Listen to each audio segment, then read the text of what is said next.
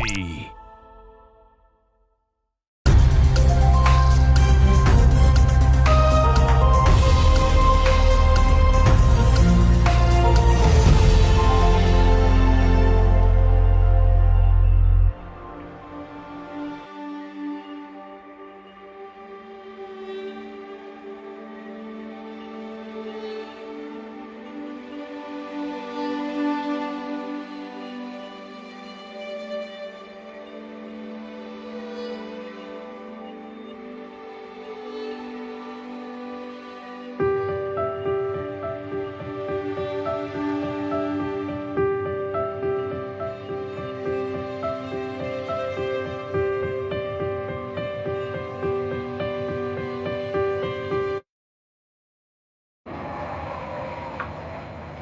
ओम श्री काल की वैष्णवे नमः। ओम श्री काल की वैष्णवे नमः। ओम श्री काल की वैष्णवे नमः। सर्वप्रथम हम अपने भगवान सदगुरु सैयदी यूनुस अलगोहर की चरण कमलों में भगवान श्री राम की धरती से कोटि कोटि नमन करता हूँ। तत्पश्चात हमारे जितने भी भाई सुनने वाले, जितने भी मोहब्बत के पैगाम देने वाले दुनिया में हमारे ALRA TV से जुड़े हुए जितने भी साथी हैं, सबको सलाम, नमस्ते, सत श्री अकाल, अस्सलाम वालेकुम, गोहर शाही मरहबा। दोस्तों, कार्यक्रम के आरंभ में हमारी सनातन संस्कृति है कि कोई भी अनुष्ठान भगवान गणेश की वंदना से शुरू की जाती है। अतः आपकी सेवा में भगवान गणेश की वंदना की चंद पंक्तियां पेश है आपकी सेवा में। ओम गंगणपतये नमो नमः, श्री सिद्ध विनायक नमो नमः, अष्ट विनायक नमो नमः, गणपति बप्पा मोरया। ओम गणपतये नमो नमः, श्री सिद्ध विनायक नमो नमः, अष्ट विनायक नमो नमः, गणपति बप्पा मोरया। ओम गणपतये नमो नमः, श्री सिद्ध विनायक नमो नमः, अष्ट विनायक नमो नमः, मंगल मूर्ति मोरया। ओम गणपतये नमो नमः, श्री सिद्ध विनायक नमो नमः, अष्ट विनायक नमो नमः, गणपति बप्पा मोरया। ओम गणपतये नमो नमः, श्री सिद्ध विनायक नमो नमः, अष्ट विनायक नमो नमः, गणपति बप्पा मोरया। ओम गणपतये नमो नमः, श्री सिद्ध विनायक नमो नमः, अष्ट विनायक नमो नमः, मंगल मूर्ति मोरया। ओम गणपतये नमो नमः, श्री सिद्ध विनायक नमो नमः, अष्ट विनायक नमो नमः, मंगल मूर्ति मोरया। ओम गणपतये नमो नमः, श्री सिद्ध विनायक नमो नमः, अष्ट विनायक नमो नमः, गणपति बप्पा मोरया।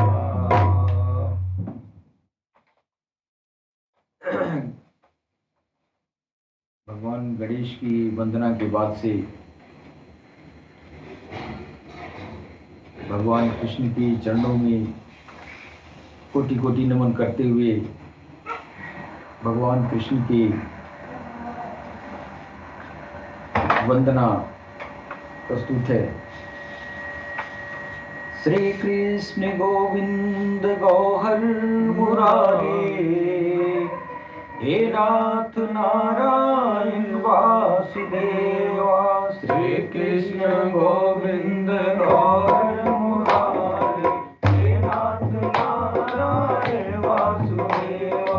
श्री कृष्ण गोविंद गौहर मुरारे, हे नाथ नारायण वासुदेवा। श्री कृष्ण गोविंद गौहर मुरारे, हे नाथ नारायण वासुदेवा। श्री कृष्ण गोविंद गौहर मुरारे, हे नाथ नारायण वासुदेवा।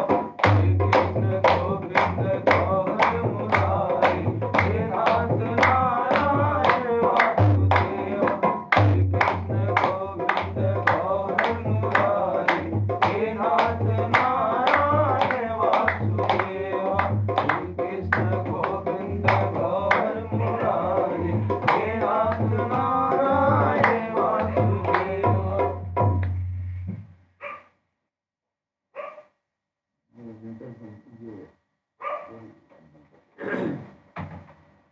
ये कलाम और इसके बाद से आपको सुनना है। दोस्तों, हमारा जो है आध्यात्मिक ज्ञान का जो संदेश है पूरी दुनिया के लिए, हर कौम के लिए, हर जात हर धर्म के लिए भगवान काल की अवतारा वो हरिशाही जी महाराज पूरी दुनिया में प्रेम मोहब्बत का संदेश जो दे रहे हैं। हमारे अल्लाह टीवी के प्लेटफॉर्म से, हमारा जो प्लेटफॉर्म है पूरी दुनिया में ये बहुत व्यापक तौर से फैला हुआ है और हर कौम में, हर जात हर पंथ पंथावरी में जो ये असल स्पिरिचुअल जो ज्ञान है, इस ज्ञान को हमारे सदगुरु सैयदी यूनुस AlGohar की मुखार बिंदु से अल्लाह टीवी के प्लेटफॉर्म से पूरी दुनिया को अता की जा रही है। दोस्तों, हमारा मिशन है मोहब्बत, प्यार। हर इंसान आपस में एक दूसरे से मोहब्बत से रहे, अपने अपने खुदाओं का नाम लेके, अपने अपने खुदाओं के नाम को, अपने अपने ईश्वर, अपने अपने भगवान के, अपने अपने अल्लाह के नाम को अपने दिल में समाहित करने का संदेश हमारे अल्लाह टीवी के प्लेटफॉर्म से दिया जाता है। हमारा जो अल्लाह टीवी का प्लेटफॉर्म है, ये जो है इस अल्लाह टीवी का जो संदेश है, इस संदेशों के ये जो है पर आधारित हमारा एक चंद पंक्तियों में मैं अपनी कविताओं के माध्यम से बताना चाहूँगा कि हमारे अल्लाह टीवी का जो दुनिया में आज इंसानियत के बीच जो रोल है वो मैं चंद पंक्तियों के माध्यम से मैं व्यक्त करना चाहता हूँ। जरा गौर फरमाएंगे। ये अल्लाह टीवी गुरु का ज्ञान है, अल्लाह टीवी प्यार का पैगाम है, अल्लाह टीवी गुरु का ज्ञान है, अल्लाह टीवी प्यार का पैगाम है, अल्लाह टीवी नफरतों का शमशान है, अल्लाह टीवी। यह अल्लाह टीवी इस प्लेटफॉर्म पर दुनिया में जितनी मोहब्बत के दुश्मन है, जो नफरत है, इस नफरत के लिए शमशान की तरह है।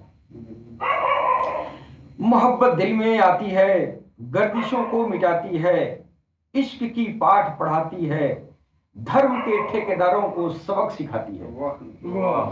इंसानियत की जान है अल्लाह टीवी, गुरु का ज्ञान है अल्लाह टीवी। पंडा पादरी मौलवी साहब पर सच पूछो तो एहसान है अल्लाह टीवी।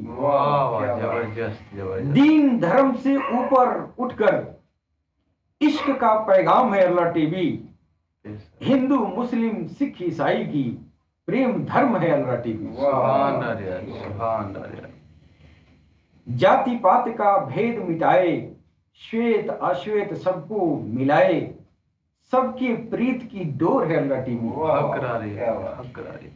यहाँ राम नाम भी है प्यारा, यहाँ कृष्ण भी है एक दुलारा, यहाँ ईशा का प्रेम है न्यारा, यहाँ मोहम्मद है नयन के तारा। गुरु का ज्ञान है अल्लाह टीवी, गुरु का ज्ञान है अल्लाह टीवी। इंसानियत की जान है अल्लाह टीवी, मेरी आन है अल्लाह टीवी, मेरी मान है अल्लाह टीवी, मेरी जान है अल्लाह टीवी, मोमिन की शान है अल्लाह टीवी, मोमिन की पहचान है अल्लाह टीवी, यूनुस जी का बयान है अल्लाह टीवी, गौहर का पैगाम है अल्लाह टीवी, इंसानियत को रब से जोड़ती है, गर्दिशों की कमर तोड़ती है, अंधेरों को मिटाती है, दिलों में शम्मा जलाती है, गुरु का ज्ञान है अल्लाह टीवी, प्यार का पैगाम है अल्लाह टीवी, इंसानियत की जान है अल्लाह टीवी, मेरी आन है अल्लाह टीवी, मेरी मान है अल्लाह टीवी, मेरी जान है अल्लाह टीवी, और मोमिन की पहचान है अल्लाह टीवी, मेरे सदगुरु सैयदी यूनुस की बयान है अल्लाह टीवी। आज अल्लाह टीवी के माध्यम से पूरी दुनिया में मोहब्बत का पैगाम दिया जा रहा है। सारी इंसानियत को चाहिए कि एक बार अपने मोबाइल के यूट्यूब पर अल्लाह टीवी टाइप करें और ये प्रेम का संदेश देखें कि आखिर है क्या चीज, कि सारी इंसानियत, हिंदू, मुस्लिम, सिख, ईसाई और तमाम जो धर्म में फिरके आ गए हैं, सारे फिरके वाले, हमारे सनातन धर्म के सारे पंथावरी वाले लोग अल्लाह टीवी के संदेशों को हासिल कर रहे हैं और उसे फैजियाब भी हो रहे हैं। हमारी जो अल्लाह टीवी प्लेटफॉर्म है, सारी इंसानियत के लिए राह पर लाने का एक अनोखा एक पैगाम है, एक अनोखा ये तरीका है जिससे इंसानियत का दिल रोशन हो रहा है और इंसानियत प्रेम के रंग में रंग जा रही है।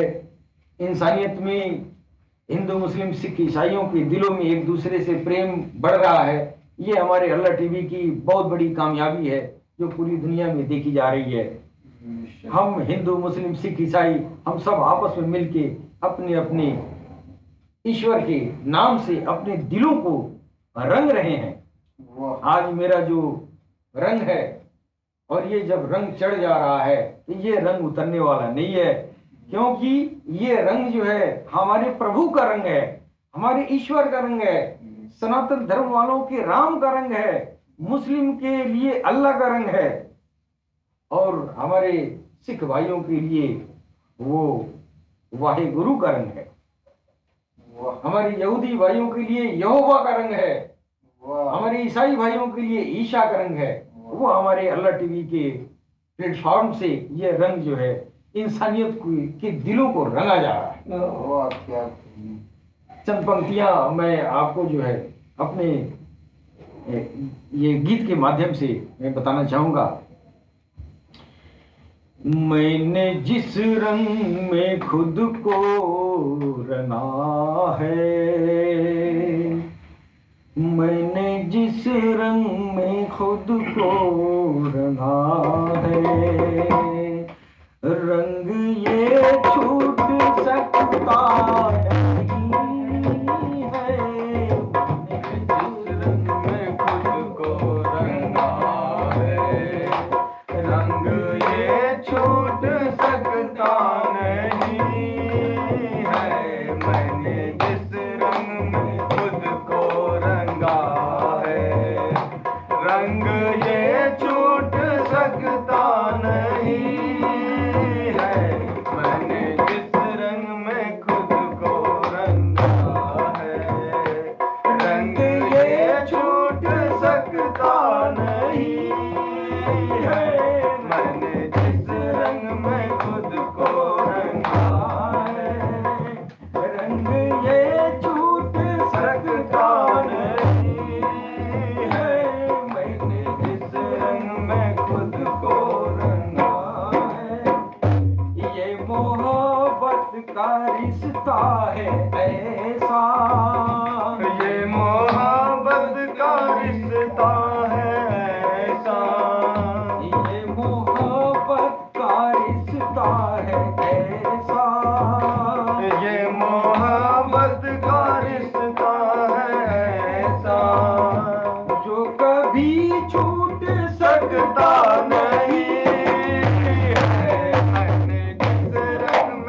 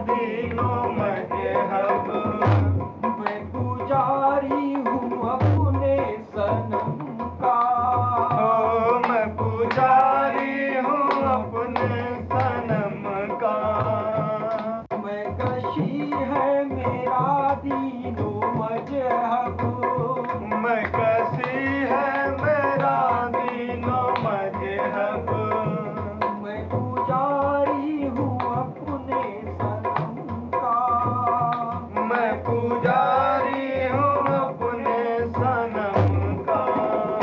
मुझसे दुनिया जो छूटे तो छूटे, मुझसे दुनिया जो छूटे तो छूटे, मुझसे दुनिया जो छूटे तो छूटे, ओ मुझसे दुनिया जो छूटे तो छूटे।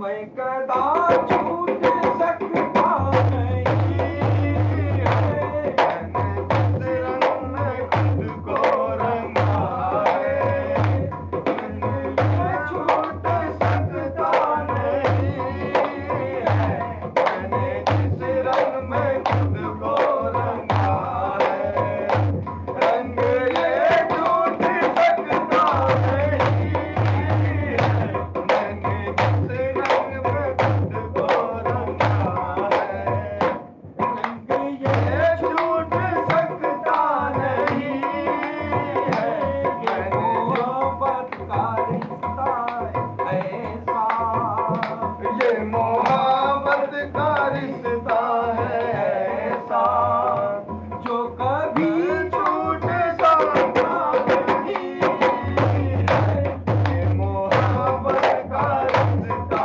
है ऐसा, जो कभी छूट सकता नहीं है, मैंने जिस रंग में रंगा रखा है, रंग ये छूट सकता नहीं है, मैंने जिस रंग में खुद को रंगा है।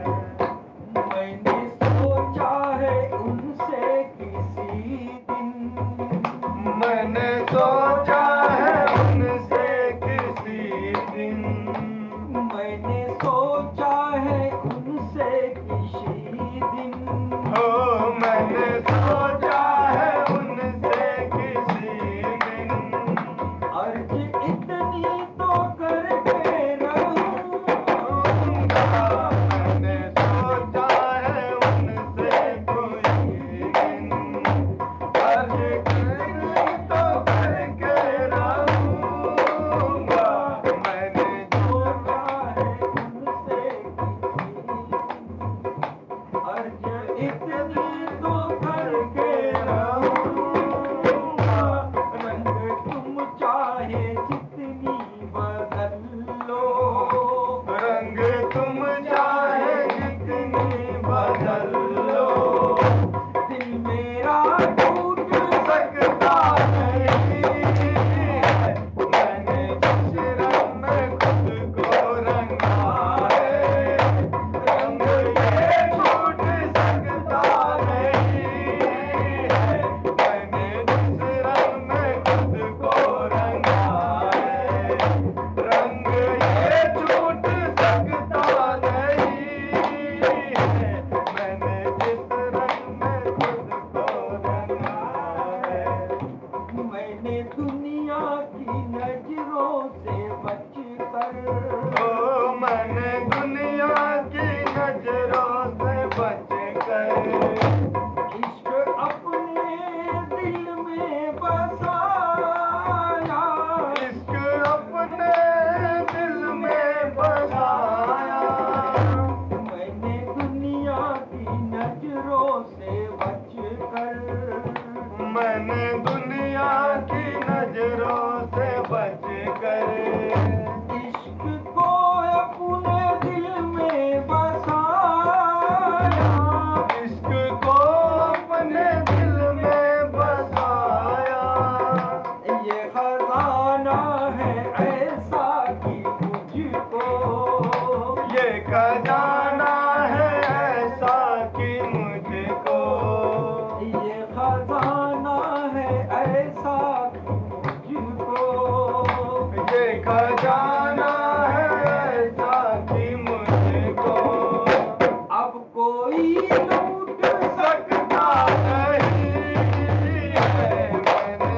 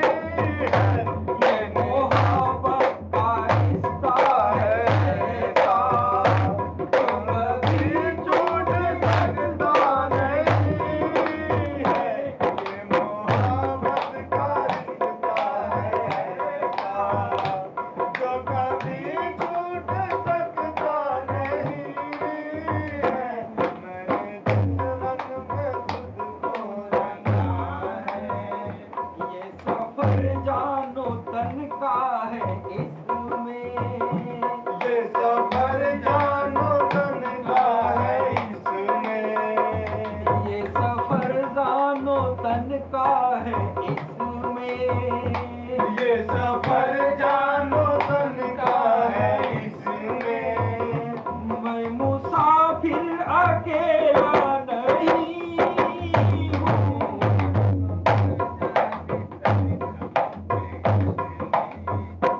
ये सफर जानो तन का है इसमें, ये सफर जानो तन का है इसमें, मैं मुसाफिर अकेला नहीं हूँ, मुसाफिर अकेला नहीं हूँ, साथ है वो खुदा बन के मेरा, साथ है वो खुदा बन के मेरा, साथ है वो खुदा बन के मेरा, साथ है वो खुदा बन के मेरा, हौसला छूट सकता नहीं है, मैंने तेरे रंग में खुद को रंगा है, रंग ये छूट सकता नहीं है, मैंने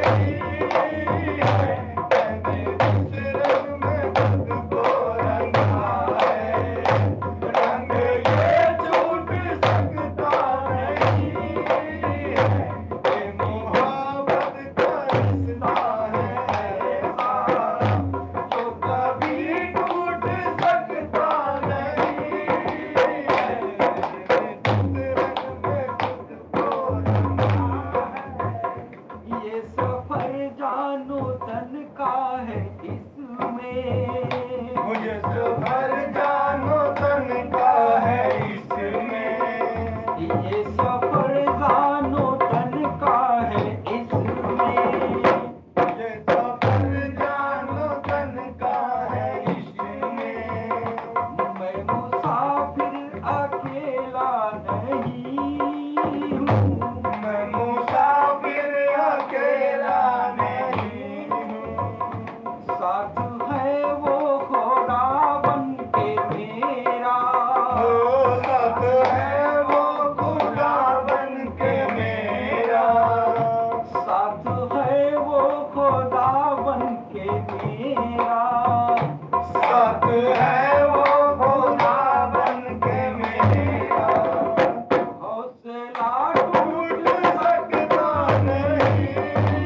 है, मैंने जिस रंग में खुद को रंगा है, रंग ये छूट सकता नहीं है, ये मोहब्बत का रिश्ता है ऐसा, जो कभी टूट सकता नहीं है, ये मोहब्बत का रिश्ता है ऐसा, जो कभी टूट सकता नहीं है, मैंने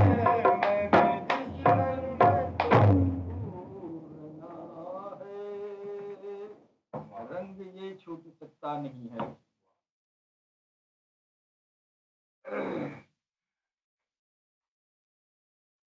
ये जीवन का जो सफर है, ये सफर तन्हा नहीं कर सकता है। इस जिंदगी के सफर में एक हम सफर चाहिए। ये हम सफर दुनियादारी के रीति रिवाज से मियाँ बीवी होते हैं। हम सफर दुनियादारी के रीति रिवाज में हम सफर का जो मतलब लगाया जाता है वो पति पत्नी से लगाया जाता है, लेकिन जो आध्यात्मिकता में, स्पिरिचुअलिटी में जब आप जाएंगे तो वहाँ हम सफर का माना जो है वो कुछ अलग होता है। उसका माना ये होता है कि आपकी जो रूहानी दोस्त है, जो आपका जो आत्माओं से जिसकी दोस्ती है, क्योंकि आत्मा यहाँ कुछ दिन के लिए रहेगी ना। इंसान जब तक जिंदा है तब तक आत्मा आपके शरीर में मौजूद है, लेकिन आप ही के शरीर को छोड़ के चली जाएगी। तो जो इस जिस्म को छोड़ के जाएगी वो उसका साथी, वो हम सफर उसका होना चाहिए। ये हम सफर जो है, जो ये जिंदगी का जो है 4 दिन की जिंदगी है, वो भी जो है कोरोना काल में किसी का कोई ठिकाना नहीं है कब किसका क्या हाल होगा। और बड़ा दुखद ये जो है स्थिति हमारे हिंदुस्तान में है। भगवान कृपा करें, भगवान काल की अवतार से मेरा ये जो है करजोर निवेदन है, प्रार्थना है। भगवान काल की अवतार अघोहर शाही जी महाराज हमारे देश में जो ये महामारी चली हुई है, हम लोगों का जानो माल खतरे में है, इसके लिए हम प्रभु से ये हाथ जोड़ के प्रार्थना करते हैं कि हम पर हमारी गलतियों को क्षमा करें और हमारे जानो माल को बख्श दें। बहरहाल इसके ऊपर हम बाद में चर्चा करेंगे। आज ये जो है ये हम सफ़र की बात जो हो रही है, हम सफ़र का मतलब ये होता है, असल हम सफ़र वो होता है जो साथ दे तो हमेशा साथ दे, हमेशा रहे। हम सफ़र ये ज़िंदगी का जो हम सफ़र होता है, इस ज़िंदगी का, वो दरअसल बहुत ईमानदार होते हुए भी आपका साथ नहीं दे पाएगा। इसलिए अगर आप हम सफ़र अपने धर्म पत्नी को ही मानते हैं या अपने किसी अजीज दोस्त को मानते हैं, तो वो दोस्त जो है वो धर्म पत्नी, ये कोई ज़रूरी नहीं है कि एक ही साथ दोनों आदमी मर जाएं और दोनों की आत्माएं एक साथ सफ़र करें, तो ये कोई ज़रूरी नहीं है। तो इस लिहाज से वो हम सफ़र तो अधूरा हो गया। जब आधा रास्ता में, जब आपका सफ़र दुनिया में और उक़बा में दोनों जगह न रहे, तो फिर वो हम सफ़र बेकार है। तो वो असल हम सफ़र वो नहीं है। ये हम सफ़र तो दुनिया की कारगुजारी चलाने के लिए हम सफ़र बना दिया जाता है। जैसे आप कहीं मजदूरी करने गए हैं और आपके साथ में कोई और मजदूर आपके साथ में काम कर रहा है, तो उस दौर के लिए हम सफ़र वो है। लेकिन हम सफ़र ऐसा होना चाहिए कि जिंदगी में भी हो, मरने के बाद भी हो। तो ये हम सफ़र जो है दरअसल वो पारंगत गुरु होता है, वो असल हम सफ़र है कि वो शिष्य जो है, जो वास्तव में गुरु है, जो वास्तव में वो पारंगत गुरु है, अध्यात्म विज्ञान का विशेषज्ञ है, तो फिर आपसे तो जिस्मानी आपसे जो है ये आपका दुनियादारी का जो भौतिकता है, भौतिकता में भी आपकी मदद करता है। और इसके बाद, इस जिंदगी के बाद भी जो आपको जिंदगी मिलने वाली है, इस जिंदगी के बाद, इस जिंदगी का जो सफ़र है, इसके बाद से जो सफ़र है, वो वहाँ भी आपका जो साथ साथ रहता है, हमेशा साथ रहता है। ये सफ़र जो है ये हम सफ़र असल हम सफ़र है। दरअसल हमारे सनातन धर्म में गुरु और शिष्य की परंपरा सनातन दौर से ही आ रहा है।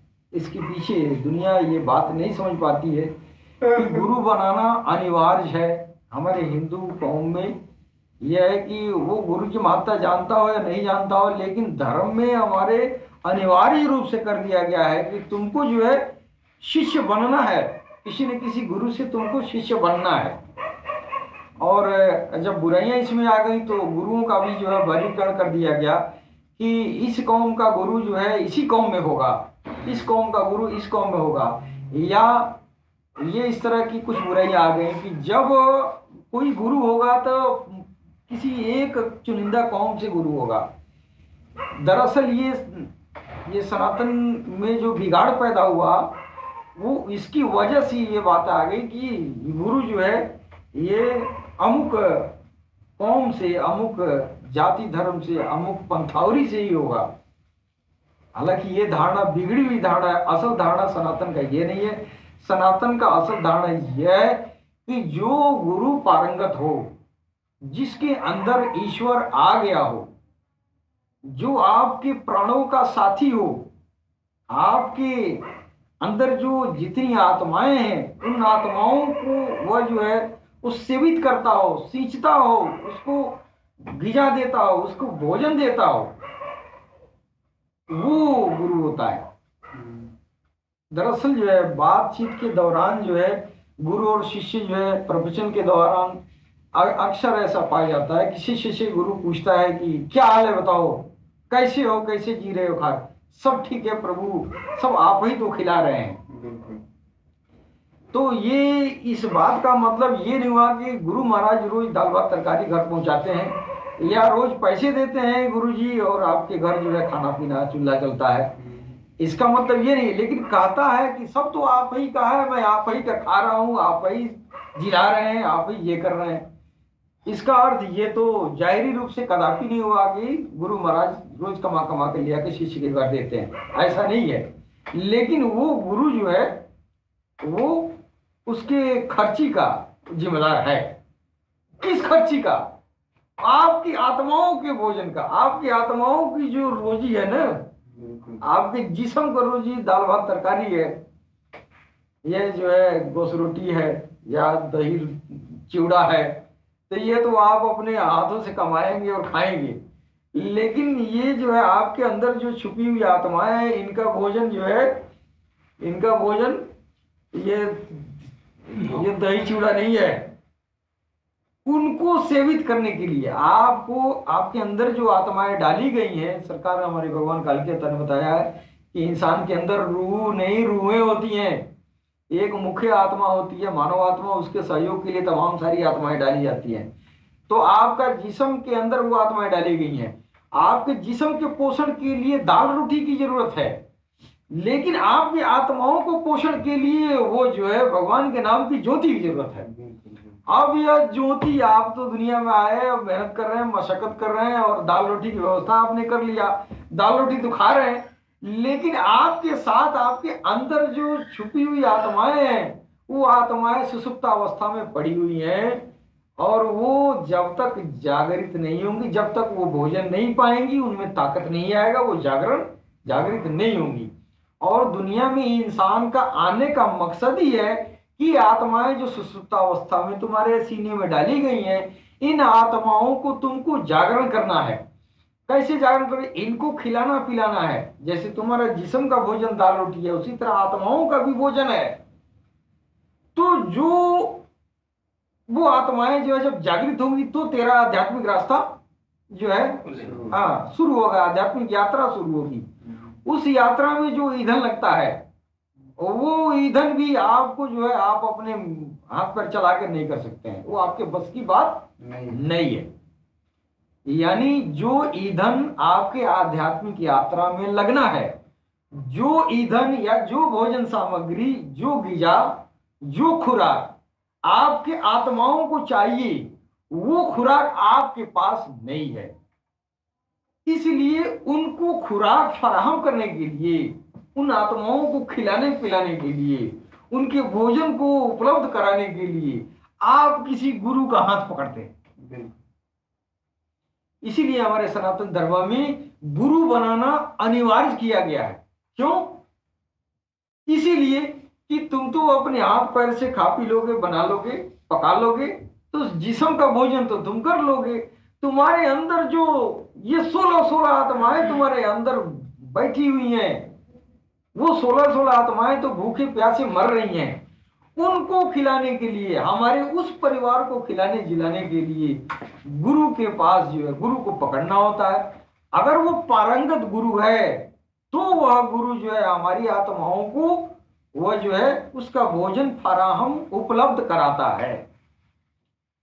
اب گرو بنانا انوارج اسی لیے ہے کہ ہماری آتماؤں کا جو پوشن کرنے والا پوشن کرے، اس لیے ہم گرو کا دامن پکڑتے ہیں، گرو ہماری آتماؤں کو پوشت کرے گا، ہے کہ نہیں؟ یہ چیز ہم اپنے من سے نہیں کر سکتے ہیں، یہ ہمارے سناتن کے رشیوں نے اس کو رسم بنایا کہ گرو اور شیشیہ بنانا ضروری ہے، اس سمبند کو رکھنا ضروری ہے، لیکن اس بات کا ارتھ دنیا والوں نے نہیں سمجھا کہ گرو کیوں بنانا چاہیے، लिहाजा लोगों ने रस्म के तौर पर इसको जो है निभाना शुरू कर दिया। और आज भी जो है वो, अगर जिसको इस बात का पता नहीं है कि गुरु हमको क्या देता है, तो फिर क्या करता है, कहाँ शादी ब्याह बच्चे का हो रहा है और गुरु महाराज को बुलाएंगे और चेला बन जाएंगे, मेरा कान फूक देंगे और ये जो है छोटे मोटे जो अरकान होते हैं इसको पूरा कर देंगे और उनका चरण धो के हम पी लेंगे, वो गुरु हो जाएंगे, हम चेला हो जाएंगे, बस ये धर्म का हमारा जो है मकसद पूरा हो गया। लेकिन ऐसा नहीं है। ऋषियों ने गुरु और शिष्य की परंपरा को जिसने चालू किया है, वो इसलिए चालू किया है कि हर इंसान के अंदर जो छुपी हुई आत्माएं हैं, उन आत्माओं को पोषण के लिए गुरु का दामन पकड़ना होगा। वो गुरु जो मेरी आत्माओं को जिंदा कर सके, जो मेरी आत्माओं को जागरण कर सके। तो इसलिए जो है अब यह काम आत्माओं का जागरण करने का साधन मेरे पास है नहीं, तो मजबूरी है कि आप बराए, ये जो है ये मजबूरी हमको जो है गुरु का दामन पकड़ना है। अब यहाँ नया मुसीबत ये आ गई है कि गुरु और शिष्य बनाने की कारण वजह का पता ही नहीं है जमाने का, फिर गुरु बनाने चलते हैं तो फिर जैसे आप जो नियत बना के चलते हैं उसी तरह के गुरु भी मिल जाते हैं। हाँ, हमको सिख होना है, क्यों? तो हम हिंदू हैं, सिख होना है, हमको सिख होना है, बस इसके आगे कुछ नहीं जानते हैं, रसम है, सिख होना है। गुरु बाबा भी वैसे ही, आओ आओ चला मैं फूक दे रहा हूं, तो चला आया, फूक दिए, दान दक्षिणा ले लिए, चरण दवा के पिया लिए, कहा कि बस बस ठीक है। अब मरने के पहले कहते बाछी छू लो, बाछी पार करेगी, हम नहीं करेंगे। बाछी का पूंछ पकड़ लो, बाछी बेहतर नहीं पार करेगी, हम तो कुछ नहीं है, है? तो जीते जी जो है गुरु बन गया और गुरु बन के चरण धोवा की जिंदगी में पिया, उसके बाद जिंदगी में मांग मांग के खरियानी खाता रहा, पीता रहा। और उसके बाद से क्या हुआ, आदमी जब मरने के समय आया तो फिर गुरु बाबा पहुंच गए, हाँ ये बाछी का पूंछ छू लो और दान करके हमको दे दो। बाछी अब जीते जी कमाया ही और मरने जा रहा था, एक बाछी भी ले लिया। अब वो बाछी जो है और कह दिया कि ये बाछी तुमको संकल्प करके बस तुम्हारा पोष धरा दिए इसका, अब तुम मरोगे, जब बैतरनी में जाओगे तो इस बैतरनी में ये गाय तुमको पूंछ पकड़ के तुमको गाय खींचे हुए उस पार लगा देगी। तो जैसा गुरु वैसा चेला, ये रीति रिवाज चलती आ रही है। गुरु और शिष्य का बनाने की परंपरा सनातन धर्म में जो चली वो तो निहायत ही आवश्यक है, निहायत ही जरूरी है, लेकिन उसके पीछे कारण ये नहीं है कि आपको गाय का पूंछ पकड़ के और किसी समंदर में किसी नदिया को पार करना है, ऐसा नहीं है। बैतरणी वो नहीं है। बैतरणी जो है वो अंदर की आत्माएं हैं और वो आत्माएं जो है जब जागृत होंगी, जागृत रहेंगी, ताकतवर होंगी, भगवान कर्म फल दिवस के दिन, जिस दिन वो जो है, जिस दिन भगवान कर्म फल दिवस के दिन हिसाब किताब करेगा और हिसाब में आप पास हो जाएंगे तो फिर आपको स्वर्ग में भेजा जाएगा। तो स्वर्ग में भेजने के लिए आपके आत्माओं में अगर ताकत नहीं होगी तो क्या करेंगे, देवता पकड़ेंगे चिरकी और कहेंगे चल ससुरा मेरे साथ। क्यों? तो चल मेरे साथ, मैं तुमको जो भगवान ने, ईश्वर ने कहा है वहां डाल दूंगा। लेकिन जिसकी आत्माएं जागृत हैं, जो सत्य गुरु पकड़ा है, जो वास्तव में पारंगत गुरु है, वो तो आत्माओं को सेवित कर दिया है ना, उसको यही जागृत कर दिया है, यहीं पे जागृत करके उसको ताकतवर बना दिया है। फिर वो आदमी मरान है, वो कर्म फल दिवस के दिन सामने खड़ा होगा तो भगवान कहेगा तेरा क्या हिसाब किताब, तेरी चमक धमक, जो ज्योति की चमक धमक है, इस चमक धमक ही तेरा हिसाब किताब है, तू जाओ बैकुंठ। तो वो चमक धमक देख के और तुरंत उसकी डिग्री होगी। जब डिग्री होगी तो वो वहां कर्म फल दिवस के दिन जो मैदान सजेगा, उस मैदान में से और स्वर्ग में जाने का जो रास्ता है वो बैतरणी है, वो बैतरणी है।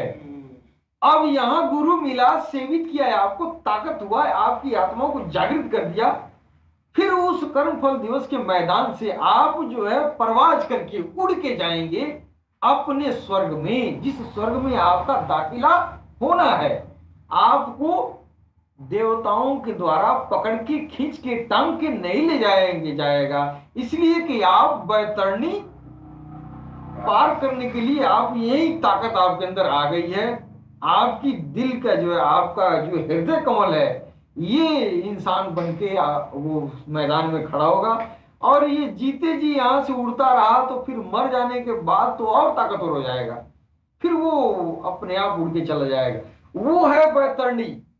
लेकिन इसका अर्थ दुनिया नहीं समझी, और बैतरणी जो है इसी को समझ मर जाओगे तो दूसरा एक समुंदर होगा, चाहे कोई दरिया होगा, और गाय है ये जो दे रहे हो हमको, हम दूध पिएंगे, खाना इसका जो है इसका फलाफल हम पाएंगे, और ये मर जाओगे तो ये गाय कूद जाएगी उसमें, और तुमको पूंछ इसका पकड़ लेना, निकल जाना। चेला भी नहीं जानते हैं, गुरु भी नहीं जानते हैं, दोनों आदमी असलियत है, स्पिरिचुअलिटी तो है नहीं कि जाने। ये बैतरणी कैसे पार करेगा? बैतरणी वहां है, वो बैतरणी है। कर्म फल दिवस के दिन कर्म फल के जो मैदान सजेगा, उस मैदान से और स्वर्ग में, जिस स्वर्ग में जाने की जो हुक्म होगा, वहां खुद ब खुद चल के जाएगा अपने पावर से। वो जो है ज्योति का पावर होगा, जो गुरु ने दिया होगा। आपकी आत्मा में खुद वो उतनी ताकत होगी। जिसके अंदर ताकत नहीं होगी वो क्या करेगा? जिस देवता की पूजा यहां किया होगा, फिर वो देवता कहेगा चलो तुमने तो बहुत हमको भाजा है, तो चलो मैं तुमको मदद कर ही देता हूं, तो वो हाथ पकड़ के ले जाएगा। क्यों ले जाएगा? तो तेरे अंदर ताकत ही नहीं रहेगी ना, तू कंधे पे लेके ढो के जाएगा, तो लेके जाकर पटक देगा, है कि नहीं? वो स्वर्ग में भी गया तो पछताया, इसलिए उसके अंदर ताकत। स्वर्ग में चला भी गया तो स्वर्ग की जो लाफानी नेमतें हैं, स्वर्ग का जो वो जो ऐशो आराम है, उसको आप भोग नहीं पाएंगे। क्यों? तो आपके अंदर स्वर्ग के सेव खाने का आपके अंदर हाजमा ही नहीं है कि आप हजम कर पाए। स्वर्ग में तो डाल तो दिया गया, लेकिन आप उस स्वर्ग के सेव को आप खा नहीं पाएंगे, वहां के अंगूर आप खा नहीं पाएंगे। क्यों? तो वो हार्ड प्रोटीन है, ये आपका जो है, आपका तो मैदा ही नहीं ठीक था, आपका तो आपकी जो हृदय कमल है यहाँ खिला ही नहीं था, उसमें ताकत ही नहीं था, उसको भोजन करने की, पचाने की क्षमता ही नहीं थी। फिर ऐसे ही लेके जाओगे तो वो जो है वहां बेकार हो जाएगा। जाने के बाद से वो जाकर भी पछताएगा कि आए हैं तो सारा फल मूल सेब संतरा और ये जो है बाग बगीचे और नदियां बह रही हैं, मेरे किसी काम के नहीं है कि नहीं? हाँ, तो वो शुगर तो वहां नहीं होगा आत्माओं को, लेकिन उसको उसको उसको बर्दाश्त करने की क्षमता नहीं होगी। जैसे हमारे इस्लाम भाई जो मुसलमान भाई लोग हैं, तो अब ये याद रखिएगा, गुरु पर मैं ये कर रहा हूँ, लेकिन एक मजेदार बात याद आई है तो मैं कह दे रहा हूँ कि हमारे इस्लाम भाइयों में ये हुरो खुसूर की बात खूब करते हैं। खास तौर से जो फकीर होता है, हुरो खुसूर को तो कोई समझता ही नहीं है। ये हुरू, और इस समय तो सरकार को हरशाही इमाम मेहदी का जो दौर चलाया था, ये इमाम मेहदी वाले जो है वो तो जन्नत को ही नहीं कोई समझते हैं, अनंत जन्नत क्या होगा, हमको सरकार चाहिए। लेकिन इसके पहले पिछले एतवार में कुछ लोग ऐसे हमारे तमाम मुसलमान भाई आलिम हजरात को देखते हैं कि जन्नत का जो बयान करते हैं, ऐसा बयान करते हैं कि निवनो लड़का बिगड़ जाएगा।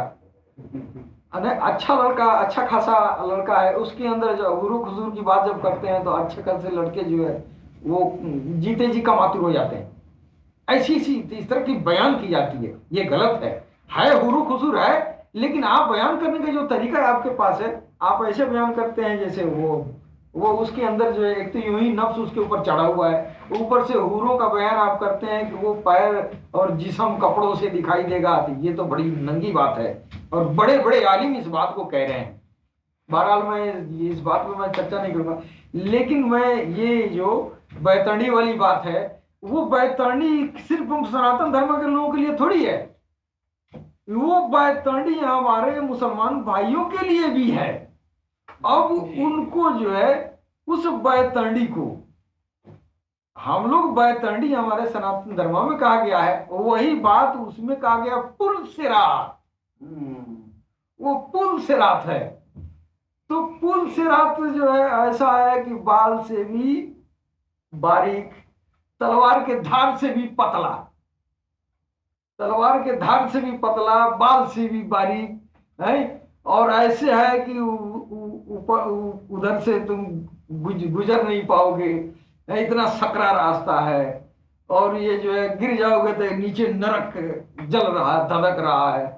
तो बात ऐसी कही जाती है, बात सच्ची है, लेकिन बात का मतलब असलियत जो बताई जाती है वो पारंगत गुरु ही बताता है। अब पारंगत गुरु के पास जाएंगे, कहेगा अरे यार वो फूल से रात वो बैतरणी जानते हो क्या है? तुम्हारी आत्मा अगर जागृत है, तुम्हारी आत्मा, तुम्हारा कल्ब, रूह, शीरी, खफी, अफा, अन्ना, ये जो है ये रूहें मुनव्वर हैं, ये जागृत हैं। जैसे हृदय कमल है, ये मानव आत्मा है, मस्तिष्क कमल है, ये सब चीजें जो है अंदर की आत्माएं हैं। ये रूह है जो है, इसमें मुसलमान भाई इसको रूह कहते हैं, हमारे मानव आत्मा कहते हैं। ये मानव आत्मा, ये रूह, इसमें इतनी ताकत हो जीते जी जिंदगी में, वो जो है ज्योति की, नूर की ताकत इसमें आ जाएगी। फिर उस ताकत के बल पे खुद ब खुद वो परवाज करके जन्नत में जाएगा। अब जन्नत में जो जाएगा, चाहे वो हिंदू हो चाहे मुसलमान हो, जन्नत में जाने वाले दो तरह के हैं। एक तो जैसे हिंदू वाले लोग जो है आत्माओं को जागृत नहीं किए। भगवान कृष्ण ने कहा कि ये तुम्हारे अंदर जो सूक्ष्म आत्माएं हैं ये बहुत ही ताकतवर हैं, तो लोगों ने भूल गए कि भाई ये सूक्ष्म आत्माएं क्या होती हैं, छोड़िए, बस हम हरे राम हरे कृष्ण कह दिए, हमारा पूजा खत्म, और बहुत मैंने कर लिया, इतना गुरूर भी आता है, मैंने तो भगवान की इतना भजन किया है। तो भजन किया है, तुमको फायदा क्या होना चाहिए? तुमको क्या फायदा होना चाहिए पता ही नहीं है। अगर वो फायदा नहीं है तो तू कितना हो राम राम कहा है, कितना हो भगवान का नाम लिया, बेकार है। असल बात ये होना चाहिए, मैं भगवान का नाम लिया हूं तो उस भगवान के नाम की जो ज्योति बनी है, उस ज्योति के जरिए मेरी आत्मा जो है जागृत होनी चाहिए, ताकतवर होनी चाहिए। इसमें जो है आसमान में सैर तैर परवाज करने की क्षमता होनी चाहिए।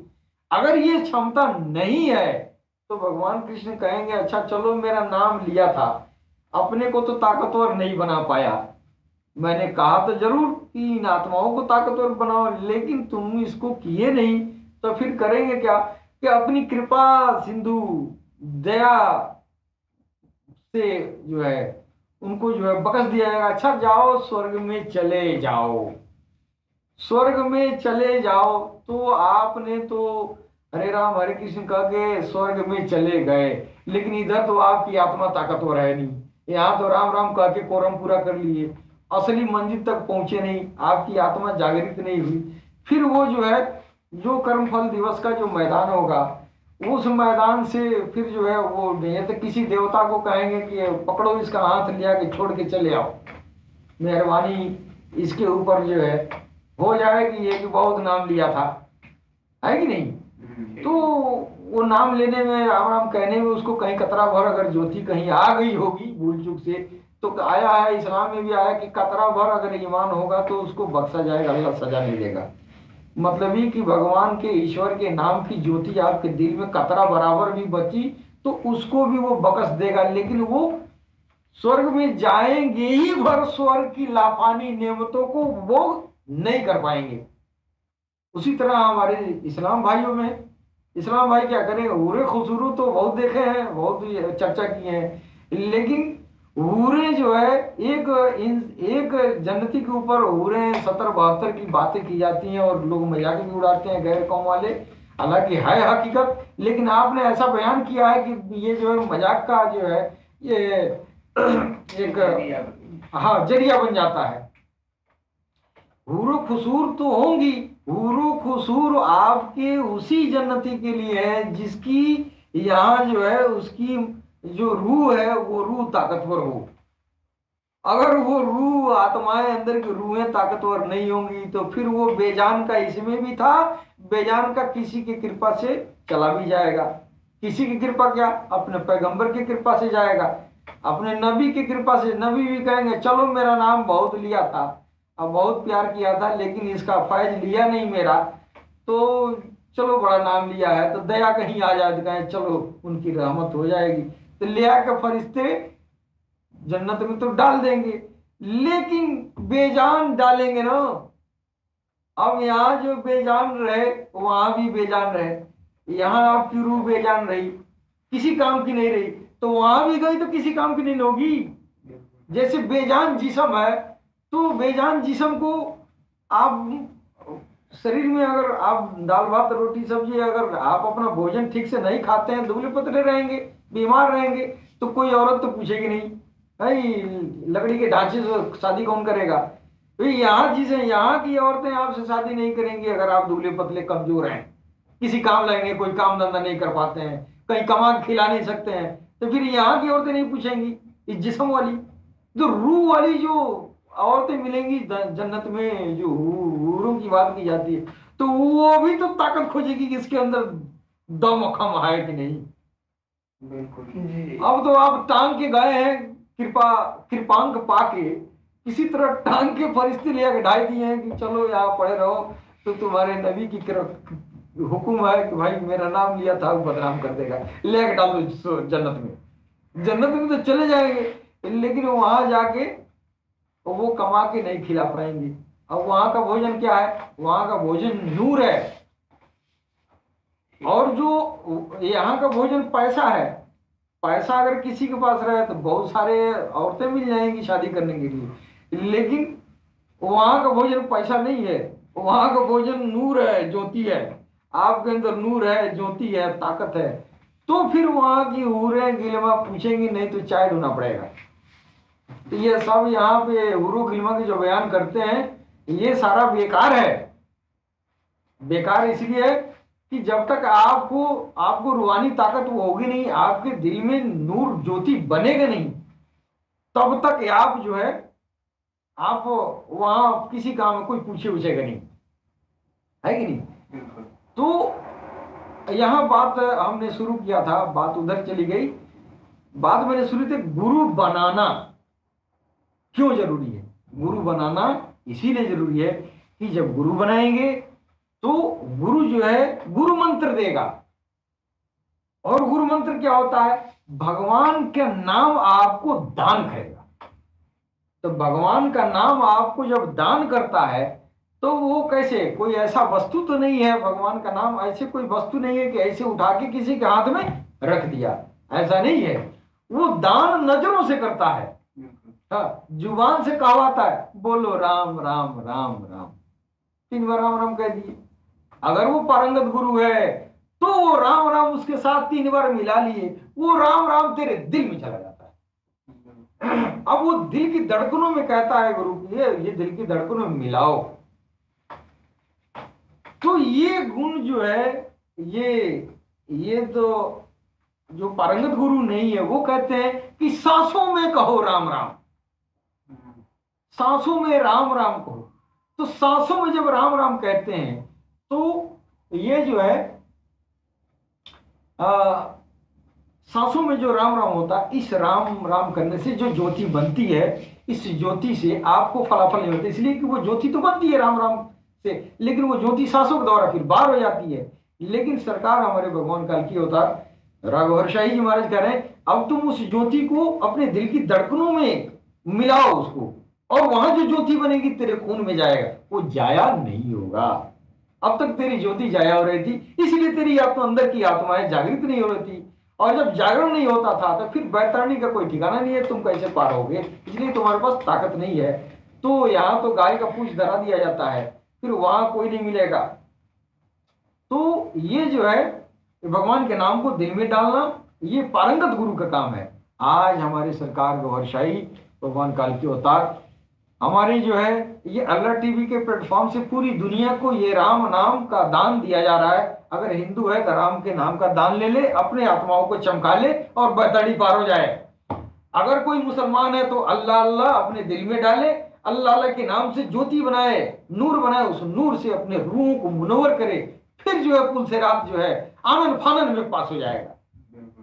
हिंदू अगर जो है यहां से राम नाम की जो है ये नामदान लेता है, फिर उसके जरिए ज्योति बनी, उस ज्योति से आत्माएं जागृत होगी, फिर वो जो है बैतरणी आनंद फानंद में पार हो जाएगा। तो मैं आखिरी में میں یہ کہنا چاہوں گا پوری انسانیت سے کہ آج جو دور ہے بھگوان کال کی اوتار کا، اور ہمارے اللہ ٹی وی کے پلیٹ فارم سے جو بھگوان کے نام کا سمرن دان ہو رہی ہے، پوری دنیا کو دعوت ہے کہ آئیں بنا شرط بھگوان کے نام کا، جس نام سے آپ بھگوان کو جانتے ہیں، مانتے ہیں، جس نام کو بھجتے ہیں، اسی نام کے دوارا اپنے دل میں اس کو ڈالیں اور اس کے دوارا جوتی بنائیں اور بیترنی پار کرنے کا سادھن بنا لیں۔ اس کے ساتھ ہی اپنے ہم باڑی کو ورام دینا چاہتے ہیں، اور انت میں اپنے سننے والے سبھی بھائی بندھوؤں کو سلام، نمستے، ست سری اکال، گور شری مرحبا، اور بھگوان سدگرو کے چرنوں میں پنہ میں کوٹی کوٹی نمن کرتا ہوں۔ گور شری مرحبا۔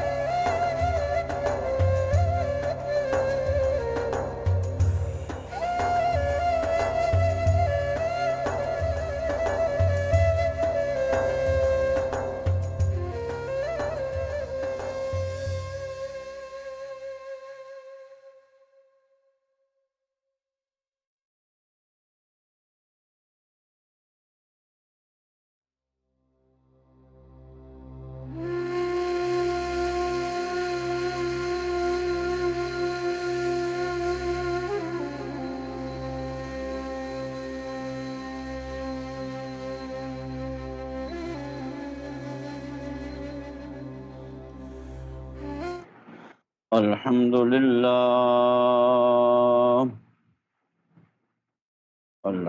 للہ نحمده ونستعینه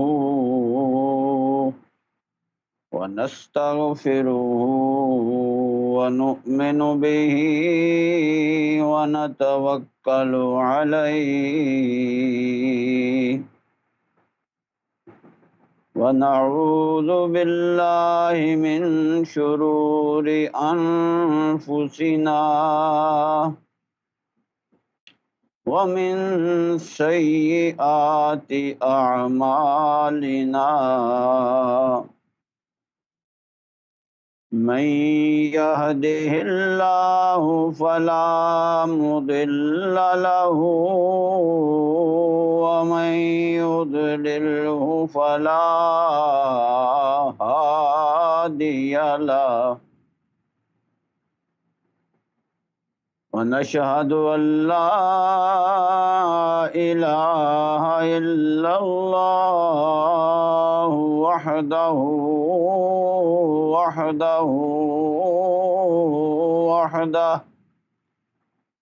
لا شريك له ولا مثل له ولا مثال له ولا تمثيل له ولا مماثل له لا ضد له ولا ند له ولا تقيد له ولا مقيد له ولا إحاطة له ولا محيط له ولا إدراك له ولا مدرك له لا تدركه الأبصار وهو يدرك الأبصار وهو اللطيف الخبير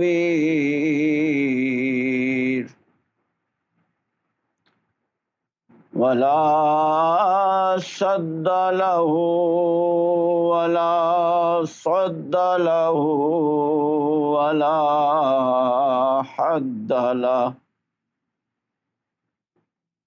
هو الله الأحد الصمد لم يلد ولم يولد ولم يكن له كفوا أحد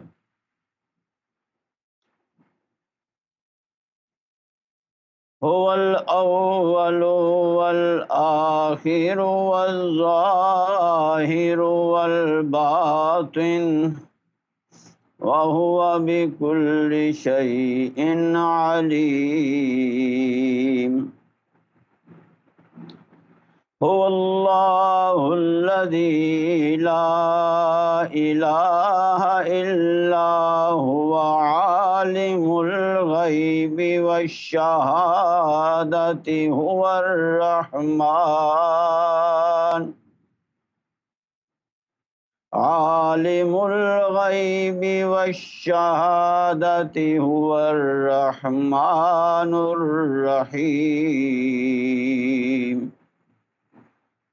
هو الله الذي لا إله إلا هو الملك القدوس السلام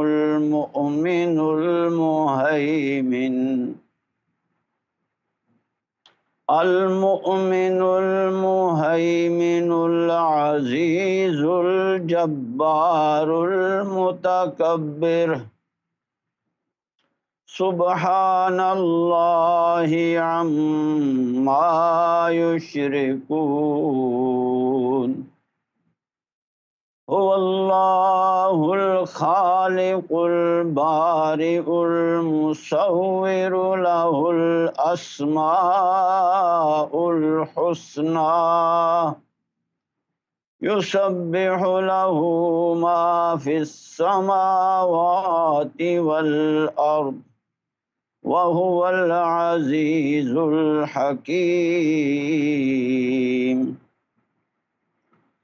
ازلی ابدی سرمدی دیمومی لا نظیر له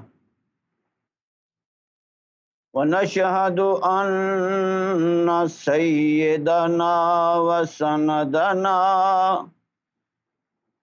وحبيبنا وحبيب ربنا ومحبوبنا ومحبوب مالكنا ومطلوبنا ومقصودنا وموجودنا وحاضرنا وناظرنا وشاهدنا وشهيدنا ومشاهدنا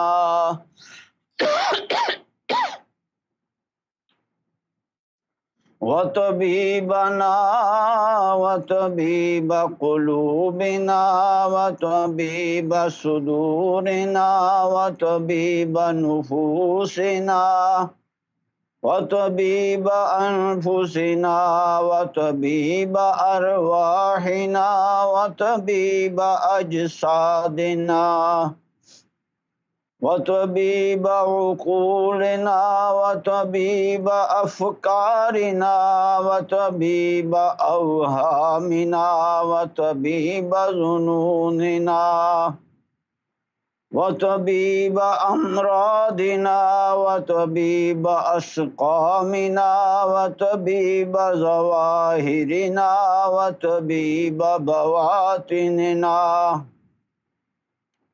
وشفيعنا وشفاء صدورنا وقرتنا وقرة عيوننا وغوثنا وغيثنا وغياثنا ومغيثنا وعوننا وعيننا وعياننا ومعيننا وملكنا ومالكنا ومليكنا أعلانا وأولانا ومولانا محمدا عبده ورسوله أما بعد فأعوذ بالله من الشيطان الرجيم بسم الله الرحمن الرحيم إذا جاء نصر الله والفتح ورأيت الناس يدخلون في دين الله أفواجا فسبح بحمد ربك واستغفره إنه كان توابا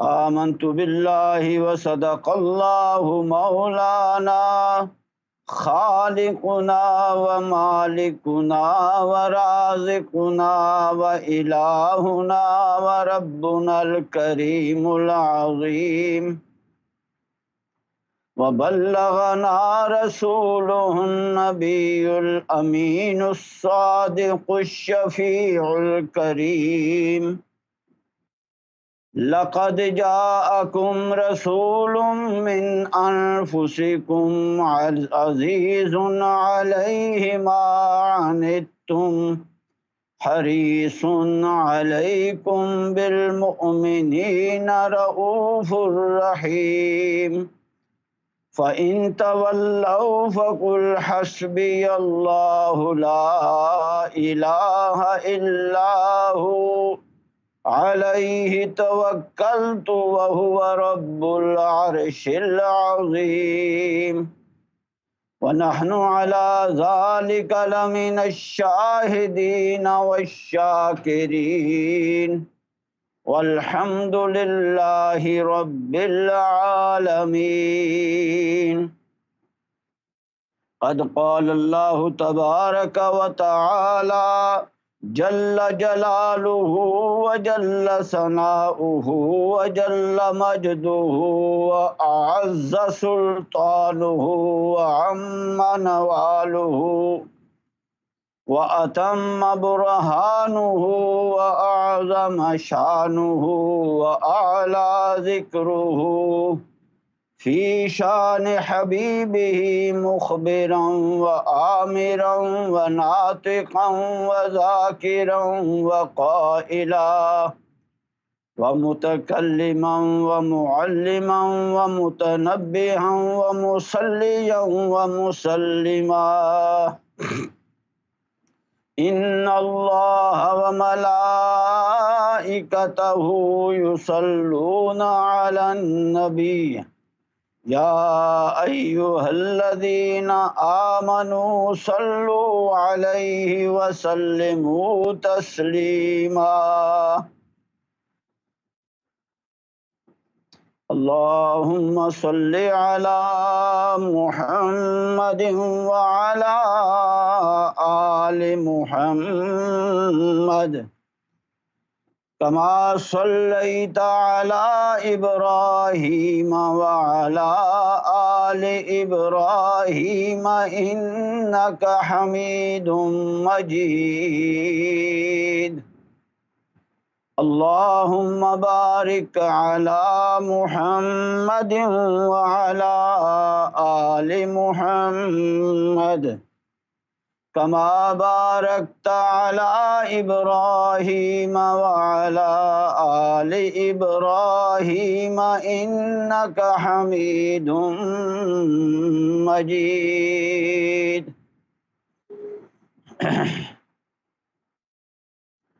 صلى الله على محمد صلى الله عليه وسلم صلى الله على محمد صلى الله عليه وسلم صلى الله على محمد صلی اللہ علیہ وسلم یا رسول اللہ یا حبیب اللہ یا رسول اللہ یا حبیب اللہ یا نبی اللہ یا نور اللہ یا نبی اللہ یا نور اللہ یا حامد یا محمود یا حامد یا محمود یا احمد یا محمد صلی اللہ علی محمد صلی اللہ علیہ وسلم صلی اللہ علی محمد صلی اللہ علیہ وسلم اللہم صلی علی سیدنا و مولانا و شفیعنا محمد وعلی آل سیدنا و مولانا و کریمنا محمد وبارک وسلم وصلی علیہ الصلاۃ والسلام علیک یا سیدی یا سندی یا سعادتی یا حبیبی یا رسول اللہ وسلم علیک وعلی آلک واصحابک یا سیدی یا قرۃ عیونی ویا بصیرۃ صدوری ویا نور عینی ویا کریمی ورحیمی ورؤوفی وسمیعی وبصیری یا حبیب اللہ الصلاۃ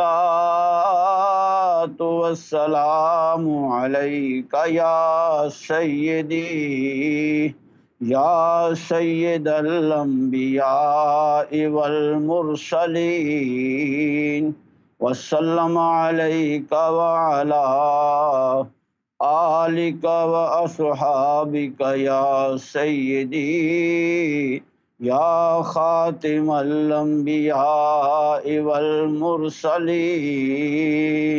ویا شفیع المذنبین وَيَا رَحْمَةً لِلْعَالَمِينَ اللہ تعالیٰ کی حمد و ثنا، تعریف و توصیف، مدح و ستائش، شکر و امتنان اور بارگاہ رسالت مآب صاحب الاولاق نبی مختار حبیب کردگار آقا نامدار مدنی تاجدار سید الابرار والاخیار مولا کل ہادی سبل ختم الرسل سیاح لا مکان نبی آخر الزمان باعث تخلیق این و آن احمد مجتبی رسول خدا حبیب کبریا محمد مصطفیٰ صلی اللہ تعالی علیہ وآلہ وسلم میں ہدیہ محبت و عقیدت، ہدیہ درود و سلام پیش کرنے کے بعد حضرات گرامی سامعین و ناظرین السلام علیکم ورحمۃ اللہ وبرکاتہ۔ سرکار امام مہدی سیدنا ریاض احمد گوہر شاہی کی ذات مقدس، ذات عظیم، ذات ستودہ صفات سے نسبت اور تعلق رکھنے والے، محبت و عقیدت رکھنے والے احباب گرامی کی خدمت میں گوہر شاہی مرحبا، خصوصاً بالخصوص سیدی یونس الگوہر، نمائندہ خاص الخاص، ترجمان واحد الوحید فی الدنیا والعالم والکون، سرکار امام مہدی سیدنا ریاض احمد گوہر شاہی کی خدمت عالی جناب، بارگاہ تقدس مآب، حضور معلی القاب، محبت و عشقت مآب میں نہایت ادب و احترام، محبت و عقیدت کے ساتھ عاجزانہ مؤدبانہ دست بستہ گوہر شاہی مرحبا۔ معزز سامعین و ناظرین، پروگرام دین اللہ فی مرآت القرآن لے کر آپ احباب کی خدمت میں حاضر ہوں۔ یہ پروگرام روزانہ اس وقت ALRA TV کی وساطت سے پوری دنیا میں کل انسانیت کے لیے پیش کیا جاتا ہے، اور اس پروگرام میں ہم سرکار امام مہدی سیدنا ریاض احمد گوہر شاہی کی عظیم معرکۃ الآراء، کتاب مقدس، تصنیف لطیف، کلام مبارک، دین الہی کا مطالعہ اور تلاوت کرتے ہیں۔ کتاب مقدس دین الہی ایک الہامی کتاب ہے اور علم لدنی کا ایسا خزانہ ہے کہ جو قلزوں میں بے کراں ہے، جس کا کوئی احاطہ نہیں کر سکتا، بحر ناپیدا کنار ہے۔ سرکار امام مہدی سیدنا ریاض احمد گوہر شاہی نے یہ عظیم مقدس کتاب دین اللہ کے حقائق انسانیت پر واضح کرنے کے لیے، ظاہر کرنے کے لیے، عام فرمانے کے لیے سپرد قلم فرمائی ہے۔ دین اللہ کے علوم و معارف، دین اللہ کے اسرار و رموز اور دین اللہ کے فیوز و برکات سرکار امام مہدی سیدنا ریاض احمد گوہر شاہی نے کتاب مقدس دین الہی کے ذریعے کل انسانیت کے لیے ارزاں فرما دیے ہیں۔ اور کتاب مقدس دین الہی میں سرکار امام مہدی سیدنا ریاض احمد گوہر شاہی نے دین اللہ کی حقیقت ہر انسان کے لیے آشکار فرما دی، اور آپ نے بتایا کہ دین اللہ کا تعلق ارواح انسانیت سے ہے۔ روز ازل امر کن کے ذریعے جب اللہ رب العالمین نے ارواح کو تخلیق فرمایا اور بے شمار ارواح مارز وجود میں آئیں، تو اس وقت اللہ تعالیٰ نے ان ارواح سے ایک عہد لیا تھا۔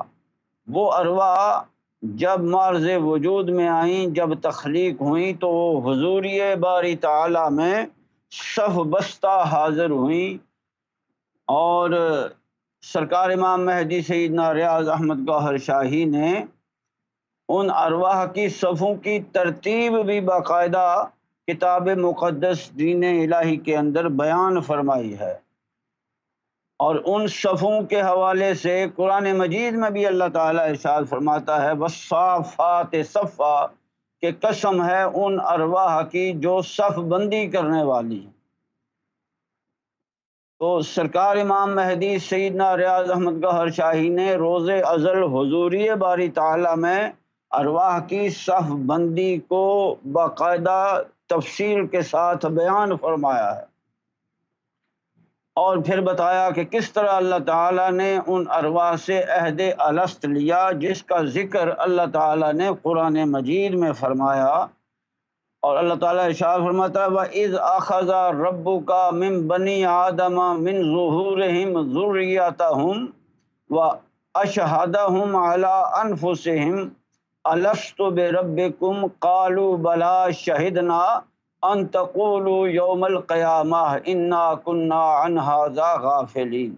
یہ جو آیت مبارکہ ہے، اس میں اللہ تعالیٰ نے اس عہد الست کی پوری حقیقت بیان فرما دی ہے، اور یہ جو عہد الست تھا یہ دراصل رب کی ربوبیت کا اقرار مشاہدے کی بنیاد پر تھا۔ دیدار الہی ان ارواح کو نصیب ہوا اور چشم بصیرت سے ارواح نے جب رب کریم کی رؤیت حاصل کی تو پھر ان سے پوچھا گیا کہ بتاؤ اب میرے سوا کون ہے کہ جو تمہارا پروردگار ہے، جو تمہارا پالنہار ہے، جو تمہارا خالق و مالک ہے۔ تو تمام ارواح نے اس وقت بیک آواز کہا بلا شہدنا، کہ کیوں نہیں، بے شک تیرے سوا کوئی ہمارا رب نہیں ہے، کیونکہ ہم نے تیری ربوبیت کا مشاہدہ کر لیا۔ تو یہ جو اقرار ربوبیت اللہ تعالیٰ نے لیا روز ازل کو ارواح سے، تو یہ دراصل وحدت و توحید الہی کا اقرار تھا، یہ وصل و وصال الہی کا اقرار تھا، یہ محبت و عشق الہی کا اقرار تھا، یہ فقر کے جو مراتب ہیں، جو وصل کے مراتب ہیں، جو وصل کے درجات ہیں، فنا بقا لقاء، اسی اقرار کے ماتحت آتے ہیں۔ یعنی ارواح نے جو اقرار ازل کو یوم ازل اللہ تعالیٰ کی بارگاہ میں کیا تھا، وہ اللہ تعالیٰ نے بطور فطرت ان ارواح کے اندر ودیت فرما دیا اور فرمایا فطرت اللہ التی فطر الناس علیہا، کہ اللہ نے اپنی فطرت ارواح انسانیت کے اندر ودیت فرما دی، ان کو اپنی فطرت عطا فرما دی اور ان کو اپنی فطرت پر پیدا کیا۔ یہ دراصل اللہ تعالیٰ کی اپنی فطرت تھی، جو محبت اور عشق کی فطرت ہے، جو وصل و وصال کی فطرت ہے، جو قرب کی فطرت ہے۔ اس لیے تو فرمایا نحن اقرب الیہ من حبل الورید، کہ ہم بندے کی شاہ رگ سے بھی زیادہ اس کے قریب ہو جاتے ہیں۔ قرب یہ ایک راز ہے رب کا کہ کس بھید میں کس طریقے سے کس شر کے ساتھ وہ ظاہر ہوتا ہے۔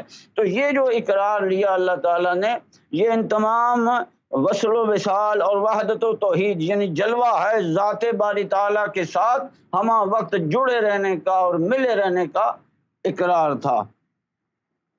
پھر اللہ تعالیٰ نے فرمایا کہ میں تم سے یہ اقرار اس لیے لے رہا ہوں کہ کہیں تم پھر قیامت والے دن یہ نہ کہو کہ ہمیں اس چیز کا پتہ نہیں تھا، ہم اس سے غافل تھے، ازل میں ہی ہمیں اس کے بارے میں نہیں بتایا گیا تھا، لہٰذا میں پیشگی تمہیں بتا رہا ہوں کہ دیکھ لو، مشاہدہ کر لو، یہی تمہاری فطرت ہے اور یہی اسی فطرت کو اجاگر کرنے کے لیے میں تمہیں آزمائش میں ڈالوں گا، میں تمہیں امتحان میں ڈالوں گا، میں تمہیں دنیا میں بھیجوں گا، تمہیں اجسام دوں گا، وہاں جا کر غافل نہ ہو جانا، کہیں یہ نہ ہو کہ جب روز جزا آئے، قیامت کا دن آئے تو پھر تم ناکام ہو جاؤ اور کہتے پھر ہمیں معلوم نہیں تھا، میں پہلے تمہاری فطرت کے اندر یہ چیز ودیت کر رہا ہوں۔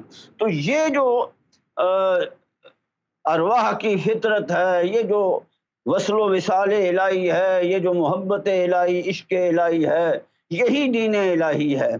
اور جب یہ دین الہی ارواح کے اندر ودیت کیا گیا اور پھر ارواح کو اس دنیا میں عالم ناسوت میں اجسام کے اندر اتارا گیا، تو پھر اس دین کا نام ملت ابراہیم خلیل اللہ ہوا۔ حضرت ابراہیم خلیل اللہ علیہ السلام کی نسبت سے اس ملت ابراہیم، اس دین الہی کا نام ملت ابراہیم اور دین حنیف پڑ گیا۔ تو سرکار امام مہدی سیدنا ریاض احمد گوہر شاہی نے کتاب مقدس دین الہی کے اندر اسی ملت ابراہیم، دین ابراہیم، دین الہی اور محبت الہی، عشق الہی کے اسرار و رموز بیان فرمائے ہیں، حقائق و دقائق بیان فرمائے ہیں، علوم و معارف بیان فرمایا اور اس کی تعلیم و تربیت ارواح کو عطا فرمائی ہے۔ اور آپ نے اس کتاب مقدس دین الہی کے اندر ایسا اپنا فیض نظر رکھا ہوا ہے کہ جو بندہ یہ کتاب مقدس پڑھتا ہے، اس کا مطالعہ کرتا ہے، اس کی تلاوت کرتا ہے، تو سرکار امام مہدی سیدنا ریاض احمد گوہر شاہی کی نظروں کا فیض اس کو نصیب ہوتا ہے، اور وہ باقاعدہ یہ باطنی روحانی مقامات جن کا تعلق ارواح انسانیت سے ہے، جو وصل و وصال الہی سے تعلق رکھتے ہیں، جو محبت و عشق الہی سے تعلق رکھتے ہیں، وہ انسان طے کرتا ہے سرکار انسانیت کو رب کے ساتھ ملانے کے لیے تشریف فرما ہوئے اور رب کے جلووں کے ساتھ ارواح کو دوبارہ جوڑنے اور ان کو ولایت دائمی ذاتی عطا فرمانے کے لیے آپ اس جہان میں جلوہ گر ہوئے، اور پھر آپ نے کتاب زیست کے آخری باب کے طور پر یہ کتاب مقدس دین الہی تحریر فرمائی ہے۔ تو اس پروگرام میں ہم ان تمام حقائق کو آپ احباب تک پہنچاتے ہیں اور قرآن مجید فرقان حمید کے آئینہ میں ہم گفتگو کرتے ہیں، قرآن مجید کی روشنی میں ہم گفتگو کرتے ہیں، احادیث محمد الرسول اللہ صلی اللہ تعالی علیہ وآلہ وسلم کی روشنی میں گفتگو کرتے ہیں، اور علماء راسخین نے اس حوالے سے جو کچھ فرمایا ہے، مفسرین کرام محدثین عظام نے جو بیان کیا ہے وہ آپ کے سامنے ہم پیش کرتے ہیں، اولیاء اللہ نے، فقراء واصلین نے، اور جو عاشقان باصفا عاشقان الہی ہیں ان کا جو کلام ہے وہ ہم آپ تک پہنچاتے ہیں، صحابہ کرام، اہل بیت اطہار، ائمہ طاہرین، تابعین، تبع تابعین نے اس حوالے سے جو کچھ فرمایا، اسلاف امت نے جو کچھ بیان کیا وہ ہم اس پروگرام میں آپ احباب کے گوش گزار کرتے ہیں۔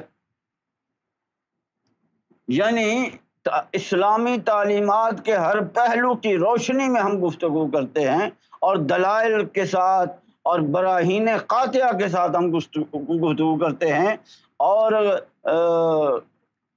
قرآن و حدیث سے ایک قطعی استدلال کرتے ہوئے ہم گفتگو کرتے ہیں تاکہ کوئی پہلو تشنا نہ رہ جائے، کوئی حقیقت غیر واضح نہ رہ جائے، اور سرکار امام مہدی سیدنا ریاض احمد گوہر شاہی اور سیدی یونس الگوہر کی ذات مبارکہ کا حق اور آپ کی تعلیم و تربیت کا حق، آپ کے علوم و معارف کا حق، آپ کے اسرار و رموز، آپ کے حقائق بیان کردہ حقائق کا حق اور آپ کے فیوض و برکات کا حق ہر پہلو سے بالکل واضح اور ظاہر و باہر ہو جائے، اور کل انسانیت بالعموم اور خاص کر مسلمان یہ جان لیں کہ سرکار امام مہدی سیدنا ریاض احمد گوہر شاہی اور سیدی یونس الگوہر کی جو تعلیم و تربیت، تعلیمات ہیں، علوم ہیں، معارف ہیں، اور آپ کے جو فیوض و برکات ہیں، یہ وہی ہیں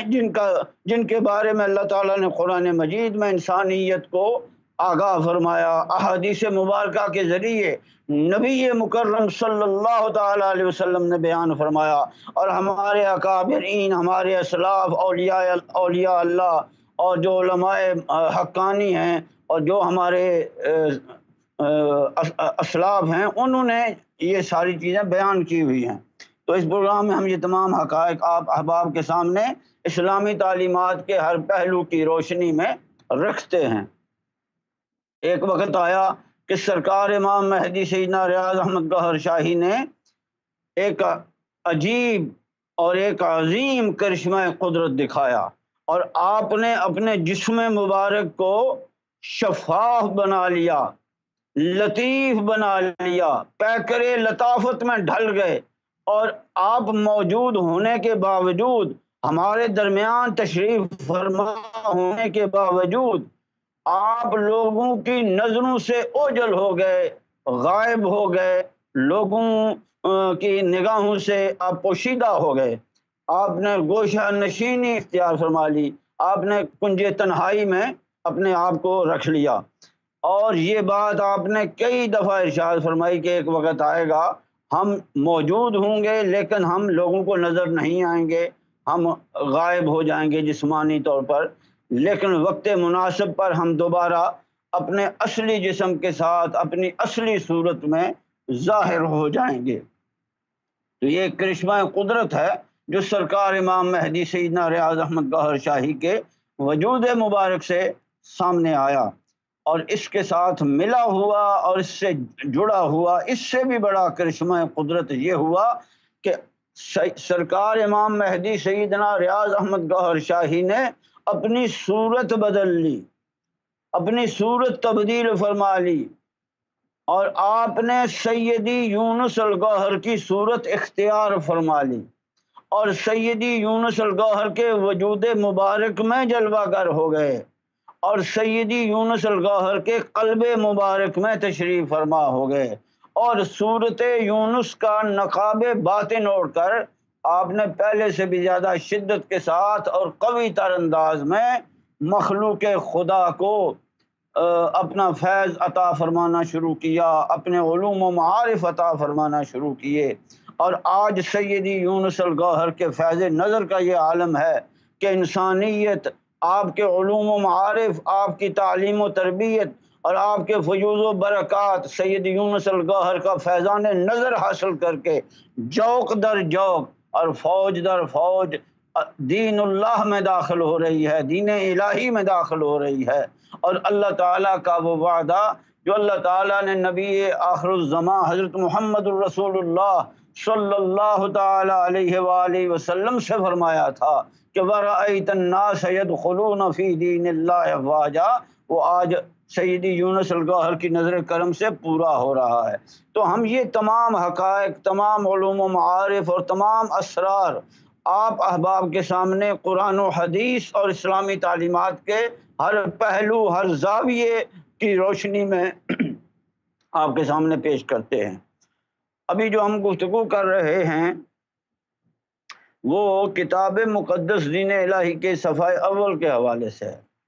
سرکار امام مہدی سیدنا ریاض احمد گوہر شاہی نے کتاب مقدس دین الہی کے صفحہ اول پر تحریر فرمایا، یہ وہ گوہر شاہی ہیں جنہوں نے 3 سال تک سیون شریف کی پہاڑیوں اور لال باغ میں اللہ کے عشق کی خاطر چلا کشی کری، اللہ کو پانے کی خاطر دنیا چھوڑی، پھر اللہ کے حکم ہی سے دوبارہ دنیا میں آئے، لاکھوں دلوں میں اللہ کا ذکر بسایا اور لوگوں کو اللہ کی محبت کی طرف راغب کیا۔ ہر مذہب والوں نے گوہر شاہی کو مسجدوں، مندروں، گردواروں اور گرجا گھروں میں روحانی خطاب کے لیے مدعو کیا اور ذکر قلب حاصل کیا۔ بے شمار مرد و زن ان کی تعلیم سے گناہوں سے تائب ہوئے اور اللہ کی طرف جھک گئے۔ بے شمار لا علاج مریض ان کے روحانی علاج سے شفا یاب ہوئے، پھر اللہ نے ان کا چہرہ چاند پر دکھایا، پھر حجر اسود میں بھی ان کی تصویر ظاہر ہوئی، پوری دنیا میں ان کی شہرت ہو گئی۔ اس عبارت کی روشنی میں ہم چلہ کشی کے حوالے سے گفتگو کر رہے ہیں۔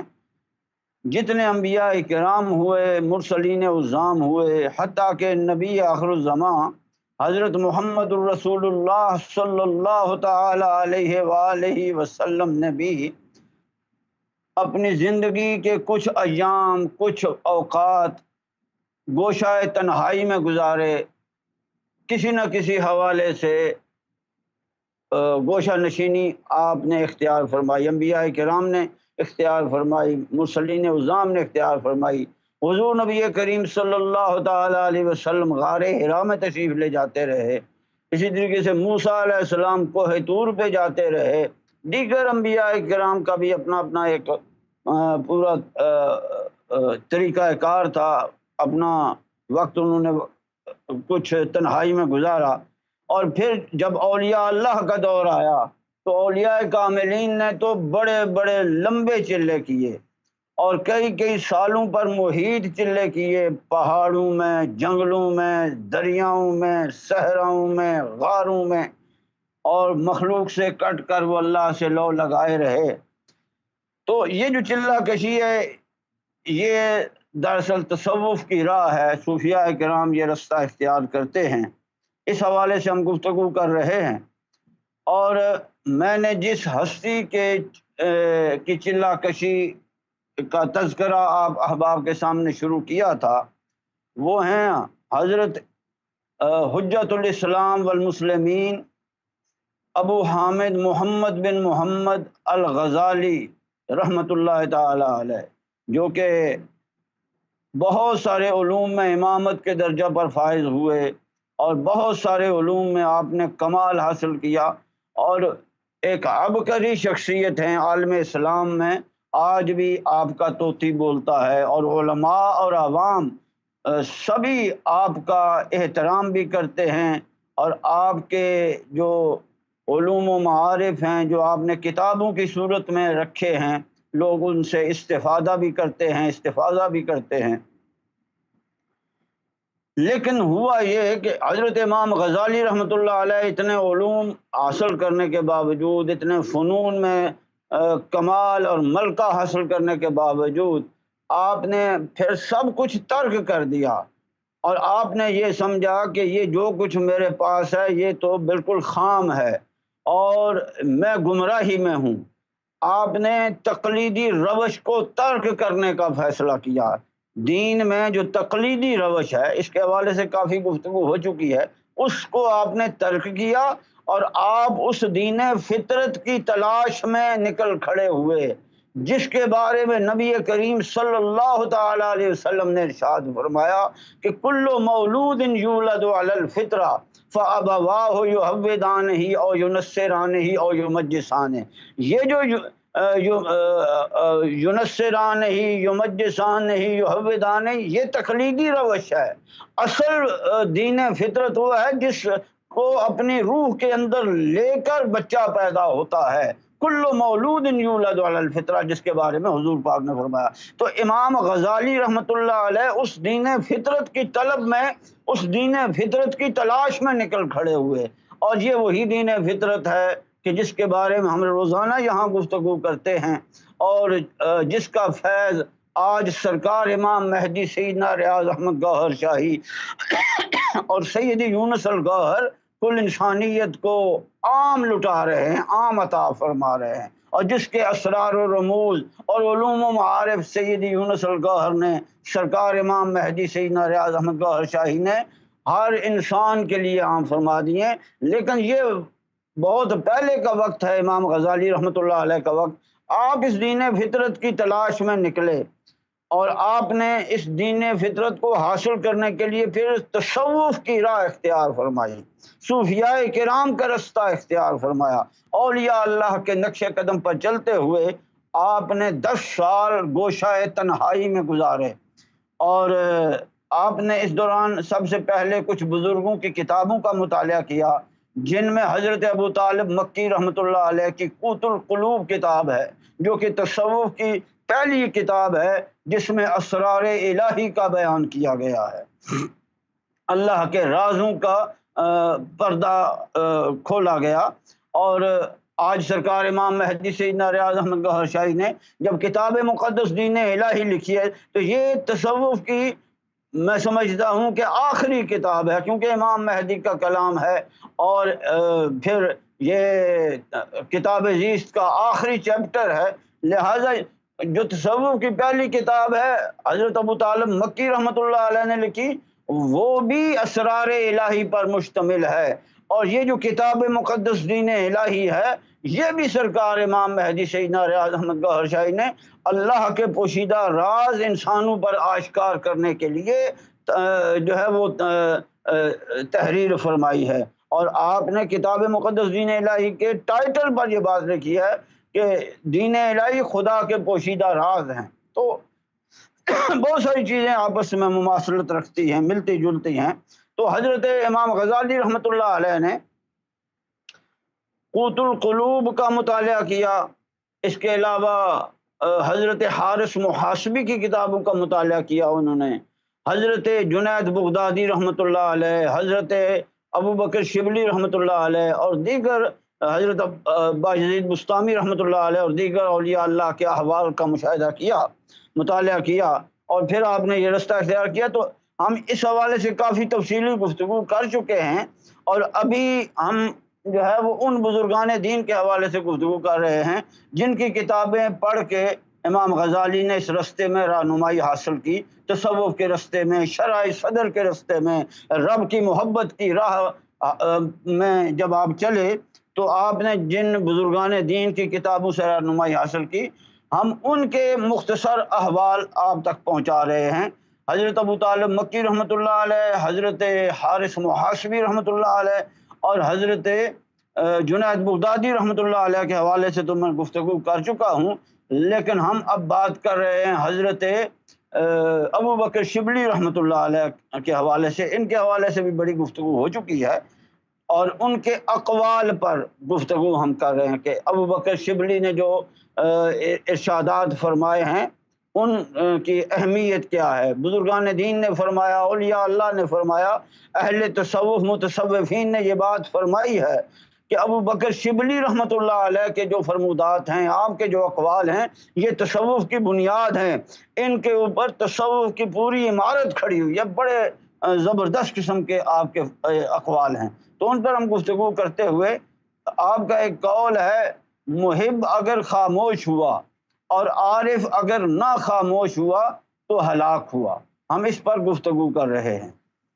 تو محب کی خاموشی کے حوالے سے گفتگو ہو رہی تھی، اور اس کی تشریح میں کر رہا ہوں علامہ ڈاکٹر محمد اقبال رحمۃ اللہ علیہ کے کلام کی روشنی میں۔ اقبال نے اس حوالے سے بڑی خوبصورت بات فرمائی، وہ فرماتے ہیں این گنبد مینائی این پستی و بالائی در شد بدل عاشق با این ہمہ پہنائی۔ اس شعر کی تشریح میں کر چکا ہوں۔ آگے اقبال کہتے ہیں اسرار ازل جوئی بر خود نظر واکن یکتائی و بسیاری پنہائی و پیدائی۔ کہتے ہیں اے طالب حق، اے طالب ذات باری تعالی، اے طالب مولا، تو روز ازل کے راز جاننا چاہتا ہے؟ کیا تجھے روز ازل کے رازوں کی تلاش ہے؟ تو یوم الست کی وہ کہانی جاننا چاہتا ہے، اس کی تہ تک پہنچنا چاہتا ہے، اس کا عرفان حاصل کرنا چاہتا ہے، جب اللہ تعالیٰ نے ارواح سے الست بربکم کا عہد لیا تھا، یعنی وہی بات جو آج سرکار امام مہدی سیدنا ریاض احمد گوہر شاہی اور سیدی یونس الگوہر انسانیت کو اپنی نظروں سے فیض کے طور پر عطا فرما رہے ہیں، اسی کے بارے میں علامہ ڈاکٹر محمد اقبال اس کلام میں فرما رہے ہیں۔ اور یہی بات حضرت ابو بکر شبلی رحمۃ اللہ علیہ نے ازلی محب ارواح کے حوالے سے بات کی ہے کہ جو ازلی محب ارواح ہوتی ہیں وہ چھپ نہیں سکتی ہیں، وہ خاموش نہیں رہ سکتی ہیں، ان کا اظہار ہو جاتا ہے، پتہ چل جاتا ہے کہ یہ اللہ سے محبت کرنے والی روح ہے۔ تو اسی کے بارے میں اب علامہ ڈاکٹر محمد اقبال رحمۃ اللہ علیہ بھی فرما رہے ہیں اسرار ازل جوئی، کہ تم ازل کے اسرار جاننا چاہتے ہو، تو اس کا اگر تم وہ واقعی جو روز ازل کے راز ہیں وہ معلوم کرنا چاہتے ہو، ان کی تلاش ہے تمہیں، ان تک پہنچنا چاہتے ہو، تو پھر اس کا طریقہ کار کیا ہے؟ کہتے ہیں بر خود نظر واکن، تم اپنے اندر کی جو نظر ہے اس کو بیدار کر لو، نور بصیرت حاصل کر لو، اپنے قلب کو بصیر بناؤ، اپنی روح کو بصیر بناؤ، اپنے سینے کو جلوہ ہے ذات باری تعالیٰ کی آماجگاہ بناؤ، اور شرع صدر حاصل کرو۔ جب تمہیں یہ چیز ملے گی تو پھر جب تمہیں یہ دولت حاصل ہو جائے گی تو پھر تم پر ازل کے راز کھل جائیں گے۔ یہ علامہ ڈاکٹر محمد اقبال اشعار کی صورت میں کر رہے ہیں، اور آج سیدی یونس الگوہر اور سرکار امام مہدی سیدنا ریاض احمد گوہر شاہی یہ دولت بڑے آسان انداز سے اور بڑے سادہ الفاظ میں علم بھی عطا فرما رہے ہیں، اور بڑے آسان طریقے سے اپنی نظروں سے طالبین حق کے سینوں کے اندر اتار رہے ہیں۔ اٹھو وگرنہ حشر نہ ہوگا کبھی بپا، دوڑو زمانہ چال قیامت کی چل گیا۔ کرم نوازی کی اس دور میں انتہا ہے کہ سرکار امام مہدی سیدنا ریاض احمد گوہر شاہی اور سیدی یونس الگوہر انسانیت کو کتنی عظیم دولت، کتنے ارزاں طریقے سے، کتنے آسان طریقے سے عطا فرما رہے ہیں۔ تو بہرکیف علامہ ڈاکٹر محمد اقبال کی بات ہو رہی ہے، آپ فرماتے ہیں اسرار ازل جوئی بر خود نظر واکن، اگر تجھے ازل کے رازوں کی تلاش ہے تو پھر اپنے اندر کی نظر کو بیدار کر اور اپنی ہستی کو پہچان، اپنی ذات کو پہچان، اپنے آپ کی معرفت حاصل کر، کیونکہ نبی کریم صلی اللہ تعالی علیہ وسلم کا بھی یہ ارشاد مبارک ہے۔ آپ ارشاد فرماتے ہیں من عرف نفسہ فقد عرف ربا، کہ جس نے اپنے نفس کو پہچان لیا، اپنے آپ کو پہچان لیا، جس نے عرفان ذات حاصل کر لیا، تو پھر وہ رب کے سامنے بے حجاب ہو جاتا ہے، رب اس کے سامنے بے حجاب ہو جاتا ہے، اس کو معرفت رب قدوس حاصل ہو جاتی ہے۔ لہذا اگر تم رب کی معرفت حاصل کرنا چاہتے ہو تو پہلے اپنے آپ کی پہچان حاصل کرو، اپنی معرفت حاصل کرو، اپنے نفس کی معرفت حاصل کرو۔ یہی بات علامہ ڈاکٹر محمد اقبال کہہ رہے ہیں کہ اسرار ازل جوئی، کہ تم ازل کے راز جاننا چاہتے ہو، بر خود نظر واکن، پہلے اپنے راز تو جان لو، پہلے اپنی حقیقت کو تو کھوج لو، اپنی حقیقت کو تلاش کر لو، اور نگاہ بصیرت سے اپنی حقیقت سے آشنا ہو جاؤ، اور جب تم پر اپنا راز کھلے گا تو پھر کیا ہوگا؟ اقبال کہتے ہیں یکتائی و بسیاری، وحدت بھی تمہیں اپنے وجود میں ملے گی اور کثرت بھی تمہیں اپنے وجود میں ملے گی، پنہائی و پیدائی، وہ باطن بھی تمہارے اندر ہے اور ظاہر بھی تمہارے اندر ہے۔ بڑی خاص بات کی ہے علامہ اقبال رحمۃ اللہ علیہ نے، بہت زبردست بات کی ہے۔ یہی بات قرآن مجید میں اللہ تعالیٰ ارشاد فرماتا ہے هو الاول والآخر والظاہر والباطن وهو بكل شيء علیم، کہ وہی ذات ہے جو ذات یاہو ہے، وہ اول بھی خود ہے، آخر بھی خود ہے، ظاہر میں بھی خود ہے اور باطن میں بھی خود ہے۔ لوگ رب کو تلاش کرتے ہیں اور رب کسی نہ کسی بھیس میں، کسی نہ کسی روپ میں مخلوق کے درمیان اپنے جلوے پھیلا رہا ہوتا ہے، کبھی وہ داتا کے روپ میں ہوتا ہے، کبھی وہ خواجہ غریب النواز کے روپ میں ہوتا ہے۔ یہ رب کے راز ہیں، ہو بھی نہیں اور ہر جا ہو، تم ایک گورکھ دھندا ہو۔ تو علامہ صاحب فرماتے ہیں بسیاری و پہنائی، بسیاری و پنہائی، یعنی کہ یکتائی و بسیاری، یکتائی بھی تمہیں اپنے اندر ملے گی۔ یکتا کسے کہتے ہیں؟ احدیت کو۔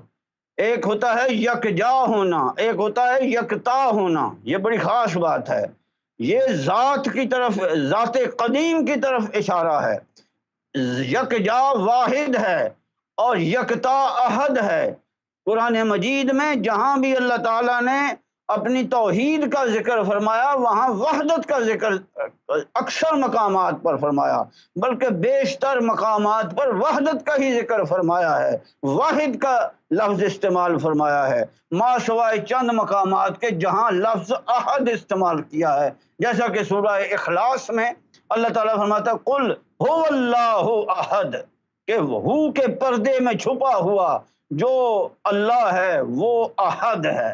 تو اس میں بڑے راز ہیں، یہ اللہ کا کلام ہے، ظاہر اللہ کا کلام بڑا پر اسرار ہے، لیکن یہاں جو اقبال کہہ رہے ہیں یکتائی و بسیاری، یعنی کہ وہ جو ذات احد ہے، یا جس کو مقام احدیت کہتے ہیں، مقام وحدت بھی ہے، مقام احدیت بھی ہے، حقیقت محمدی اور روح محمدی کا جو مقام ہے وہ مقام محمود، مقام وحدت ہے، اور جو ذات قدیم کا مقام ہے وہ مقام احدیت ہے۔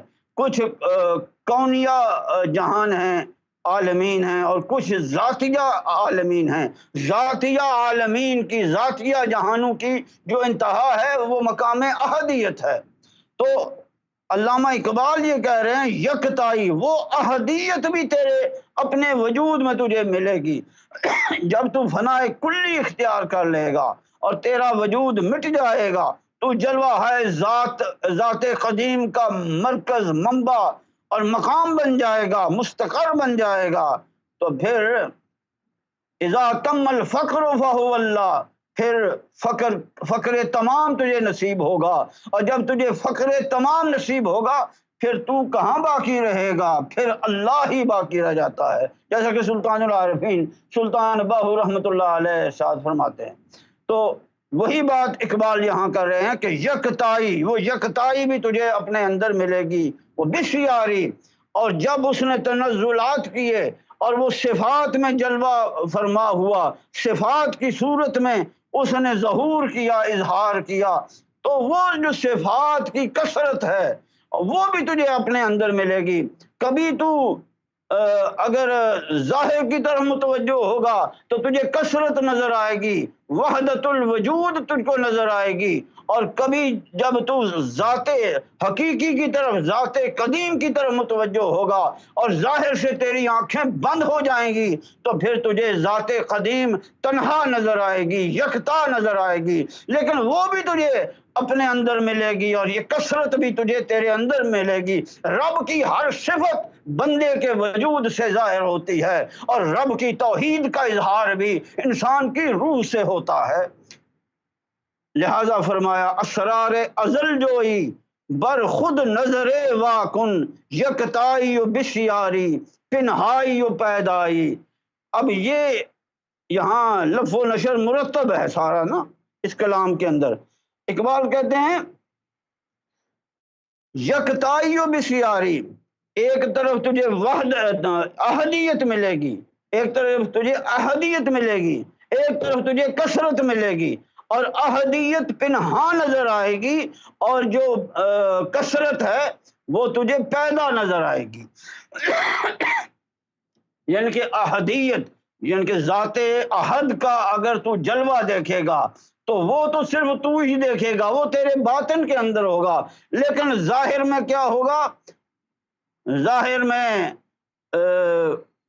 اس کی جو کثرت ہے، اس کی صفات ہیں، وہ تیرے وجود سے ظاہر ہو جائیں گی۔ یعنی تمہارا ظاہر اس کی صفات کا ایک خزانہ بن جائے گا، اس کی صفات تمہارے ظاہر سے ظاہر ہو جائیں گی، اور اس کی جو ذات احد ہے وہ تمہاری روح کے اندر پنہا ہوگی، وہاں وہ نہاں ہوگی، وہ باطن ہوگی۔ یہی ہے هو الاول والآخر والظاہر والباطن۔ تو اقبال نے بڑے اشعار کی صورت میں چند جملوں میں بہت بڑے تصوف کے راز بیان کر دیے ہیں، اور یہ وہ دولت ہے جو اقبال نے بیان کی، جو بزرگان دین نے بیان کی، جو کتابوں کے اندر موجود ہے، جس کا ذکر قرآن و حدیث میں موجود ہے۔ آج یہ دولت سرکار امام مہدی سیدنا ریاض احمد گوہر شاہی اور سیدی یونس الگوہر انسانیت کو عام عطا فرما رہے ہیں۔ اگر آپ نے ان اشعار کی حقیقت جاننی ہے تو سیدی یونس الگوہر کی محفل میں بیٹھیے، آپ کا فیض نظر حاصل کیجئے، آپ کے علوم و معارف حاصل کیجئے، آپ کی تعلیم و تربیت حاصل کیجئے، پھر آپ کو پتہ چلے گا کہ اندر کی نظر کیسے بیدار ہوتی ہے، اور پھر وہ وحدت اور احدیت کے مقامات انسان کو اپنے وجود میں کس طرح ملتے ہیں، اور کس طرح کثرت کا بھی ظہور انسان کے اپنے وجود میں ہوتا ہے، اور کس طرح وہ ذات قدیم انسان کے اندر نہاں بھی ہوتی ہے، اور اس کے جلوے انسان میں عیاں بھی ہو جاتے ہیں۔ تو یہ علامہ اقبال نے جو بات کی ہے، اگر آپ اس کی حقیقت جاننا چاہتے ہیں تو آپ سیدی یونس الگوہر کا فیض نظر حاصل کریں۔ اس دور میں تو یہ دولت اللہ تعالیٰ نے اپنے فضل و احسان سے نبی مکرم صلی اللہ تعالیٰ علیہ وسلم کے وسیلہ جلیلہ سے ہر انسان کے لیے عام فرمائی ہوئی ہے۔ پھر آگے اقبال کہتے ہیں اے جان گرفتارم دیدی کے محبت چیست۔ اب میں جو بات کر رہا ہوں وہ حضرت ابوبکر شبلی رحمۃ اللہ علیہ کے اس فرمان کے حوالے سے ہے کہ جس میں انہوں نے یہ کہا ہے کہ محب اگر خاموش ہوا تو ہلاک ہوا۔ اب محب خاموش نہیں رہ سکتا، جو رب سے محبت کرنے والا ہے اس کی زبان گنگ رہ نہیں سکتی، خاموش رہ نہیں سکتی، عشق کو چھپایا نہیں جا سکتا، محبت کو چھپایا نہیں جا سکتا۔ اور اس کی وجہ کیا ہے؟ اس کی تفصیل علامہ اقبال نے اس شعر میں بیان کر دی کہ اے جانے گرفتارم، اے ذات حق کے عشق میں گرفتار ہو جانے والی جان، دیدی کے محبت چیز، ذرا دیکھو تو صحیح محبت کیا شے ہے۔ در سینہ نیا سائی، آتی تو یہ سینے کے اندر ہے لیکن سینے میں سماتی نہیں ہے، سینے کے اندر اترتی ہے لیکن پھر سماتی نہیں ہے، سینہ پھٹنے پہ آ جاتا ہے اور انسان کا وجود جو ہے وہ آگ کے شعلوں کی لپیٹ میں آ جاتا ہے، اور انسان سمجھتا ہے کہ اگر میں نے اس کو برداشت کیا تو پھر میری ہستی فنا ہو جائے گی، اور پھر ہوتا کیا ہے، پھر جب نظر جمال پڑتی ہے وزدیدہ بروں آئی تو وہی محبت جو سینوں کو تڑپا رہی ہوتی ہے وہ آنکھوں سے آنسو بن کے رواں ہو جاتی ہے۔ تو یہ علامہ اقبال نے محبت کی ایک خاص کیفیت کا ذکر کیا ہے کہ رونے والی آنکھیں مانگو، رونا سب کا کام نہیں، ذکر محبت عام ہے لیکن سوز محبت عام نہیں۔ علامہ اقبال سوز محبت کی بات کر رہے ہیں کہ جب محبت الہی انسان کے سینے کے اندر جلوہ گر ہو جاتی ہے تو انسان کے اندر سوز و گداز پیدا ہوتا ہے، اور پھر وہ محبت آنسو بن کے اللہ تعالیٰ کی محبت میں انسان روتا ہے، آنسو بہاتا ہے، اور وہ محبت آنسو بن کے اس کی آنکھوں سے رواں ہو جاتی ہے۔ تو انشاءاللہ ہم مزید گفتگو اسی حوالے سے کل کریں گے، اور مزید جو علامہ کا کلام ہے اس حوالے سے وہ بیان کریں گے۔ وما علینا الا البلاغ المبین۔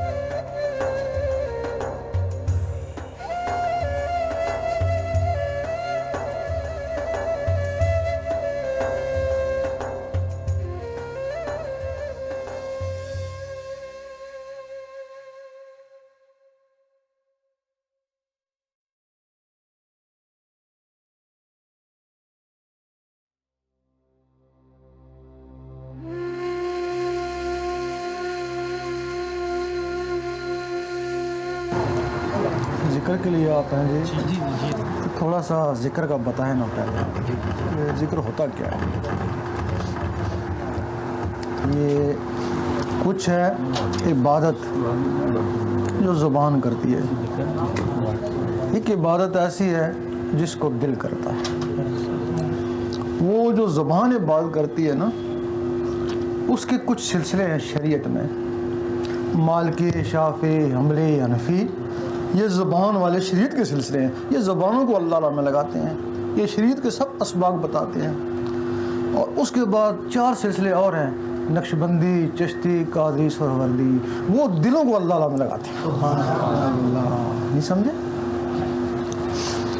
اب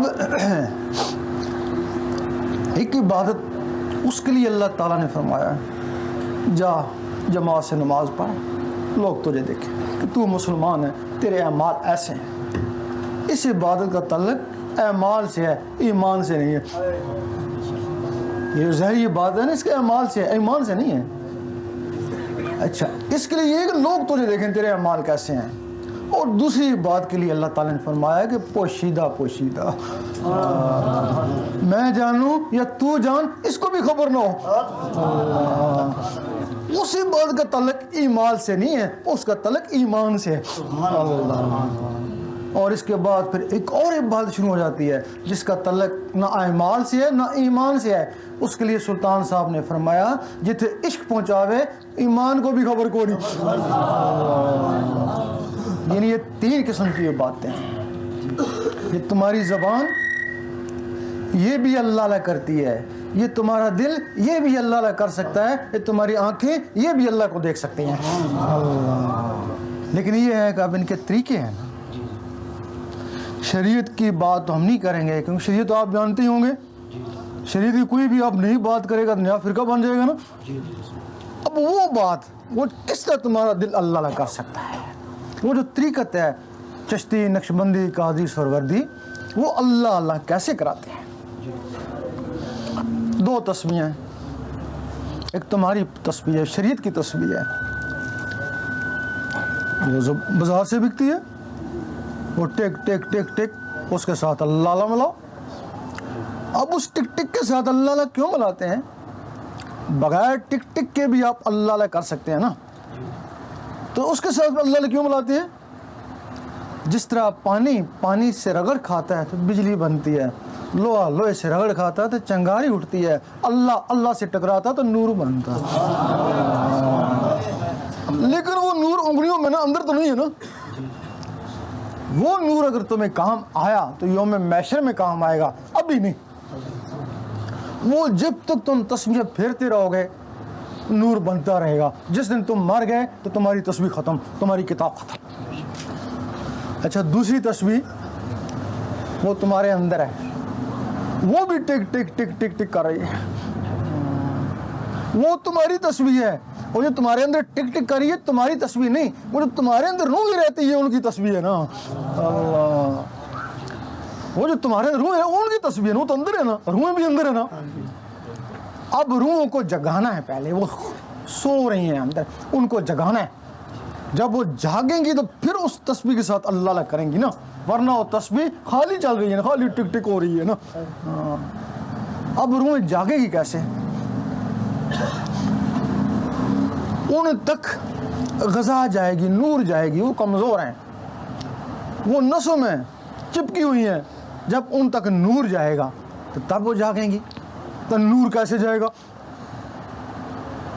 اب چونکہ وہ نسوں میں ہے تو نسوں میں نور جائے گا تب۔ یہ باہر نور پڑھتے رہے، نماز پڑھیں، تلاوت پڑھیں، سب بار بار ہے نا، تسبیح کریں سب بار بار ہے نا، تو وہ تو نسوں کے اندر ہے نا۔ جب ان تک نور پھر کیسے جائے گا؟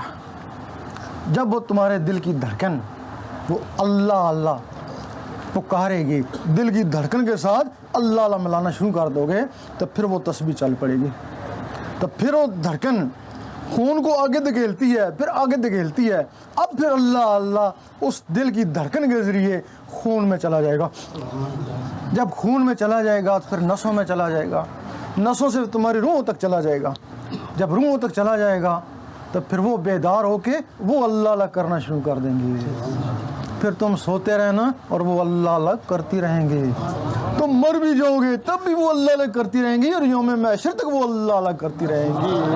اللہ، اب جب تم عبادت کرتے ہو تو تمہاری عبادت میں خامی ہے، کیونکہ جو چیز زبان میں ہو وہ دل میں ہو وہ سچا ہے نا۔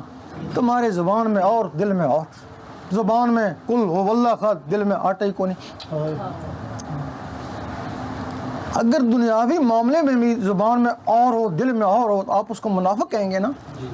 یہ دنیاوی معاملے میں اس کو منافق کہیں گے نا، تو اللہ کے معاملے میں زبان میں اور ہے دل میں اور ہے تو یہ تو بہت بڑا منافق ہے نا۔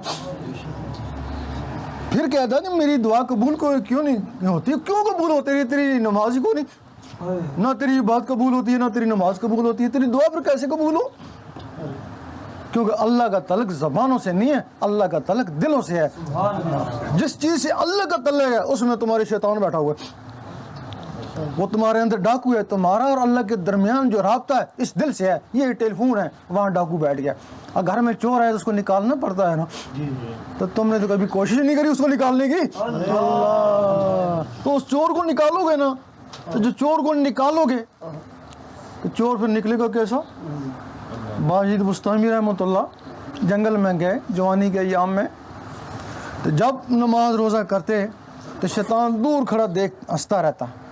جب وہ اللہ کی ضربیں لگاتے، اللہ کو اپنے دل میں بسانے کی مشق کرتے تو شیطان قریب آ کے ان کو ستاتا۔ ایک دن ان کو بڑا غصہ آیا، ڈنڈا اٹھایا اس کے پیچھے بھاگے۔ آواز آئی ہے باجد یہ ڈنڈوں سے نہیں مرتا، یہ اللہ کے نور سے جلتا ہے۔ اللہ، تکبیر،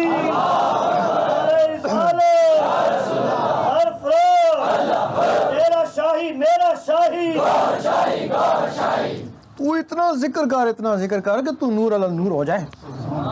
اور جب باجد بستانی رحمۃ اللہ نور علی نور ہو گئے تو شہر بستان سے جادوگر ہی چلے گئے، اب ہمارا عمل اثر نہیں کرتا۔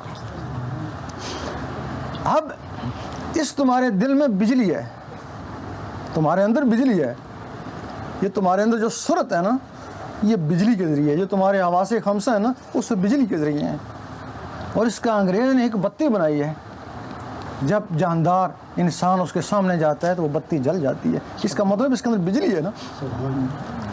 اس دنیا میں نظام بجلی کا ہے، اس دنیا میں نظام نور کا ہے۔ اللہ، اب تمہارے اندر نور نہیں ہے، تمہارا رابطہ امریکہ سے ہو سکتا ہے، اللہ سے نہیں ہو سکتا۔ جب تمہارے اندر وہ اللہ کا رگڑا لگے گا، دودھ ہے، جب رگڑا لگتا ہے مکھن بن جاتا ہے، وہی دودھ۔ ذکر ہی ہے، ثواب ہے، روحانیت نہیں ہے، ذکر ہے۔ جب تک رگڑا نہیں لگے تو وہ نور نہیں بنتا ہے۔ اسی طرح ساری عمر ذکر کریں، ثواب ہے، لیکن رگڑا لگاؤ گے تو اس سے نور بنے گا نا۔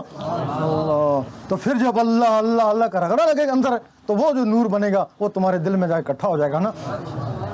جب دل میں اکٹھا ہو جائے گا تو یہاں موبائل فون پڑا ہے، اس کی لہریں یہاں سے اٹھتی ہیں امریکہ، اگر بجلی کی لہریں یہاں سے اٹھتی ہیں تو امریکہ جاتی ہیں، تو جہاں نور ہو گیا اس کی لہریں اٹھیں گی تو کہاں جائیں گی؟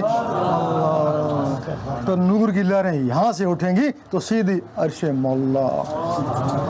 وہ کہتے ہیں کہ نماز مومن کی معراج ہے، مسلمان کی نہیں، مومن کی۔ تو مومن کے لیے قرآن مجید فرماتا ہے، اعراب نے کہا بھی ایمان لے، اللہ تعالیٰ نے فرمایا نہیں، ان کو کہو صرف اسلام لائے، مومن تب بنو گے جب نور تمہارے دل میں اترے گا۔ جب تمہارے دل میں نور اترا، تمہارا جو واسطہ ہے، رابطہ ہے، عرش مولا سے ہو گیا۔ اب صرف رابطہ ہوا ہے نا، اب نماز کس طرح جائے گی؟ جب حضور پاک شب معراج میں گئے تو اللہ تعالیٰ نے آپ کو نمازیں دیں۔ کیوں؟ اگر آپ کوئی نماز نہ پڑھے تو اس کی شان گھٹتی تھوڑی ہے، وہ تو رب ہی ہے۔ تو پھر اس نے تھکانے کے لیے کیوں دی؟ نہیں، اس نے تحفے دیے، اپنی امت کو تحفے دے دینا، وہ مجھے بھیجیں گے، میں ان کو یاد رہوں گا، وہ مجھے یاد رہیں گے۔ یہ ایک دوسرے کو یاد کرنے کے لیے تحفے آئے۔ اب وہ تحفے نیچے آ گئے۔ اب جب نیچے آ گئے، اب جس کے اندر وہ خون ہے، جس کے اندر وہ نور ہے، اس کے ذریعے وہ تحفے اوپر پہنچے گے نا۔ تو جس کے اندر نور کو نہیں تو اس کے تحفے اوپر کو نہیں جاتے، اس کے یہ تحفے آٹے میں تو کاروبار میں ہی گھومتے رہتے ہیں نا۔ اس کو بولتے ہیں کہ نماز حقیقت، وہ نماز مومن کا معراج ہے۔ تو یہ تو مومن کا معراج بن گیا، آگے اس کے ولی ہوتا ہے۔ مومن تو وہاں آواز جاتی ہے نا، تو ولی تو بذات خود جاتا ہے نا۔ جب یہ تمہارے اندر کی روحیں بیدار ہو جائیں گی، ان میں پھر اتنی طاقت ہو جائے گی کہ پھر یہ یہاں سے نکلیں گی تو عرش مولا میں وہاں جا کے نمازیں پڑھیں گی۔ اس وقت تک سر ہی نہیں اٹھائیں گی جب تک اللہ جواب نہیں دے گا لبیک یا عبدی۔ اللہ، یہ سارا تمہارے اندر ہے۔ حضرت علی فرماتے ہیں کہ تیرے اندر ایک خزانہ بند ہے، تجھے اس کی خبر نہیں، اور یقین کرو اگر تمہیں اس خزانے کا پتہ چل جائے کہ تمہارے اندر کیا ہے، تمہیں دکھا دیا جائے، تم گھر بار بیوی بچے چھوڑ کے سب اس خزانے کی تلاش میں نکل جاؤ۔ جب بڑے بڑے خاقانی کو، ابراہیم بن ادم کو یہ خزانے دکھائے گئے، انہوں نے بادشاہیاں چھوڑ گئی اور جنگلوں میں چلے گئے۔ تیرا شاہی میرا شاہی۔ اب یہ ہے کہ ہر چیز کا طریقہ ہوتا ہے، اس کا طریقہ یہ ہے اپنے اندر بسانے کا۔ ہمت مرداں تو بدت خدا۔ آپ کہتے ہیں کہ اگر قسمت میں ہوا ہے تو گھر میں بیٹھے ہی مل جائے گا، یہی کہتے ہیں نا۔ تو بھائی اگر قسمت میں رزق ہوتا ہے تو گھر میں مل جاتا نا، یہاں کیوں آئے ہو، کراچی کیوں آئے ہو؟ اس کے لیے تم نے کیوں نہیں کہا کہ قسمت میں رزق ہوا تو گھر میں ہی مل جائے گا؟ اس کے لیے کیا ہے، قسمت میں ہوا تو مل جائے گا۔ اس کے لیے دوڑ لگائی نا، تو اس کے لیے بھی دوڑ لگانی پڑتی ہے۔ مخدوم جہانیہ سے کسی نے پوچھا کہ جب یہ رزق مقدر میں لکھ دیا تو اس کے لیے پھر گھومنا پھرنا کیا؟ انہوں نے کہا وہ گھومنا پھرنا بھی مقدر میں لکھ دیا۔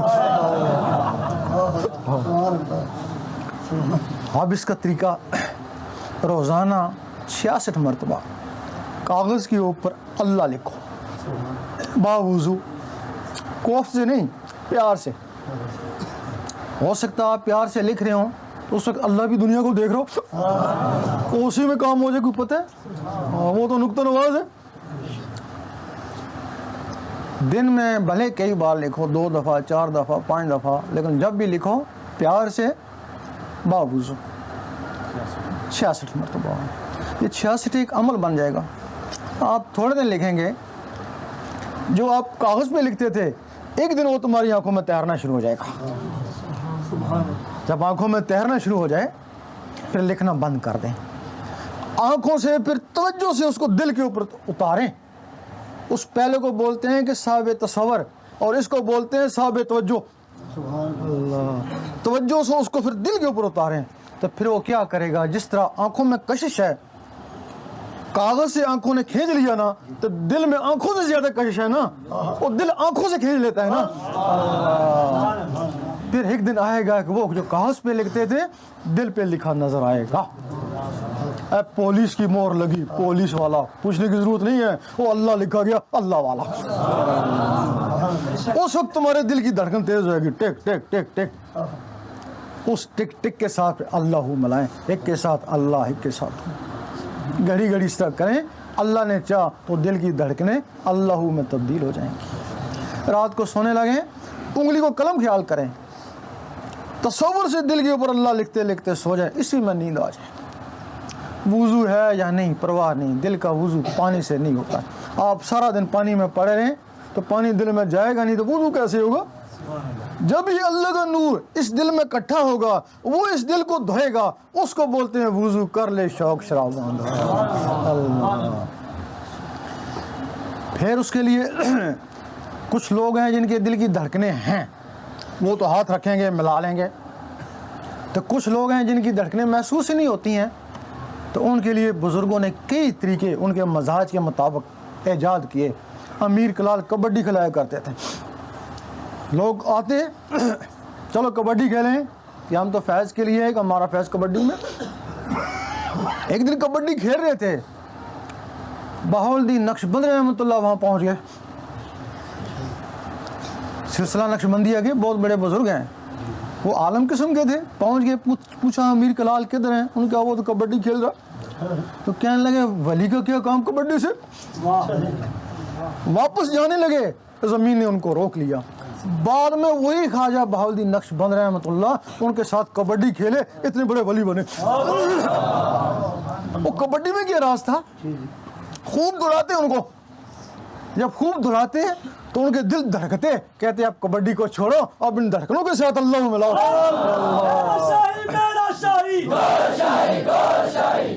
मस्त मलंग रहेंगे, लाल शहबाज कलंदर रहमतुल्लाह ये नचाते, जिसको धमाल बोलते हो, नाच ही है ना। जो तुमने काम किया नाच है, जो वली नहीं किया धमाल बन गया। तुमको आए तो गुस्सा, वली करे तो जलाल बन गया। ये लोगों को नचाते। एक दफ़ा मैं सेवन शरीफ में गया शुरू में, तो वहाँ धमाल हो रही थी। तो कुछ लोग जो है ना वो धमाल कर रहे थे, तो पढ़ रहे थे दमादम मस्त कलंदर, दमादम मस्त कलंदर, दमादम मस्त कलंदर करते करते दो आदमी मेरे सामने गिरे, बेहोश हो गए। एक को तो दूसरे पानी पिलाने शुरू कर दिया, तो एक को मैंने पानी पिलाना शुरू कर दिया। अब यकीन करें कि उसके बिल्कुल दांत बंद हैं, मुंह बिल्कुल बंद है, दांत बंद है, पानी अंदर नहीं जा रहा है, लेकिन आवाज आ रही है, सीने से आवाज आ रही है दमादम मस्त कलंदर। तो हमने सोचा कि अब दमादम मस्त कलंदर करते करते ये गिरा, तो इसके अंदर से आवाज, उनके जमाने में तो अल्लाह करते गिरे होंगे ना, तो अंदरों से अल्लाह की आवाज आती होगी ना। एक और तरीका है, ये बैठ के ज़रबे लगाते हैं, अल्लाह अल्लाह। खा वो दौड़ें तो खा ज़रबे लगाएं तो खा नाचें तो खा कबड्डी खेलें, मकसद है कि दिल की धड़कनें उभरें। जब दिल की धड़कनें उभरें फिर उसके साथ अल्लाह मिलाएं, ये इसका तरीका है। अगर अल्लाह से जलाल आ जाए, ये है भी सत जलाली, इसमें शक नहीं है, बड़ा जलाली जिक्र है। इसको पहाड़ों पे उतारने चाह, पहाड़ों ने इनकार कर दिया। ये इतना जलाली है, लेकिन मुसीबत ये है कि आग के बगैर रोटी भी नहीं पकती है। आग जलाती है लेकिन उसके बगैर रोटी भी नहीं पकती है ना। जब आग तरकारी को जलाने को होती है तो पानी का छिंटा मारते हैं ना। वो बारिश जब फसल जलने को होती है अल्लाह ताला बारिश बरसा देता है ना, इसी तरह जब ये सीना अल्लाह उसे जलने लगता है फिर दुरूशी पढ़ते हैं ना। जब देखें गर्मी लगी है दुरूशी पड़े, वो इसको ठंडा कर देगा। अल्लाह, ये इसका तरीका है। इसके बाद आप देखें इस वक्त लोग 5 वक्त नमाज पढ़ते हैं, बड़े खुश हो जाते हैं कि हम जन्नती हो गए। وہ کیا اب تو تیری نماز قبول ہوگی تو جنتی ہوگا نا، وہ قبول ہوگی تو جنتی ہوگا نا، کیا خبر تیری نماز قبول ہوتی بھی ہے نہیں ہوتی ہے۔ آپ دیکھیں لا صلاۃ الا بحضور قلب، دل کی حاضری کے بغیر نماز ہی نہیں ہوتی۔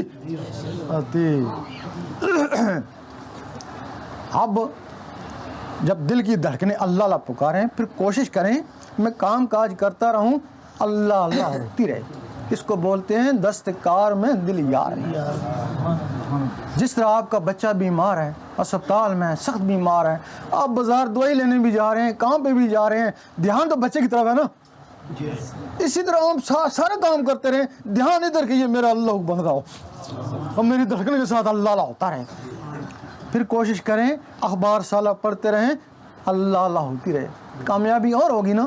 پھر کوشش کریں نماز پڑھتے رہیں اور اللہ اللہ ہوتی رہے۔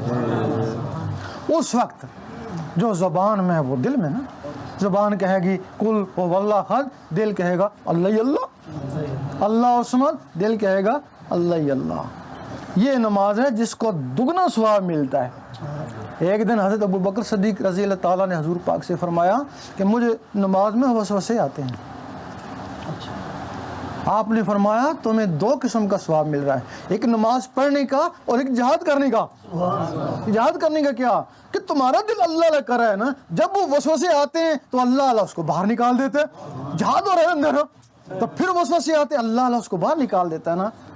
اگر اللہ اللہ اس کو باہر نہ نکالے اس کا مطلب ہے وہ دل اس کے ساتھ شامل ہے نا۔ اللہ اب ضروری ہے، اب تم زبانوں سے مسلمان ہو سارے، باہر ملکوں تو چھوڑو، اس یہاں پاکستان میں جتنے زبانی مسلمان ہیں ایک دوسرے کے دشمنی ہو نا۔ مسلمان کے اوپر مسجد میں نمازی کے اوپر جا کے حملہ کرتا ہے، اس کو کافر سمجھتا ہے تب اس کو حملہ کرتا ہے نا، وہ اس کو کافر سمجھتا ہے، اس کو کافر سمجھتا ہے۔ کیوں؟ زبانی مسلمان ہو سارے، دلوں میں سب کے دلوں میں شیطان ہے۔ تو شیطان کا کیا کام ہے؟ پھر باہر سے تم مسلمان ہو تو شیطان کا بہترین جو کام ہے، میاں کو بیوی سے لڑا دے گا، مولوی کو مولوی سے لڑا دے گا، مسلمان کو مسلمان سے لڑا دے گا۔ یہ شیطان کے کام ہے نا۔ اب تم کیسے کہتے ہو کہ ہم ایک ہیں؟ نہیں، تمہاری زبانوں سے ایک، دلوں سے ایک نہیں ہو۔ جب تمہارے دلوں میں اللہ اللہ شروع ہو جائے گی تو شیطان نکلے گا نا، اس میں بھی اللہ تو اس میں بھی اللہ تو اس میں بھی اللہ، تو پھر زبانوں سے بھی ایک اور دلوں سے بھی ایک۔ اس وقت تمہارا فرقہ بندی ختم ہوگی، اس وقت تمہارا رخ اللہ کی طرف ہوگا۔ اب اللہ کی طرف نہیں ہے، اب تم نمازی ہونے کے باوجود ہی تمہارا رخ جو ہے نا وہ فتنوں کی طرف ہے۔ دیکھا حافظ بھی ہو گئے ہیں، عالم بھی ہو گئے ہیں، تہجد گزار بھی ہیں، لیکن رخ جو ہے نا دل ان کا فطروں کی طرف ہے نا۔ وہ کیوں ہے کہ دل میں اللہ نہیں ہے، دل میں شیطان ہے۔ اس کا یہ طریقہ ہے۔ تو اس کے لیے تمہیں کوئی بیعت ہم نہیں کرے، کوئی نذرانہ نہیں مانگ رہی ہے، ایک فیض ہے۔ اگر فیض حاصل ہو گیا تو دعا دے دینا، اگر نہ آیا تمہارا کیا بگڑا، جیسے ہو ویسے تو رہے گا نا۔ اپنی قسمت کو آزماؤ، یہ ہر کسی کے لیے نہیں ہے، اس میں شک نہیں ہے، لیکن کیا خبر کس کے لیے؟ بچہ اسکول میں پڑھتا ہے یہی کہتا ہے میں ڈاکٹر بنوں گا، انجینئر بنوں گا، یہی سب بچے ہی کہتے ہیں، پوچھو جا کے، لیکن سارے بنتے تو نہیں ہیں نا، انہیں میں کوئی بن بھی جاتا ہے نا۔ کوشش کرو کیا خبر اللہ کس کو چن لے، اور یقین کرو جو سب سے ادنا عبادت ہے، سب سے ادنا جو قابل قبول ہے وہ دل کی۔ زبان کی عبادت کا کوئی اعتبار نہیں، دیوبندی بھی کرتا، شیعہ بھی، سنی بھی، وہابی بھی، پرویزی بھی، تو احمدی بھی، سارے کرتے ہیں زبان کی عبادت، اس کا کوئی اعتبار نہیں ہے۔ اگر اعتبار ہے، اگر یہ ساتھ دل ہو گیا تمہاری عبادت کے، یہ سب سے ادنا عبادت ہے کہ تمہارا دل اللہ اللہ میں لگ جائے، پھر اللہ اللہ کرتے کرتے جب اللہ کو دیکھ لو، وہ سب سے اعلیٰ عبادت ہے۔ تو اس کے لیے اگر کوئی جو میں نے بات کری ہے کچھ پوچھنا چاہے تو پوچھ لے، تسلی کر لے، اس کے بعد پھر اپنا ذکر کرے، قسمت آزمائے۔ ہمارا مقصد یہ نہیں ہے کہ دیوبندی ہے یا وہابی ہے یا مرزئی ہے، ہمارا مطلب ہے کوئی بھی ہے، جب اس کے دل میں اللہ اللہ شروع ہو جائے گا نا تو وہ اللہ والا ہو جائے گا نا۔ پھر دیوبندی تو مرزئی تو سنی کیا رہا، اللہ والا ہو گیا نا۔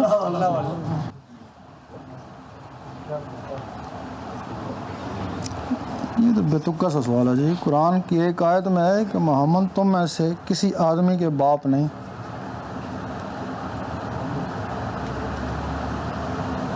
پتہ نہیں، وہ آیت دیکھیں گے تو پتہ چلے گا اس کے آگے پیچھے کیا ہے۔ یہ پوچھتے ہیں انہوں نے کسی شخص کو دیکھا ہے یمن کا رہنے والا، ہاں یمن کا کوئی رہنے والا خواب میں دیکھا ہے، اور آواز آئی امام مہدی ہیں، کہہ رہے ہیں استدراج کرم صحیح ہے، کالی ٹوپی ہے، پچکے ہوئے گال تھے.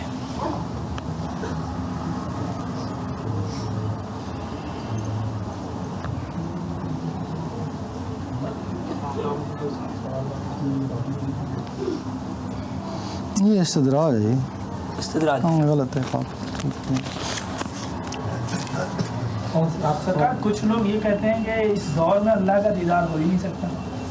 ان کو نہیں ہوتا تب کہتے ہیں نا، جن کو ہوتا وہ تو نہیں کہتے. کیوں بھائی؟ نسخہ نہیں ہوگا نا ان کے پاس. سرکار آپ نے روحوں کی بیداری کے متعلق فرمایا جی. تو ہم کہتے ہیں روح کی بیداری یعنی کہ واحد سمجھتے ہیں، تو روح ہے یا روحیں ہیں؟ روح نہیں ہے، روح ہیں انسان کے اندر، روح ہیں. کتنی روحیں؟ 7 روحیں ہیں. تقریباً. ان کے باقاعدہ نام ہیں: روح، قلب، روح، سری، خفی، اخفا، انلا، نفس. یہ 7 مخلوقیں ہیں تمہارے اندر. ان کی بیداری کا مطلب کیا طریقہ کار؟ بیداری کا یہ ہے کہ ایک روح ہے جس کو نفس بولتے ہیں، وہ شیطانی روح ہے. اب یہ بچہ پیدا ہوا نا، اس نار میں شیطان ہے، غذا ہے، روٹی میں نار ہے، یہ کھاتا رہے گا نا تو اس کو غذا ملتی رہے گی نا تو وہ طاقتور ہو جائے گی. تو پھر وہ طاقتور ہوتی ہے تو خواب میں جو تم گھومتے ہو آگے پیچھے، وہ تمہارا نفس گھومتا ہے نا، کیونکہ اس کو غذا ملتی رہی ہے نا.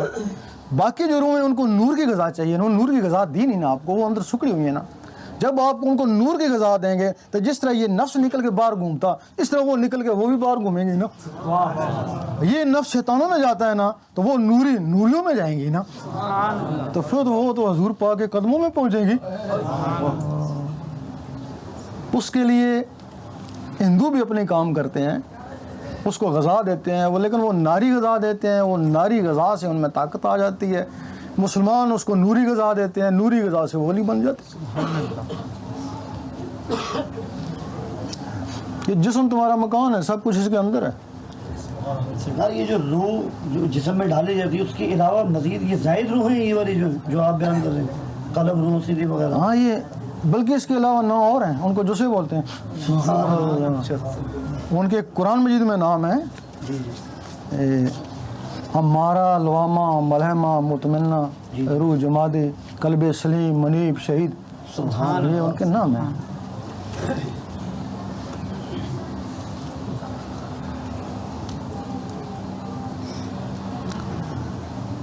آپ کو لوگ کہتے ہیں آپ کی چاند پر تصویر ہے. بھائی پہلی بات ہے کہ یہ جس نے لکھا ہے خود دیکھے، اگر ہے تو ہوگی نا.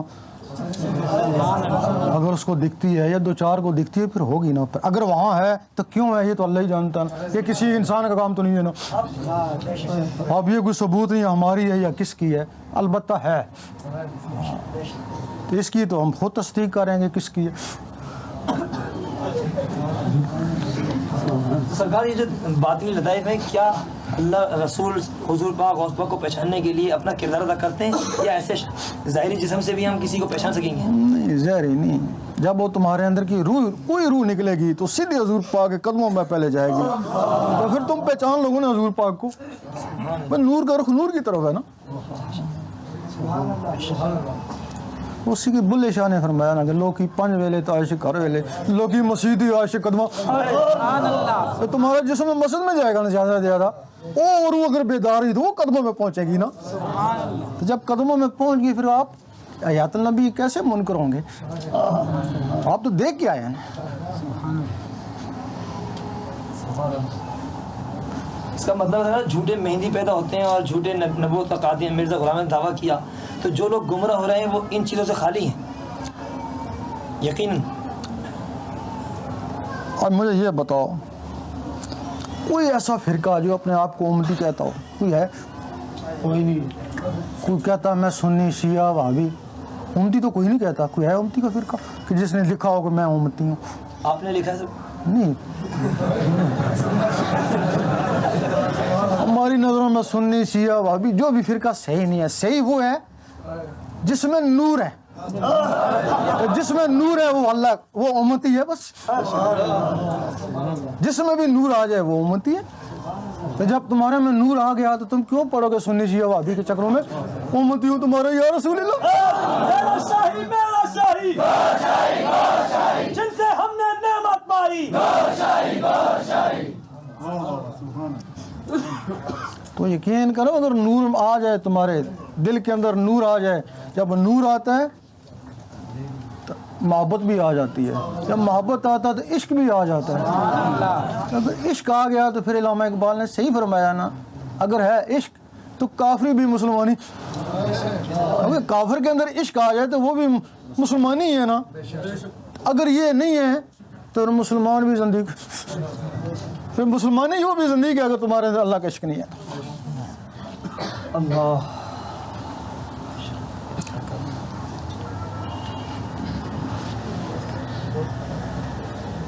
یہ کہتے ہیں کہ امت سے خارج ہونے کا کس طرح معلوم ہوگا. یہ جن کے دلوں میں نور ہوتا تھا وہ تو امتی ہوتے تھے, پھر جب وہ نور نکلتا گیا نا تو سنی شیعہ وہابی بنتا گیا نا. سبحان اللہ. باقاعدہ حضور پاک نے فرمایا امتوں کی پہچان نور سے ہوگی. سبحان اللہ.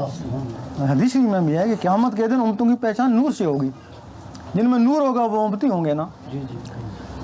اب نور ہی نہیں کسی میں, امت سے خارج ہو گئے نا, اب دوبارہ وہ نور آ گیا ہے جو تمہارا حصہ ہے, وہ اللہ نے نیچے بھیج دیا ہے, وہ حاصل کرو. اگر وہ تم کو ملتا ہے تو تم امتی ہو, اگر نہیں ملتا تو پھر خارج ہو نا.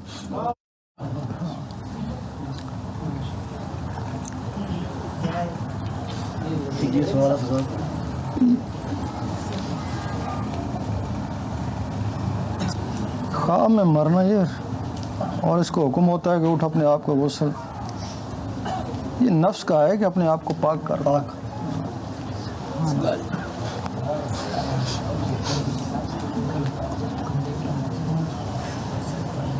کیا شیطان کو اختیار ہے کہ وہ چاند پر کسی دجال کی تصویر استدراج کے ذریعے دکھا دے,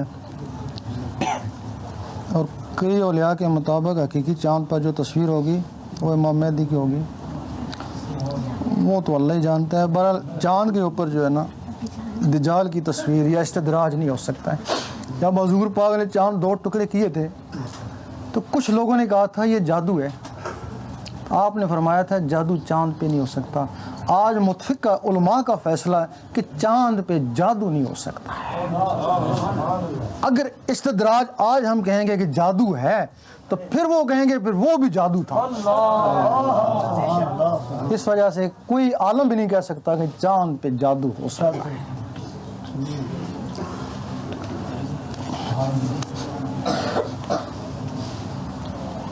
ہم پر نیکی کا مزاج غالب, نیکی تم کو آتی نہیں, نیکی تو دل سے ہوتی ہے. اللہ تعالیٰ فرماتا ہے میں جس کو چاہوں ہدایت دوں, جس کو چاہوں گمراہ کروں. آدمی کہتا ہے میں جب چاہوں نماز پڑھ لوں, جب چاہوں چھوڑ دوں. اللہ نے یہ کیا کہا, یہی ہے نا؟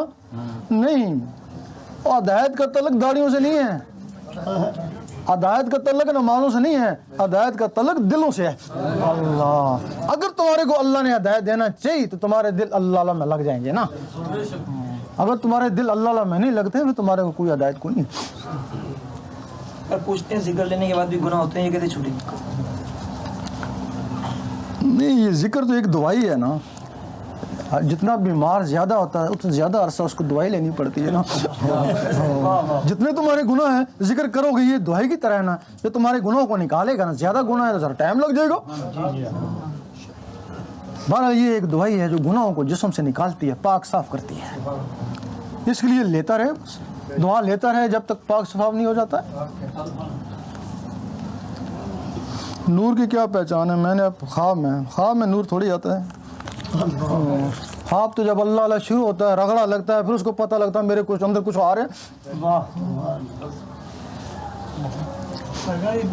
بسم اللہ ذات جو نقش کرنا ہے وہ یوں محسوس کرنا کہ سامنے ہمارا وجود موجود ہے, اس پر نہیں مطلب اندر سے کئی بزرگوں کے اپنے اپنے طریقے ہوتے ہیں نا. ہمارا طریقہ یہ ہے نا کہ پہلے آنکھوں میں لانا ہے, آنکھوں کے ذریعے دل کے اوپر لے کے جانا, اس کے بعد تصور سے دل کے اوپر لکھتے رہنا جب بھی آپ فارغ ہوں.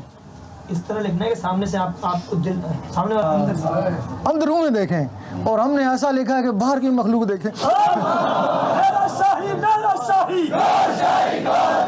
دین نبی کا سچا دائی جن سے ہم نے نعمت پائی وہ بھی صحیح ہے، یہ بھی صحیح ہے. انہوں نے سانس کی مشقوں پر بھی بڑا زور دیا کہ سانس کا یہ ہے نا، انہوں نے مشق زور دیا کہ پہلے سانس کا ذکر کرو، اس کے بعد تم پھر دل کی طرف جاؤ گے. ہم کہتے ہیں جتنا عرصہ تم اس سانس میں گزارو گے، وقت ضائع کرو گے، وہ دل کی طرف ہی آ جاؤ نا. سانس کے ذکر میں یہ ہے کہ اگر آپ کے 24 گھنٹے آپ اللہ سانس سے کرتے رہیں تو 24 گھنٹے میں 24,000 سانس آتے ہیں نا. آپ نے 24 گھنٹے میں 24,000 دفعہ اللہ کیا نا. اگر آپ کے دل کی دھڑکن اللہ میں لگ جائے تو یہ تو 24 گھنٹے میں 1.25 لاکھ سے بھی بڑھ جاتی ہے. بتاؤ وہ بہتر ہے یہ بہتر ہے. اور دوسرا سانس کو اللہ نہیں دیکھتا نا، وہ تو دل کو دیکھتا ہے نا اللہ. اور دوسرا سانس خون میں نہیں جا سکتی، ہوا خون میں کیسے جائے، بیماری بن جائے نا. تو وہ دل سے جب دھڑکن کے ساتھ اللہ ملے گا تو وہ خون میں جائے گا نا، پھر نسوں میں جائے گا، تمہارے مساموں میں جائے گا، تو تمہاری روح تک پہنچے گا. وہ بھی صحیح ہے. سلطان صاحب نے ایک جگہ لکھا اب سے دم اور یہ سانس کا ذکر بہت اچھی چیز ہے. اسی کتاب میں آگے جا کے لکھا تھا یہ بیکار ہے. لوگ اعتراض کرتے ہیں 2 باتیں کیوں لکھی.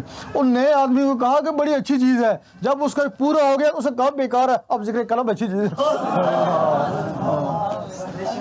کون سی کتاب؟ نور الہدا. تو سانس کا ذکر تمہارے اختیار میں ہے، یہ عمل میں ہے، عطا نہیں ہے. ابھی بچے کو بولو کر لے گا نا، ہاں یہ تمہارے عمل میں. یہ جو عمل میں اللہ تعالیٰ فرماتا ہے میں عملوں کو دیکھتے ہی نہیں ہوں نہ شکلوں کو دیکھتا ہوں. یہ جو قلب کا ذکر ہے یہ تمہارے اختیار میں نہیں ہے، یہ عطا ہے. اللہ عطا کرے گا تب تمہارا قلب اللہ کرے گا نا. بے شک ٹرائی کر کے دیکھیں آپ، یہ کبھی بھی اللہ نہیں کرے گا، دھڑکنیں اللہ قبول ہی نہیں کرے گی جب تک وہ نہیں چاہے گا. تب جس کام کے ساتھ اس نے چاہ لیا تو پھر علامہ اقبال نے بھی فرمایا تو بھی تو ہار جائے گی. اب وہ بھی ساتھ ہو گیا نا.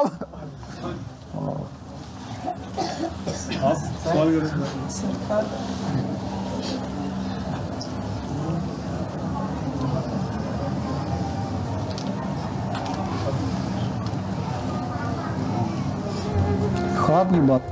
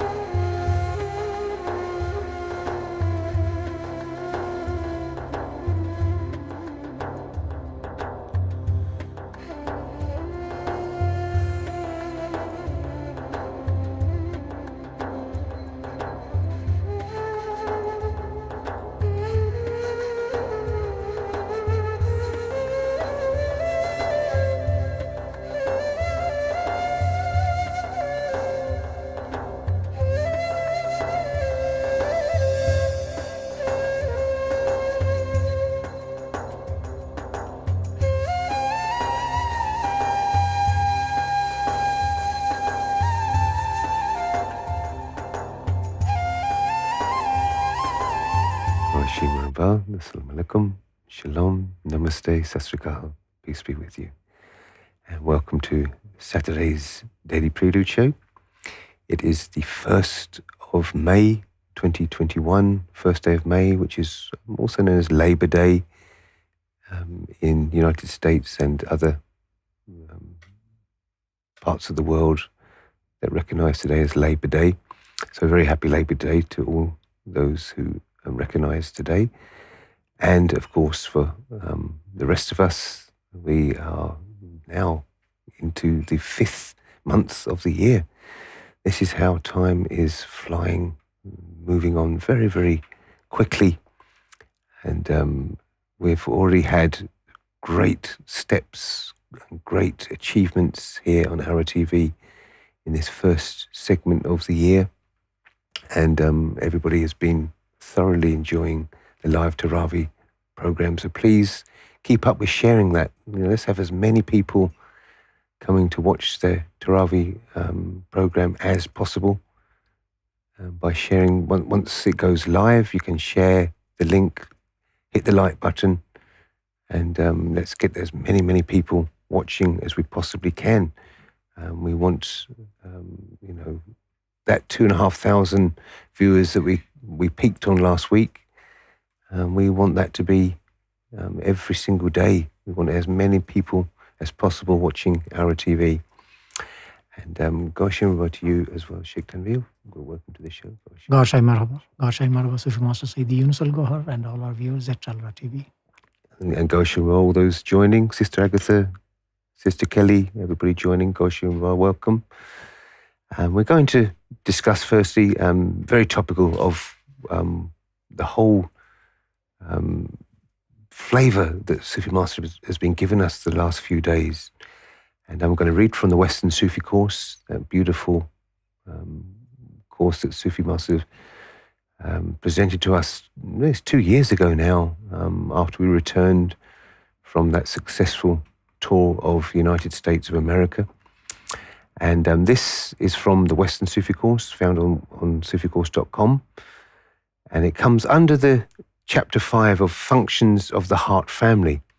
Now, this is about the religion of the souls. This is very, very important for us. Do you remember a couple of days ago, that beautiful, actually it was over a 2-day period, just knowing what the nature of the soul is the of paramount importance for us to understand not only ourselves, but our fellow human beings. That, it's not always in our hands what our nature is or what our destiny is.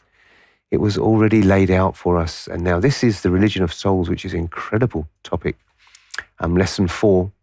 And in brackets, it says love. The religion of the souls, in brackets, love. You are a compound creature. You have a body and you have a soul. The body is different in nature as compared to the soul. Why do you think the soul will embrace the religion of your body? It's completely different. Therefore, every human being is supposed to have 2 different types of religion, one of the body and one of the soul. So this is really expanding and a continuation of what we've been talking about.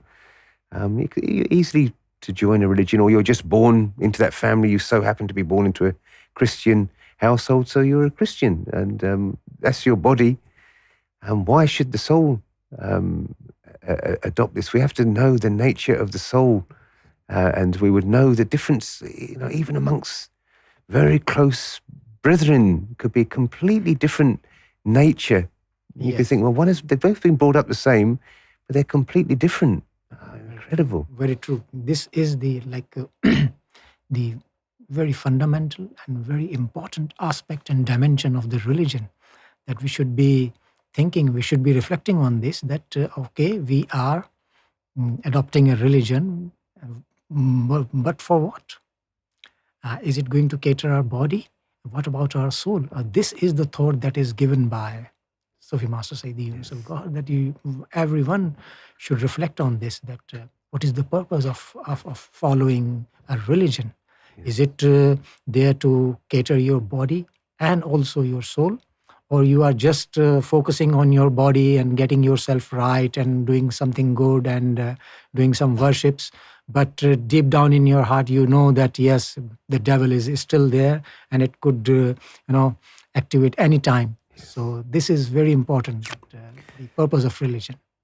So we were supposed to have 2 different types of religions. One type is for the body and one is for the soul. So the body is, it's very simple, isn't it?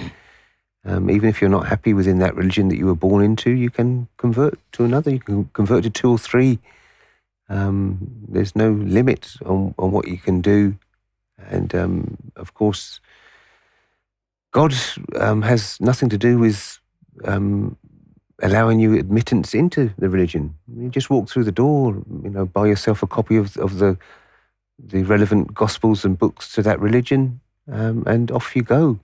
If you don't need admission from God, but when it comes to the religion of the soul, when it comes to the spiritual heart, that is when permission is needed by God, and that is when God is aware that there is a worship going on. Before that, Very true. God is not particularly aware because it's just coming from the words from our mouth, the heart, which is the place that of God, the place that connects to God, is not being catered to. So the religion of the souls is the same for the entire humanity, because in the primordial times, all the souls were together. They did not differ in nature. There was no religions there. There was no colours, no different languages, no boundaries at all. We were all equal. We were all the same. We were all souls in the primordial times. And the religion of the souls is the same for the entire humanity. Why are the souls the same? Because they were the same before they arrived here in the primordial times. Absolutely. And also the thought is given that the nature of the souls is entirely different from what we perceive with this physical intellect. Yes. With this physical intellect, we have to, minus it, or we will have to less it. We will have to we will have to go beyond this. That with this physical intellect, we cannot understand the nature of soul and the nature of soul's religion and what would be it like in the primordial times. So obviously, it is the soul that is going to give you this consciousness. Yes. Yeah. So it is the religion of the body that differs. Souls, all of the souls came from the same place. They don't differ at all in that respect. But in the religion of the bodies, that's what differs. There we have Hindus and Christians, Muslims, Jews.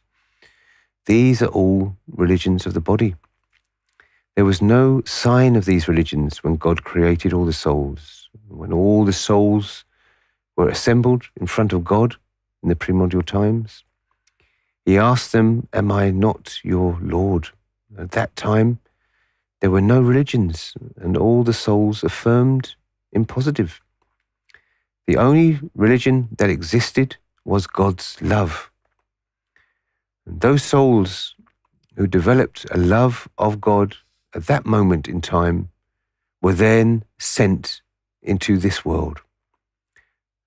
And this is where it differs, doesn't it? So those souls who developed a love of God at the moment in time, they were sent into this world, and some of them would be in the Hindu religion. Some would be born of a family that followed Judaism, some Christianity, some Muslim families.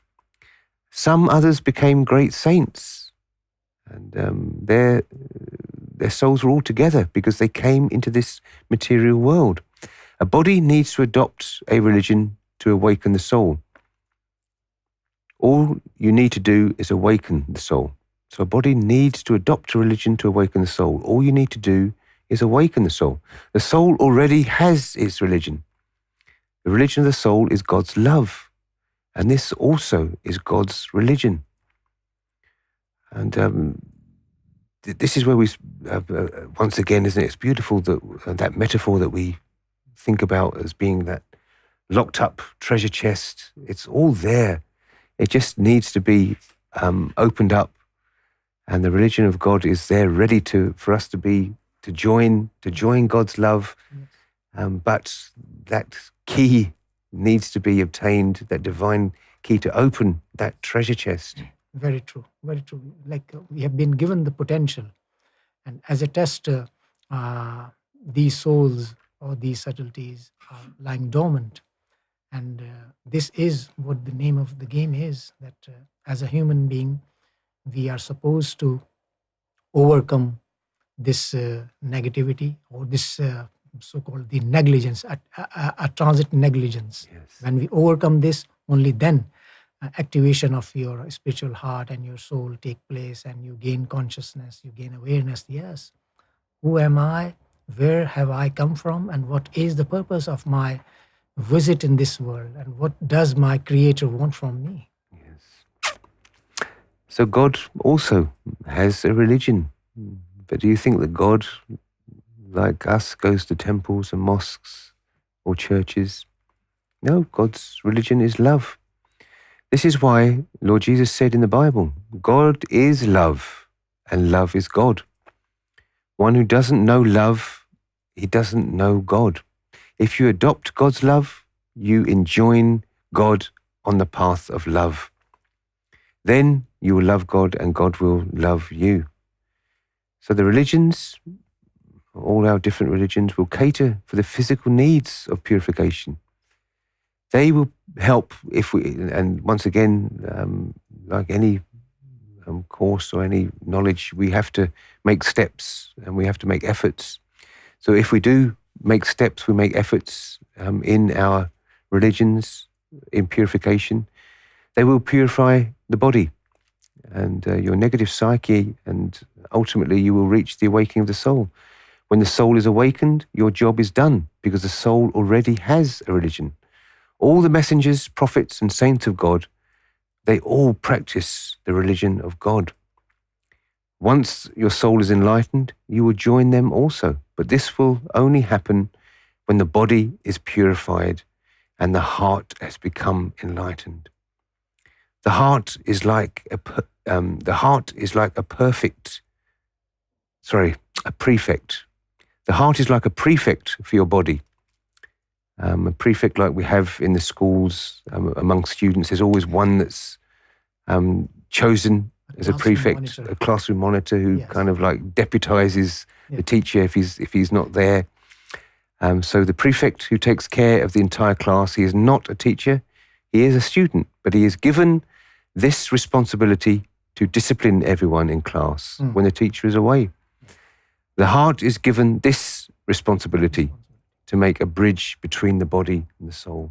Beautiful. Like, this is the true description. This is the true explanation of what a human chest has already got, and how are you going to, discover this hidden treasure that God has placed in every single human individual. Yes.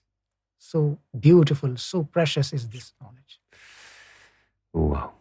So this is the religion of God, and according to His Divine Eminence Gohar Shahi, whether through Hinduism, Islam, Christianity or any other religion, if one manages to purify his body, the negative psyche, and manages to enlighten his soul, His Divine Eminence says, I am not a Muslim anymore. I'm not a Hindu anymore. I'm not a Christian anymore. I am a servant of God. My religion is God's love, and the entire humanity is my nation. So this is when the pride starts to disappear, doesn't it? It starts to very, very subtly disappear from us. Our pride in our nations, our colour of our skin. We're proud of what country we come from, what country we were born into without any efforts of our own, but we're very proud of this. That proudy behaviour starts to diminish, and you no longer say and proudly say that I am a Christian, I am this, I am that, You proudly say that you are a servant of God, and your religion is God's love, and the entire humanity is my nation. Yes. And you start to recognize all of creation and nation as one. Unity, this is pure unity. Very true, very true. This is the consciousness, this is the awareness that Sufi Master Sayyidi Younus AlGohar has been raising among human beings, that you need to take pride in your connection with your Lord, yes, through the practice of your faith. But if the practice of your faith is not being instrumental or not being conducive in establishing your connection to your Lord, then it's going to be futile, and you will end up being an arrogant person. Yes. Rather, you should be, establishing your connection with your God, and only then you realize that yes, God is for the whole universe and entire creation. You have a relation, you develop a relation because you are related to the Creator. Yes. But this is the main problem, that in the absence of this relation, this connection, we end up being very devilish, though we are practicing a very good religion. So, but why this practice of religion is not making any difference? Because the basic element, the fundamental element is missing. That is with connection with Lord. Oh, yes. And so we need to understand the fact that God naturally loves all, whether we are a Hindu, a Sikh, a Muslim today. This is the temporary identity. This is not the permanent identity. Your permanent identity is that you are God's creation. Once the souls are enlightened, then we do not see any difference. So this is the true substance and the true methodology that we can obtain unity, that we can attain peace within all nations, all religions, through the enlightenment. And the enlightenment only when we realize that we are not worthy to be proud of anything apart from being a servant of God and being recognized as a creation of God. So in the eyes of a Sufi, the entire creation of God is equal because God loves all. He adopts this divine paradigm and also has this natural, exuberant impulse. I must love all because this is what God does. And as a true servant of God, I must do as God does. God loves all, I must love all. So that is real change of impulse for us, isn't it? This is the conversion of character. That's the impulse. I must love all. God loves all. Therefore, I must love all. I'm a servant of God. And that is when you start just to see the good in people. You don't judge. You're not judgmental of people. And this is what we see practiced by Sufi Master on a day-to-day basis. The Sufi Master loves all, regardless of who comes, where they come from. And obviously, Sufi Master can see right to the core, their inside and out, what their intentions are. But still, they are welcomed. And this is true Sufism. If you have hatred for anybody, think twice before we call ourselves a Sufi. A Sufi cannot hate anybody. It's impossible.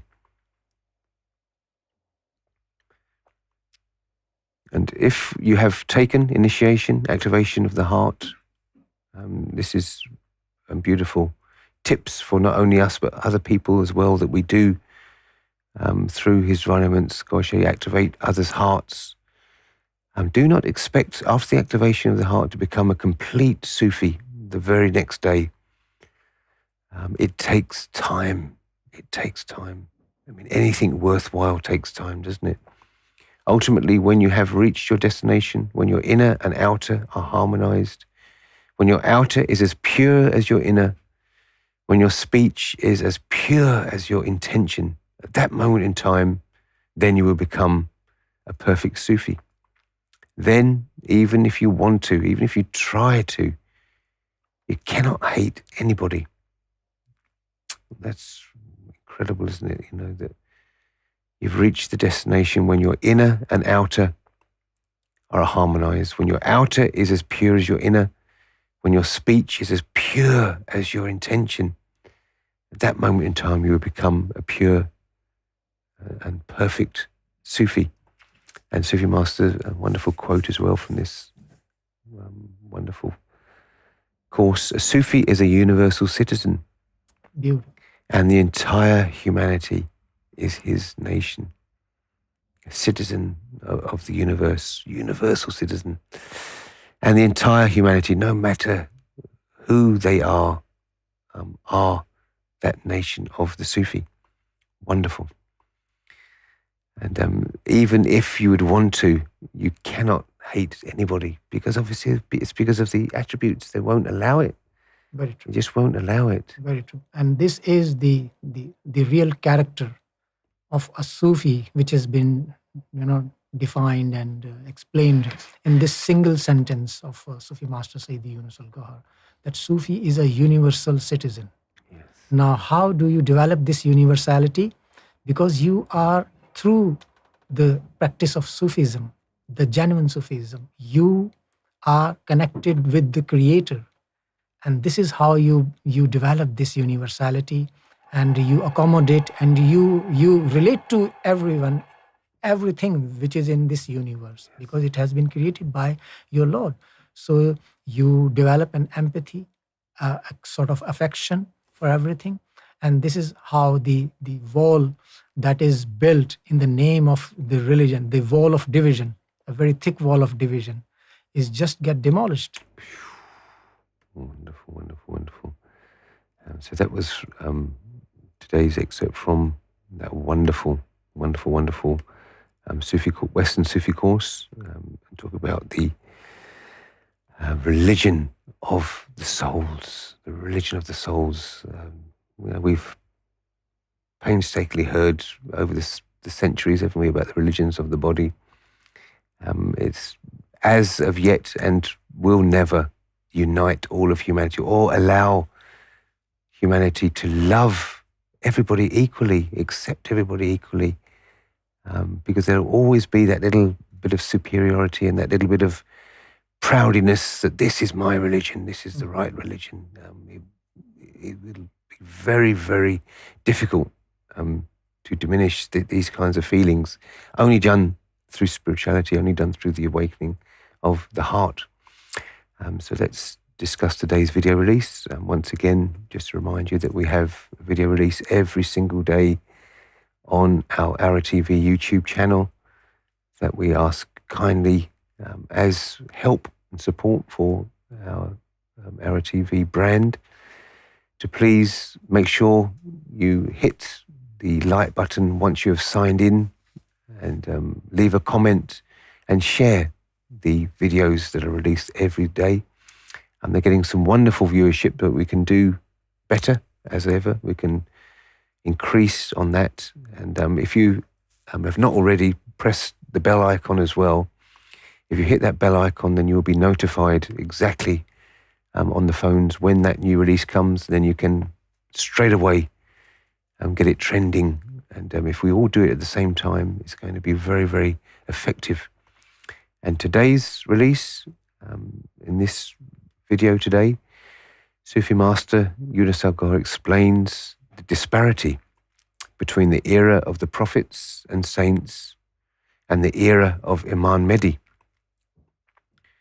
And arduous worship was imperative in the era of the prophets. God's blessings and mercy replaced extensive worship in the era of the saints. What unprecedented knowledge is Imam Mahdi going to bring about, which will be even greater than both? And we found out in that video. Right. What will the Imam Mahdi bring that will make it even greater than both of these? Yes, Sufi Master Sayyidi Younus AlGohar explains beautifully, carries out the synopsis of the whole length of time. And Sufi Master explains in a very concise yet very comprehensive manner. Sufi Master divides the whole length of time in three parts. So the one part being that is in which God sent down prophets and messengers and grand messengers.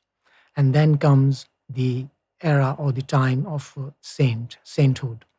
And then towards the twilight of this universe, twilight of this world, comes the end times and the times of Imam Mahdi, the Messiah, the Kalki Avatar. So what is the difference in these times? So Sufi Master explains beautifully that in the times of prophets, although, because we know prophets were here to establish religion, and religion were established as an institution to teach humanity, to teach mankind the discipline that God has prescribed for them, so that they become obedient and they end up pleasing their Lord and they earn the fortune or the rewards that God has kept for them in return of that obedience. So this was taught by prophets through the establishment of that particular religion.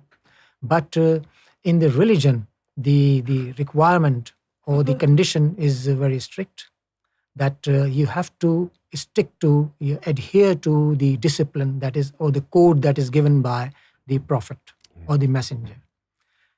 Obviously, it would include the whole set of how to have your relations, how to have your society, your home, your society, your family, and also the set of worships, and also do's and don'ts were there.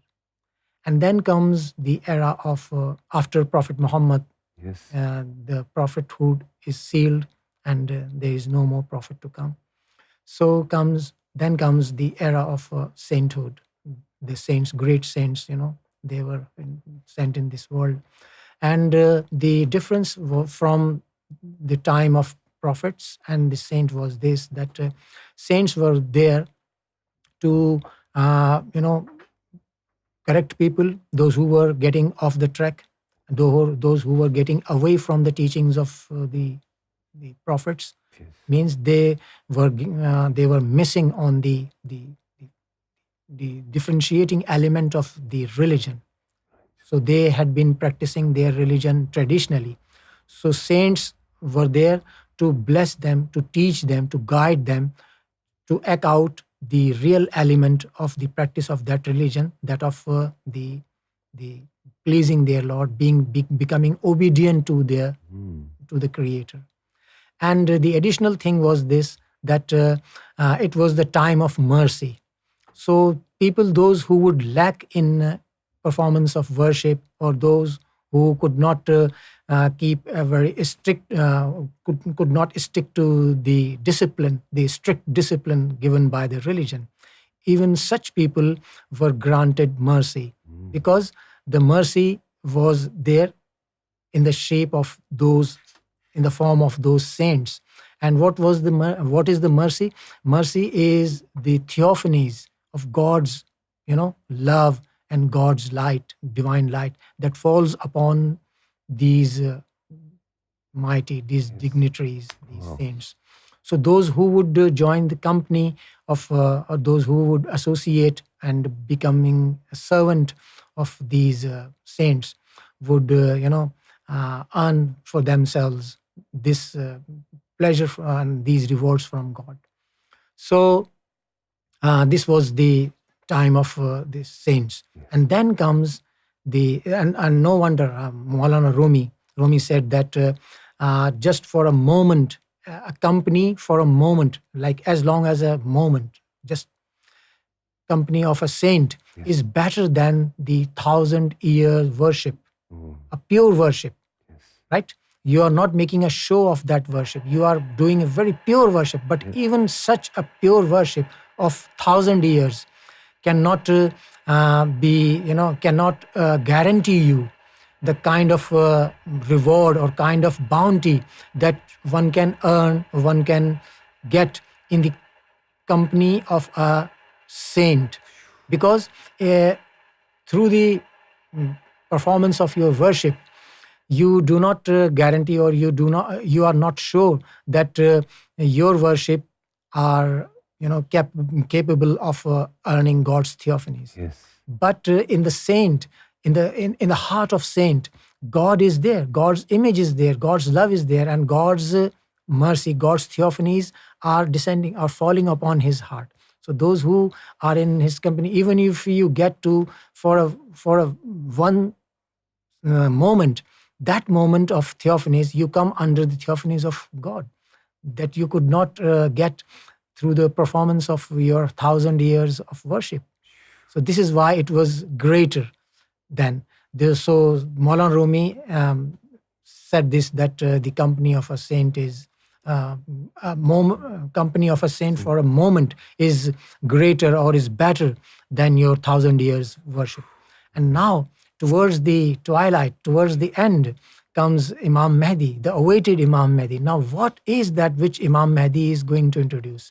Religions are there, prophetic traditions, teachings, practices are there, then saints are there, and their blessings are there. Now what is Imam Mahdi is going to bring? This is what Sufi Master Sayyidi Younus AlGohar has been explaining to us, especially during the last week in his daily discourse and daily sermon, that Imam Mahdi is going to introduce you the rapturous love, ishq, the rapturous love of God, agape love, agape, right? Yes. And in a way that is just unprecedented, because you are not supposed to, no matter you are following a religion or you do not, You are a regular worshipper, you are a very staunch worshipper, or you are not. You are sinner, no problem. As long as one wishes for him or herself agape love of God, Imam Mahdi is here. So this is the bounty of her. And again, day before yesterday, Sufi Master explained that Imam Mahdi is going to give you the keys to the unseen, which God has only mentioned in Quran, that he has the keys. Yes. And how is he? And he has, God has explained it and given a hint in Quran that God has the keys to the unseen. Yes. So why is he mentioning here? Because he wants to share it, and he is going to share it through the courtesy of Imam Mahdi Sarkar Riyaz Gohar Shahi. Wow. And keys to the unseen, agape love. So Sufi Master explained that the least one can get from Imam Mahdi Sarkar Riyaz Gohar Shahi is the agape love.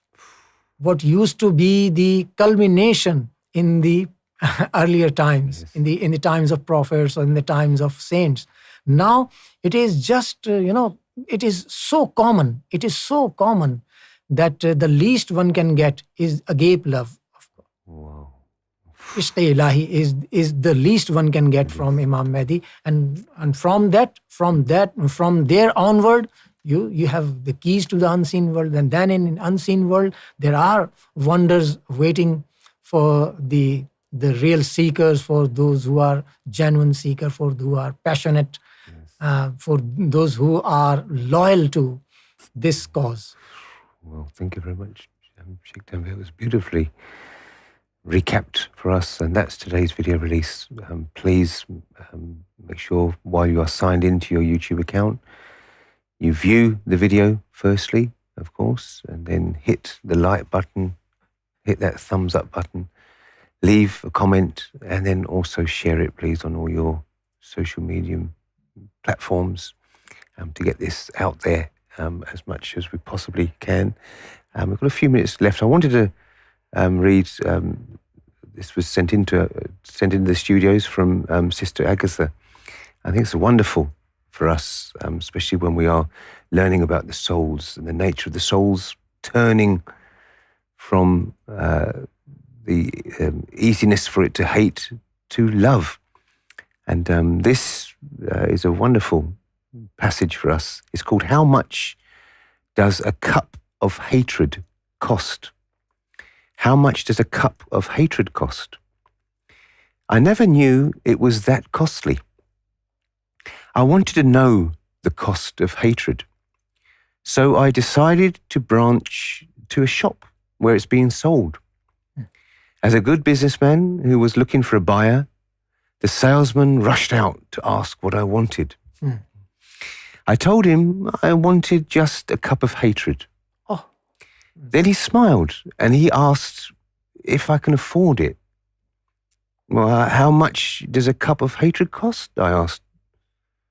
He took in a deep breath and then he started.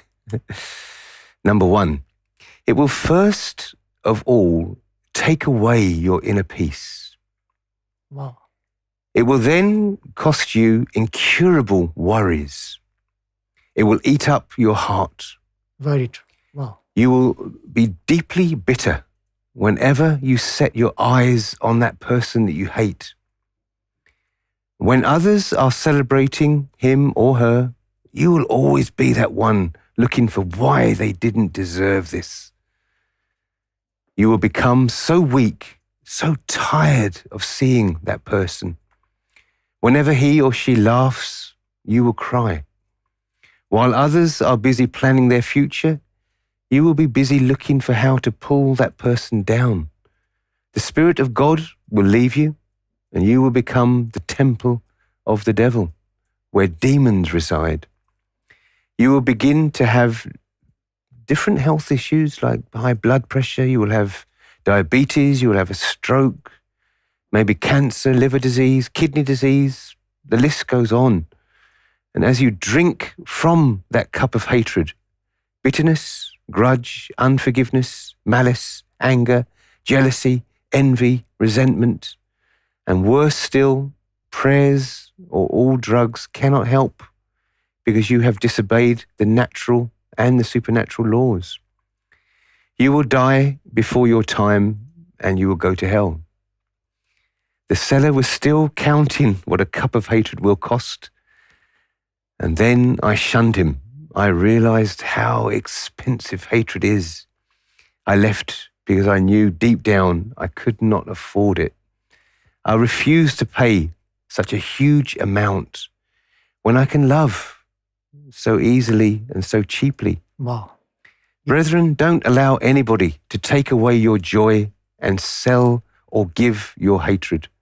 Avoid gossip, bitterness, anger, because a lot of times it is what you hear about somebody that breeds that hatred.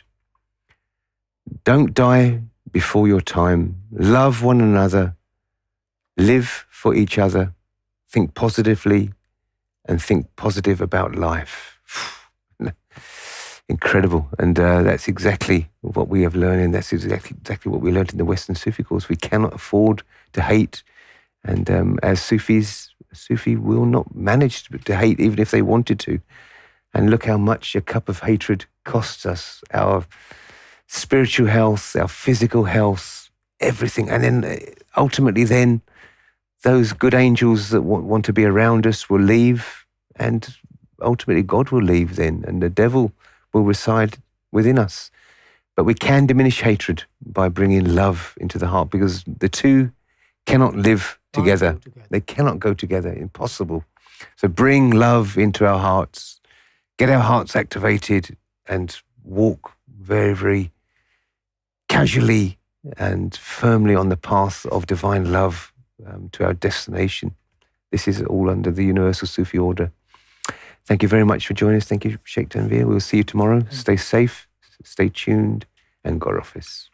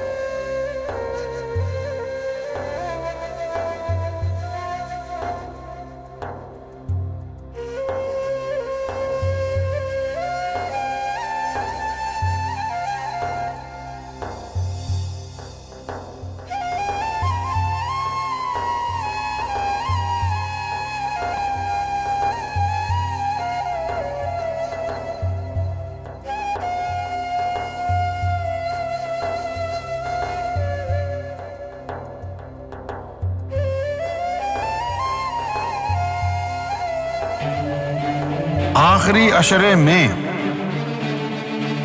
मैं आज आपसे वादा कर रहा हूं,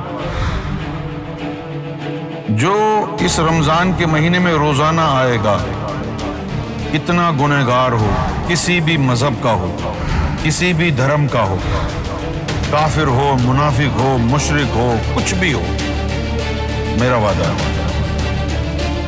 उस मकाम पर आखिरी अशरे में लेके जाएंगे। वो मजलिस जिस मजलिस में ले जाने का रहबर और रहनुमा को भी मजा है,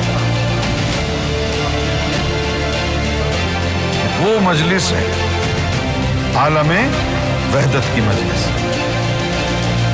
जहां पर हकीकत मोहम्मदी है, जहां पर मकाम महमूद है। وہ مقام جہاں کھڑے ہو کے دیدار الہی ہوتا ہے. گیا وہ دور ساقی کہ چھپ کے پیتے تھے پینے والے. بنے گا سارا جہاں میں خانہ ہر ایک بادہ خار ہو.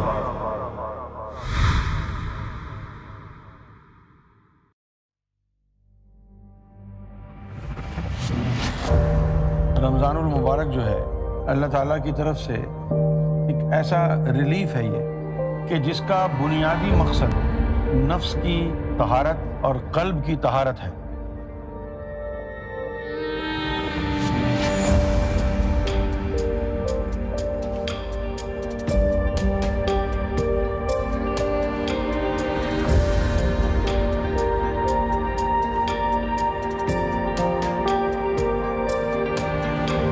پانچوں وقت مسجد کی دوڑ لگائے ہوئے, وہ 30-40 سال ہو گئے, بوڑھے ہو گئے, وہ پوچھے اللہ ملا تو اس کا تو نام و نشان نہیں کوئی.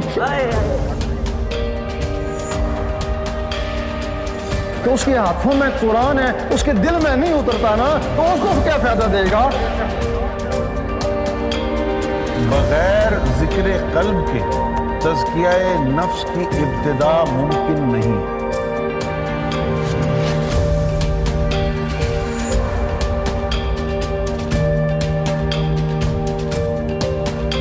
ہم تم کو ذکر قلب دیتے ہیں, اگر تمہارے اندر اللہ نے شروع ہوگی تو اللہ کو حکم ہی کرنا. کامیاب وہ ہوگا جس نے اپنے نفس کا تزکیہ کر دیا.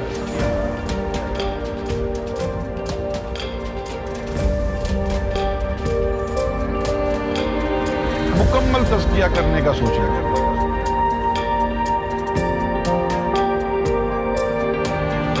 پھر تم سوتے رہے اور وہ اللہ اللہ کرتی رہی ہیں.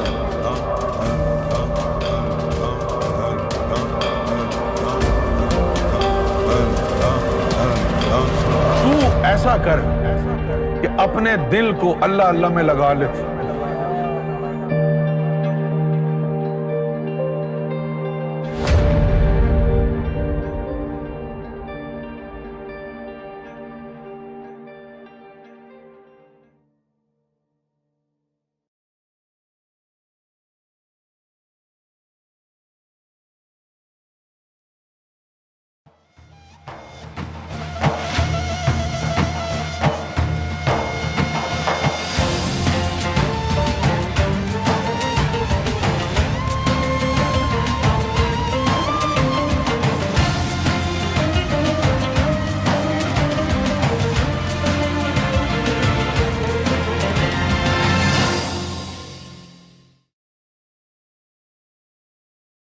اس رمضان میں کیا ہوگا کہ یہ تراویح جو ہے اس کو اس تراویح سے باطنی طور پر منسلک کیا جا رہا ہے جو حضور کی نیابت میں مسجد نبوی میں باطن میں ہوتی ہے. جب مسجد نبوی میں ایک نماز پڑھنے کا ثواب 50,000 ہے تو حضور کے پیچھے نماز پڑھنے کا ثواب کتنا ہوگا آپ اندازہ بھی نہیں لگا سکتے. تو اس تراویح کو اس مجلس محمد صلی اللہ علیہ وسلم سے منسلک کیا جائے گا انشاءاللہ, کہ جہاں پر حضور صلی اللہ علیہ وآلہ وسلم تراویح پڑھاتے ہیں. اور اس کا ثبوت یہ ہوگا جب تک آپ تراویح پڑھتے رہیں گے یہاں پر اور حضور صلی اللہ علیہ وسلم کی محفل سے منسلک ہوگی تو آپ کو محسوسات ہوتے رہیں گے کہ یہاں نہیں وہاں ہو رہی ہے تراویح. یہ آپ کو محسوس ہوگا. آزمائش شرط ہے.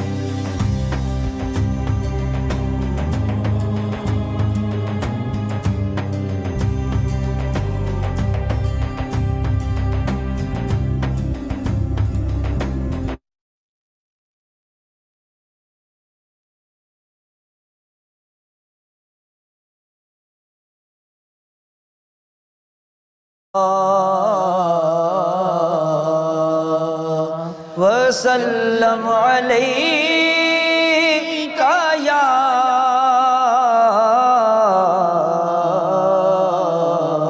حبیب اللہ مولاي صلی وسلم دائما ابدا على حبیبک خیر الخلق كلهم مولاي صلی وسلم دائما ابدا على حبیبک خیر الخلق كلهم هو الحبيب الذي ترجى شفاعته والحبيب الذي ترجى شفاعته لكل حول من الأحوال مقتحم مولاي صل وسلم دائما أبدا على حبيبك خير الخلق كلهم محمد سيد الكونين والثقلين محمد صلى الله عليه وسلم سيد الكونين والثقلين والفريقين من عرب ومن عجم مولاي صل وسلم دائما ابدا على حبيبك خير الخلق كلهم. پہلی رکعت میں سجدہ ہوگا، اس کا خیال رکھیے گا. اللہ اکبر.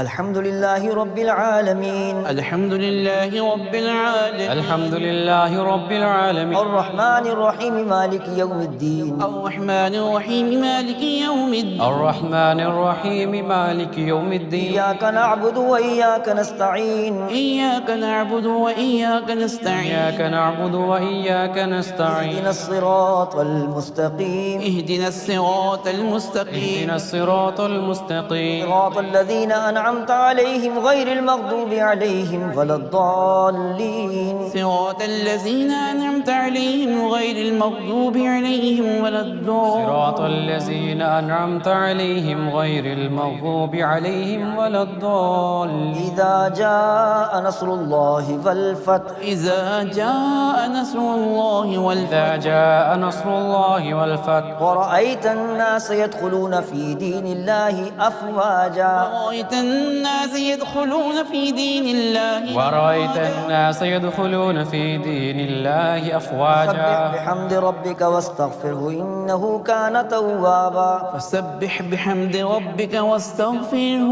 إنه كان فسبح بحمد ربك واستغفره إنه كان توابا. يا أيها الذين آمنوا اركعوا واسجدوا واعبدوا ربكم. يا أيها الذين آمنوا اركعوا واسجدوا واعبدوا ربكم. يا أيها الذين آمنوا اركعوا واسجدوا واعبدوا ربكم. وافعلوا الخير لعلكم تفلحون. وافعلوا الخير لعلكم تفلحون. وافعلوا الخير لعلكم تفلحون. الله أكبر. الله أكبر.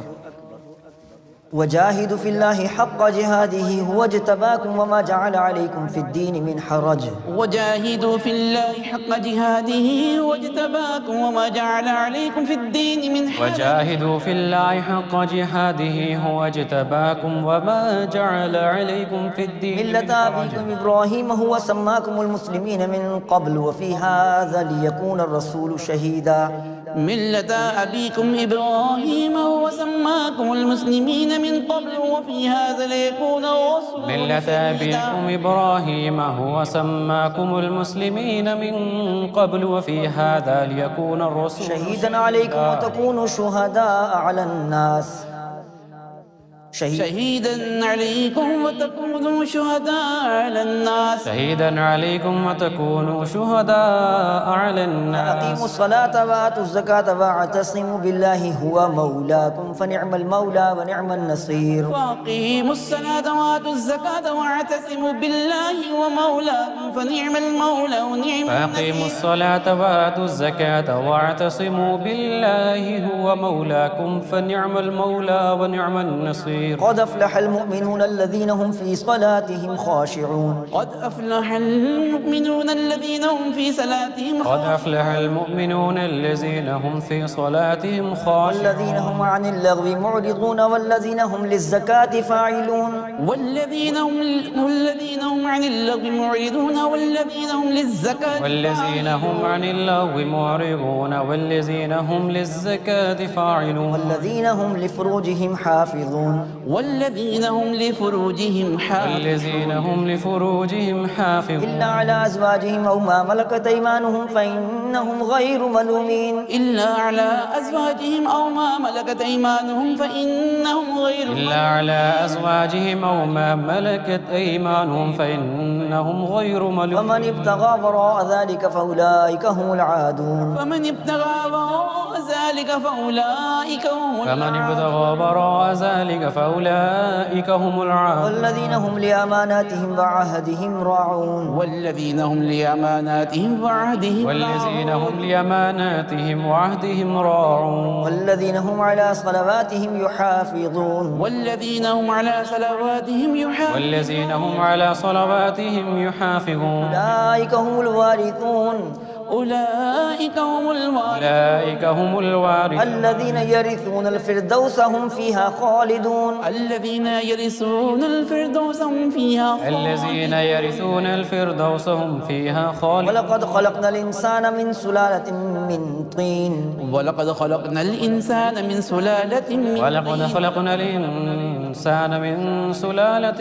ثم جعلناه نطفة في قرار مكين.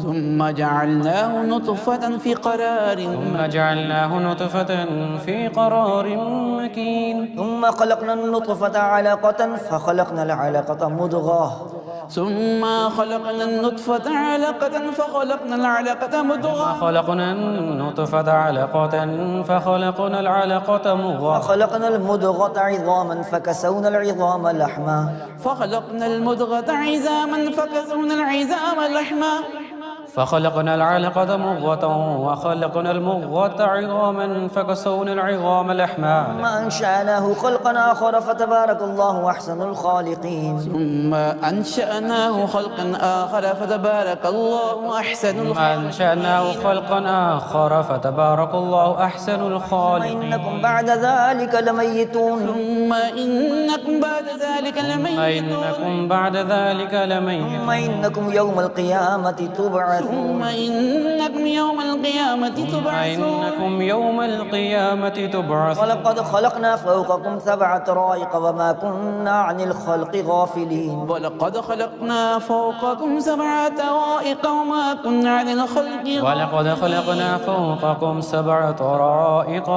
كنا عن الخلق غافلين. وأنزلنا من السماء ماء بقدر فأسكناه في الأرض. وأنزلنا من السماء ماء بقدر فاسكناه. وإنا على ذهاب به لقادرون.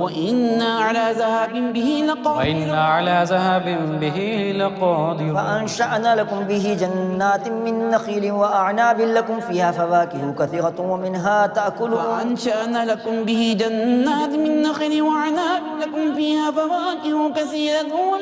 فأنشأنا لكم به جنات من نخيل وأعناب لكم فيها فواكه كثيرة ومنها وشجرة تخرج من طور سيناء تنبت بالدهن والصبغ للآكلين وشجرة تخرج من طور سيناء تنبت بالدهن وصبغ للآكلين وشجرة تخرج من طور سيناء تنبت بالدهن وصبغ للآكلين وإن لكم في الأنعام لعبرة وإن لكم في الأنعام لعبرة نسقيكم مما في بطونها ولكم فيها منافع كثيرة ومنها تأكلون نسقيكم مما في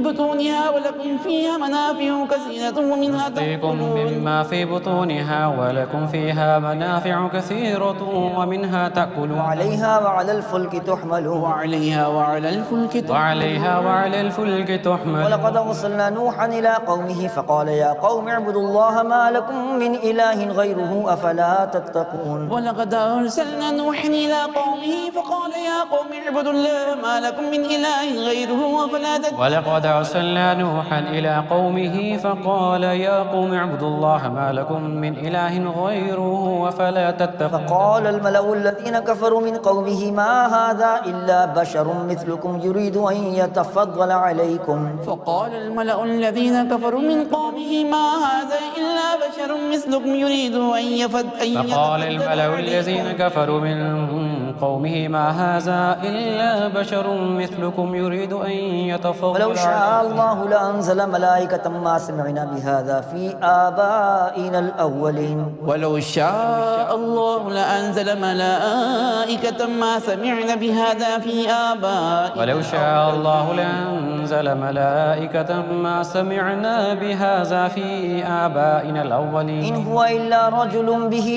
جنة فتربصوا به حتى حين إن هو إلا رجل به جنة فتربصوا به حتى إن هو إلا رجل به جنة فتربصوا به حتى قال رب انصرني بما كذبون قال رب انصرني بما كذبون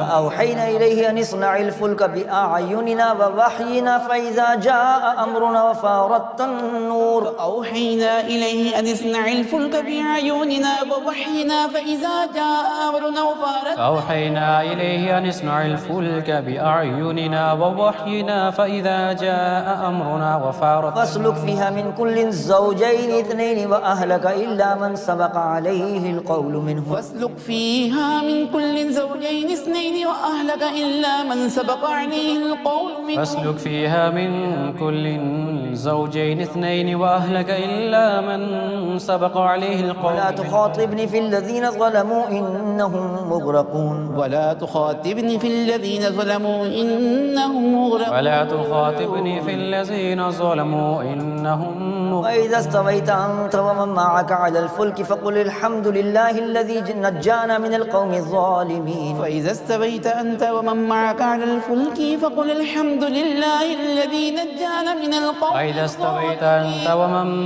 معك على الفلك فقل الحمد لله الذي نجانا من القوم وقل رب أنزلني منزلا مباركا وأنت خير المنزلين وقل رب أنزلني منزلا مباركا وأنت خير إن في ذلك لآيات وإن كنا لمبتلين إن في ذلك لآيات وإن كنا لمبتلين ثم أنشأنا من بعدهم قرنا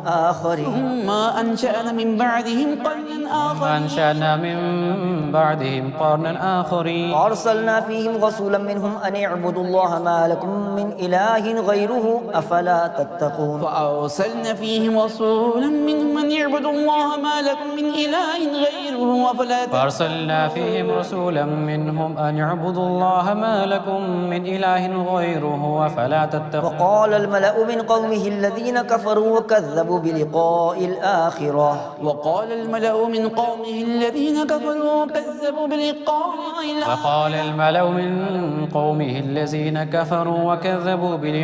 وأترفناهم في الحياة الدنيا ما هذا إلا بشر مثلكم وأترفناهم في الحياة الدنيا ما هذا إلا بشر وأترفناهم في الحياة الدنيا ما هذا إلا بشر يأكل مما تأكلون منه ويشرب مما تشربون. يأكل مما تأكلون منه ويشرب مما تأكلون منه ويشرب مما تشربون. ولئن أطعتم بشرا مثلكم إنكم إذا لخاسرون. ولئن أطعتم بشرا مثلكم إنكم إذا لخاسرون. ولئن أطعتم بشرا مثلكم إنكم إذا لخاسرون. الله أكبر. سمع الله لمن حمده. الله أكبر. الله أكبر. الله أكبر. الله أكبر. الحمد لله رب العالمين. الحمد لله رب العالمين. الحمد لله رب العالمين. الرحمن الرحيم مالك يوم الدين. الرحمن الرحيم مالك يوم الدين. الرحمن الرحيم مالك يوم الدين. إياك نعبد وإياك نستعين. إياك نعبد وإياك نستعين. إياك نعبد وإياك نستعين. اهدنا الصراط المستقيم. اهدنا الصراط المستقيم. اهدنا الصراط المستقيم. صراط الذين أنعمت عليهم غير المغضوب عليهم ولا الضالين. صراط الذين أنعمت عليهم غير المغضوب عليهم ولا الضالين. صراط الذين أنعمت عليهم غير المغضوب عليهم ولا الضالين. إذا جاء نصر الله والفتح. إذا جاء نصر الله والفتح. إذا جاء نصر الله والفتح. ورأيت الناس يدخلون في دين الله أفواجا. ورأيت الناس يدخلون في دين الله. ورأيت الناس يدخلون في دين الله أفواجا. فسبح بحمد ربك واستغفره إنه كان توابا. فسبح بحمد ربك واستغفره إنه كان توابا. أيعدكم أنكم إذا متم وكنتم ترابا وعظاما أنكم مخرجون. أيعدكم أنكم إذا متم وكنتم ترابا وعظاما أنكم مخرجون. هيهات هيهات لما توعدون. هيهات هيهات لما توعدون. هيهات هيهات لما توعدون. إن هي إلا حياتنا الدنيا نموت ونحيا وما نحن بمبعوثين. إن هي إلا حياتنا الدنيا نموت ونحيا وما نحن إن هو إلا رجل افترى على الله كذبا وما نحن له بمؤمنين. إن هو إلا رجل افترى على الله كذبا وما نحن له بمؤمنين. إن هو إلا رجل افترى على الله كذبا وما نحن له بمؤمنين. قال رب انصرني بما كذبون. قال عما قليل ليصبحن نادمين.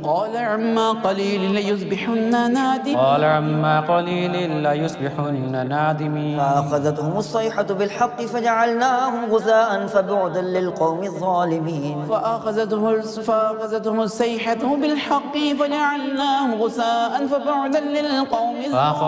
الصيحة بالحق فجعلناهم غثاء فبعدا للقوم الظالمين. ثم أنشأنا من بعدهم قرونا آخرين.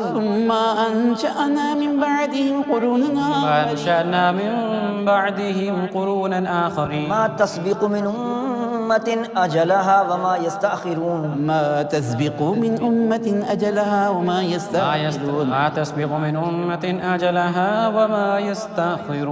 ثم أرسلنا رسلنا تترى كلما جاء أمة رسولها كذبوه.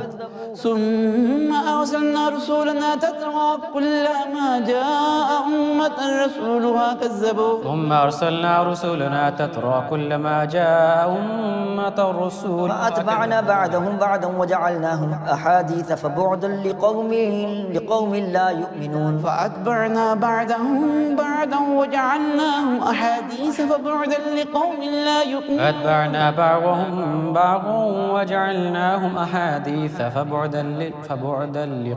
يؤمنون.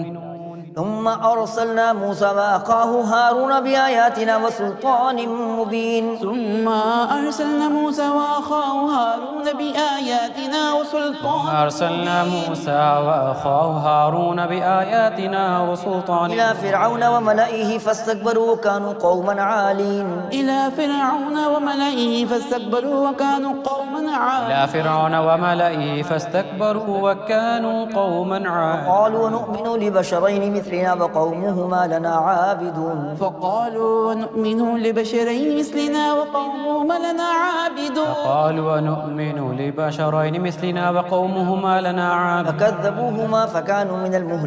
فكذبوهما فكانوا من المهلكين ولقد آتينا موسى الكتاب لعلهم يهتدون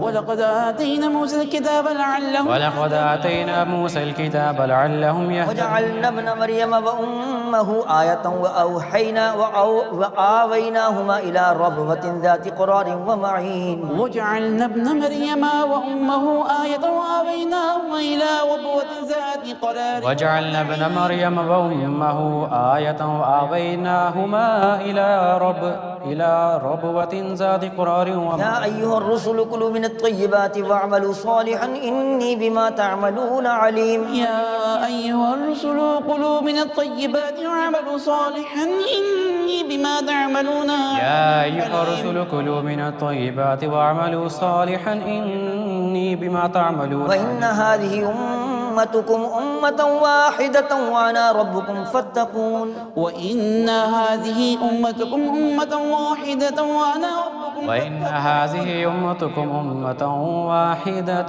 ربكم فاتقون فتقطعوا أمرهم بينهم زبرا كل حزب بما لديهم فرحون كل حزب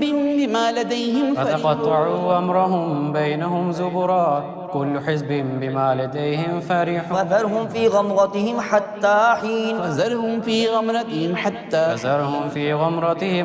أيحسبون أن ما نمدهم به من مال وبنين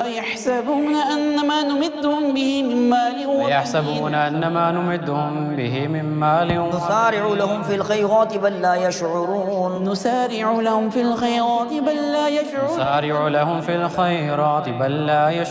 إن الذين هم من خشية ربهم مشفقون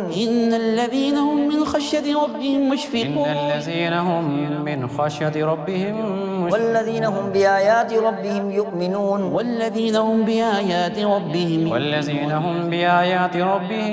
والذين هم بربهم لا يشركون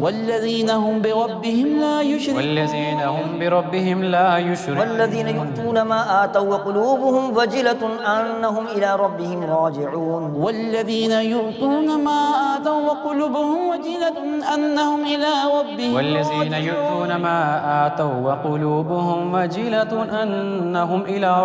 أولئك يسارعون في الخيرات وهم لها سابقون ولا نكلف نفسا إلا وسعها ولدينا كتاب ينطق بالحق وهم لا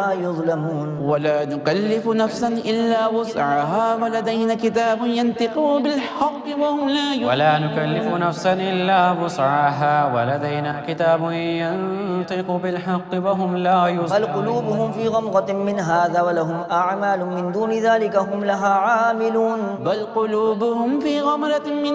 ولهم أعمال من دون ذلك هم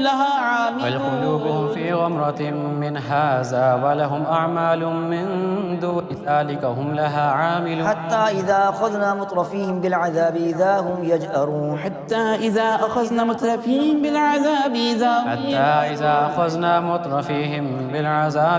هم يجأرون لا تجروا اليوم إنكم منا لا تنصرون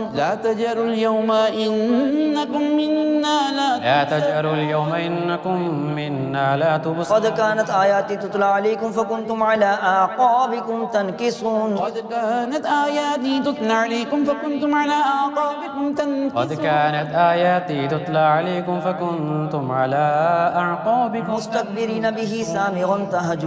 مستكبرين به سامرا تهجرون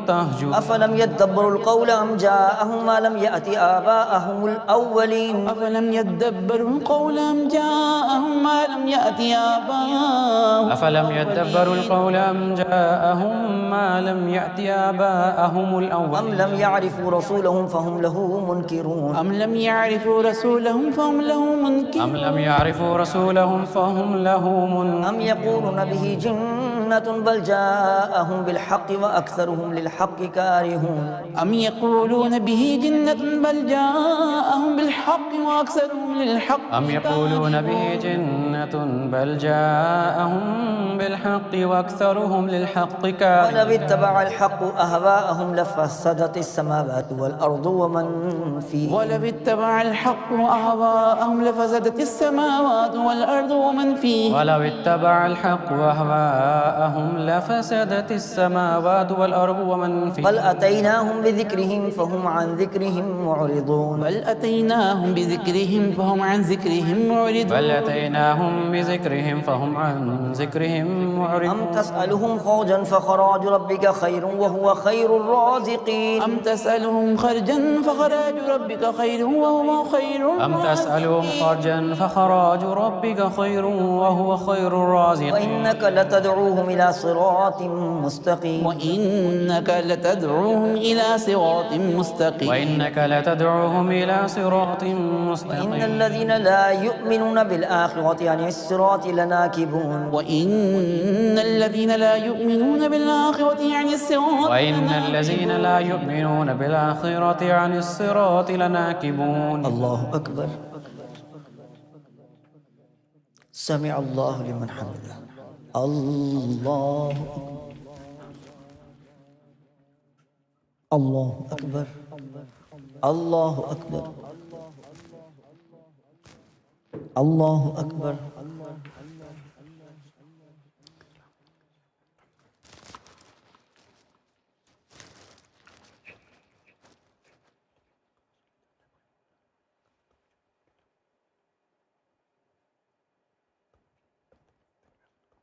السلام عليكم ورحمة الله السلام عليكم ورحمة الله فين खोल लेंगे प्लीज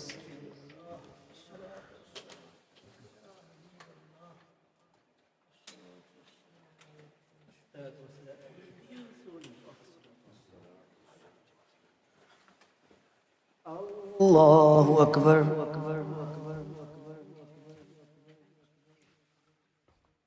الحمد لله رب العالمين الحمد لله رب العالمين الحمد لله رب العالمين الرحمن الرحيم مالك يوم الدين الرحمن الرحيم مالك يوم الدين الرحمن الرحيم مالك يوم الدين إياك نعبد وإياك نستعين إياك نعبد وإياك نستعين إياك نعبد وإياك نستعين اهدنا الصراط المستقيم اهدنا الصراط المستقيم اهدنا الصراط المستقيم صراط الذين أنعمت عليهم غير المغضوب عليهم ولا صراط الضالين الذين أنعمت عليهم غير المغضوب عليهم ولا الضالين صراط الذين أنعمت عليهم غير المغضوب عليهم ولا الضالين إذا جاء نصر الله والفتح إذا جاء نصر الله والفتح إذا جاء نصر الله والفتح ورأيت الناس يدخلون في دين الله أفواجا ورأيت الناس يدخلون في دين الله ورأيت الناس يدخلون في دين الله أفواجا فسبح بحمد ربك واستغفره إنه كان توابا فسبح بحمد ربك واستغفره إنه كان فسبح بحمد ربك واستغفره إنه كان توابا ولو رحمناهم وكشفنا ما بهم من ضر للجوا في طغيانهم يعمهون ولو رحمناهم وكشفنا ما بهم من ضر للجوا في طغيانهم ولو رحمناهم وكشفنا ما بهم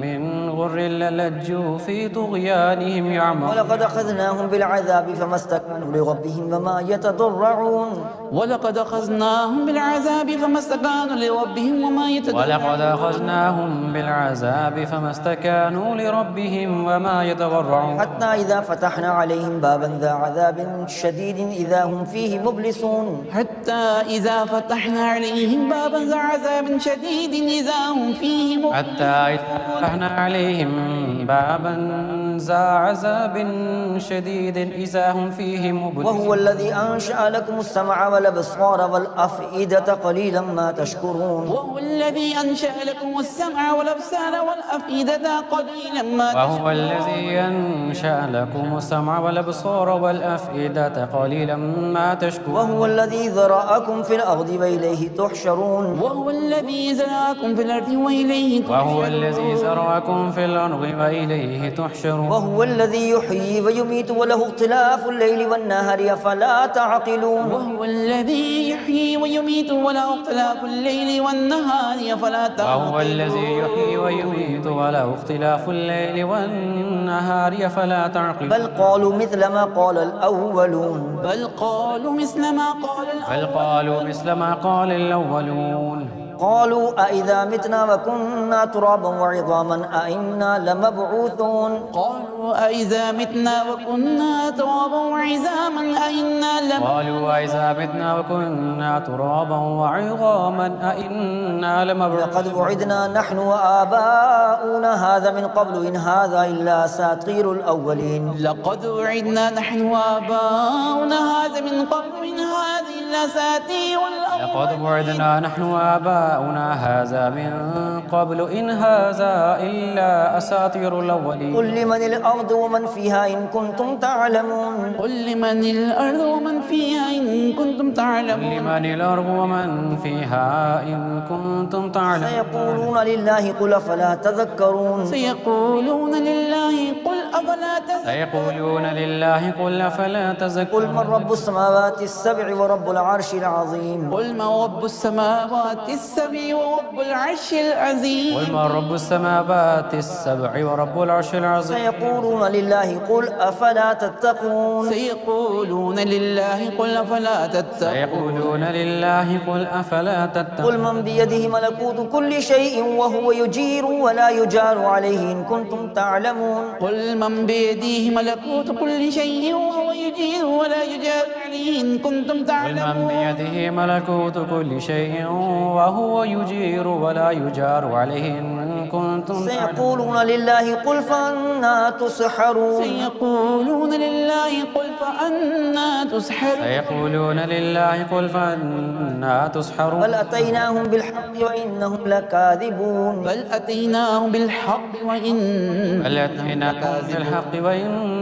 لكاذبون ما اتخذ الله من ولد وما كان معه من إله ما اتخذ الله من ولد وما كان معه من إله ما اتخذ الله من ولد وما كان معه من إله إذا ذهب كل إله بما خلق ولا على بعضهم على بعض سبحان الله عما يصفون إذا لذهب كل إله بما خلق ولا على بعضهم على بعض سبحان الله عما يصفون إذا لذهب كل إله بما خلق ولا على بعضهم على بعض سبحان الله عما عالم الغيب والشهادة فتعالى عما يشركون عالم الغيب والشهادة فتعالى عما يشركون عالم الغيب والشهادة فتعالى عما يشركون قل رب إما تريني ما يوعدون قل رب إما تريني ما يوعدون قل ربي إما تريني ما يوعدون ربي فلا تجعلني في القوم الظالمين ربي فلا تجعلني في القوم الظالمين ربي فلا تجعلني في القوم الظالمين وإنا على أن نريك ما نعيدهم لقادرون وإنا على أن نريك ما نعيدهم لقادرون وإنا على أن نريك ما نعدهم لقادرون ادفع بالتي هي أحسن السيئة نحن أعلم بما يصفون ادفع بالتي هي أحسن السيئة نحن أعلم ادفع بالتي هي أحسن السيئة نحن أعلم بما وقل ربي أعوذ بك من همزات الشياطين وقل ربي أعوذ بك من همزات الشياطين وقل ربي أعوذ بك من همزات الشياطين أعوذ بك ربي أن يحضرون وأعوذ بك ربي أن يحضرون وأعوذ بك ربي أن يحضرون حتى إذا جاء أحدهم الموت قال رب ارجعون حتى إذا جاء أحدهم الموت قال رب حتى إذا جاء أحدهم الموت قال رب ارجعون لعلي أعمل صالحا فيما تركت كلا إنها كلمة هو قائلها لعلي أعمل صالحا فيما تركت كلا إنها كلمة هو قائلها لعلي أعمل صالحا فيما تركت كلا إنها كلمة هو قائلها ومن ورائهم برزخ إلى يوم يبعثون ومن ورائهم برزخ إلى يوم يبعثون ومن ورائهم برزخ إلى يوم يبعثون فإذا نفخ في الصور فلا أنساب بينهم يومئذ ولا يتساءلون فإذا نفخ في الصور فلا أنساب بينهم يومئذ ولا يتساءلون فإذا نفخ في الصور فلا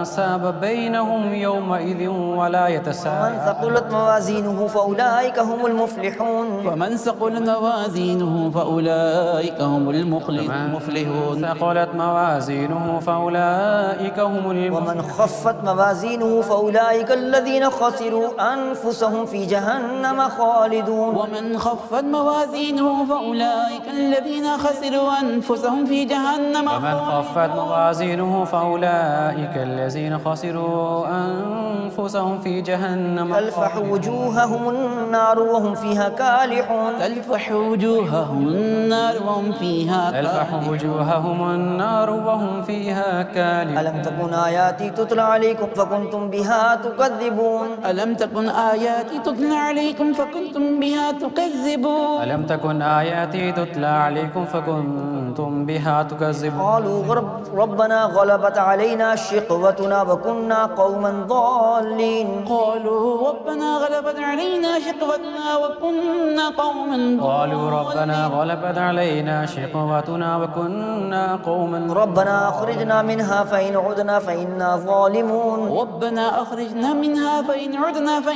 ربنا أخرجنا منها فإن عدنا فإنا الظالمون قال اخسئوا فيها ولا تكلمون قال اخسئوا فيها ولا تكلمون قال اخسئوا فيها ولا تكلمون إنه كان فريق من عبادي يقولون ربنا آمنا فاغفر لنا وارحمنا وأنت خير الراحمين إنه كان فريق من عبادي يقولون ربنا آمنا فاغفر لنا وارحمنا وأنت خير الراحمين إنه كان فريق من عبادي يقولون ربنا آمنا فاغفر لنا وارحمنا وأنت خير الراحمين فاتخذتموهم سخريا حتى أنسوكم ذكري وكنتم منهم تضحكون فاتخذتموهم سخريا حتى أنسوكم ذكري وكنتم منهم تضحكون فاتخذتموهم سخريا حتى أنسوكم ذكري وكنتم منهم تضحكون إني جزيتهم اليوم بما صبروا أنهم هم الفائزون إني جزيتهم اليوم بما صبروا أنهم هم الفائزون إني جزيتهم اليوم بما صبروا أنهم هم الفائزون قال كم لبثتم في الأرض عدد سنين قال كم لبثتم في الأرض عدد سنين قال كم لبثتم في الأرض عدد قالوا لبثنا يوما أو بعد يوم فاسأل العادين قالوا لبثنا يوما أو بعد يوم فاسأل العادين قالوا لبثنا يوما أو بعض يوم فاسأل العادين قال إن لبثتم إلا قليلا لو أنكم كنتم تعلمون قال إن لبثتم إلا قليلا لو أنكم كنتم تعلمون قال إن لبثتم إلا قليلا لو أنكم كنتم أفحسبتم أنما خلقناكم عبثا وأنكم إلينا لا ترجعون أفحسبتم أنما خلقناكم عبثا وأنكم إلينا لا أفحسبتم أنما خلقناكم عبثا وأنكم إلينا لا ترجعون فتعالى الله الملك الحق لا إله إلا هو رب العرش الكريم فتعالى الله الملك الحق لا إله إلا هو رب العرش الكريم فتعالى الله الملك الحق لا إله إلا هو رب العرش الكريم ومن يدع مع الله إلها آخر لا برهان له به فإنما حسابه عند ربه إنه لا يفلح الكافرون ومن يدع مع الله إلها آخر لا برهان له به فإنما حسابه عند ربه إنه لا يفلح ومن يدع مع الله إلها آخر لا برهان له به فإنما حسابه عند ربه إنه لا يفلح الكافرون وقل رب اغفر وارحم وأنت خير الراحمين وقل رب اغفر وارحم وأنت خير الراحمين وقل رب اغفر وارحم وأنت خير الراحمين الله أكبر سمع الله لمن حمده अल्लाहु अकबर अल्लाहु अकबर अल्लाहु अकबर अल्लाहु अकबर अल्हम्दुलिल्लाहि रब्बिल आलमीन अल्हम्दुलिल्लाहि रब्बिल आलमीन अल्हम्दुलिल्लाहि रब्बिल आलमीन अर्रहमानिर रहीम मालिकि यौमिद्दीन अर्रहमानिर रहीम मालिकि यौमिद्दीन अर्रहमानिर रहीम मालिकि यौमिद्दीन इय्याका नअबुदु व इय्याका नस्तईन इय्याका नअबुदु व इय्याका नस्तईन इय्याका नअबुदु व इय्याका नस्तईन इहदिनस सिरातल मुस्तकीम इहदिनस सिरातल मुस्तकीम इहदिनस सिरातल मुस्तकीम सिरातल लज़ीना अनअमत अलैहिम गैरिल मग़दूबि अलैहिम वलद्दाल्लीन صراط الذين أنعمت عليهم غير المغضوب عليهم ولا الضالين صراط الذين أنعمت عليهم غير المغضوب عليهم ولا الضالين إذا جاء نصر الله والفتح إذا جاء نصر الله والفتح إذا جاء نصر الله والفتح ورأيت الناس يدخلون في دين الله أفواجا ورأيت الناس يدخلون في دين الله أفواجا ورأيت الناس يدخلون في دين الله فسبح أفواجا بحمد ربك واستغفره إنه كان توابا فسبح بحمد ربك واستغفره إنه كان فسبح بحمد ربك واستغفره إنه كان توابا سورة أنزلناها وفرضناها وأنزلنا فيها آيات بينات لعلكم تذكرون سورة أنزلناها وفرضناها وأنزلنا فيها آيات بينات لعلكم أنزلناها وفروناها وأنزلنا فيها آيات بينات لعلكم تذكرون الزانية والزاني فاجلدوا كل واحد منهما 100 جلدة الزانية والزاني فاجلدوا كل واحد منهما 100 جلدة الزانية والزاني فاجلدوا كل واحد منهما 100 جلدة ولا تأخذكم بهما رأفة في دين الله إن كنتم تؤمنون بالله واليوم الآخر ولا تأخذكم بما رأفة في دين الله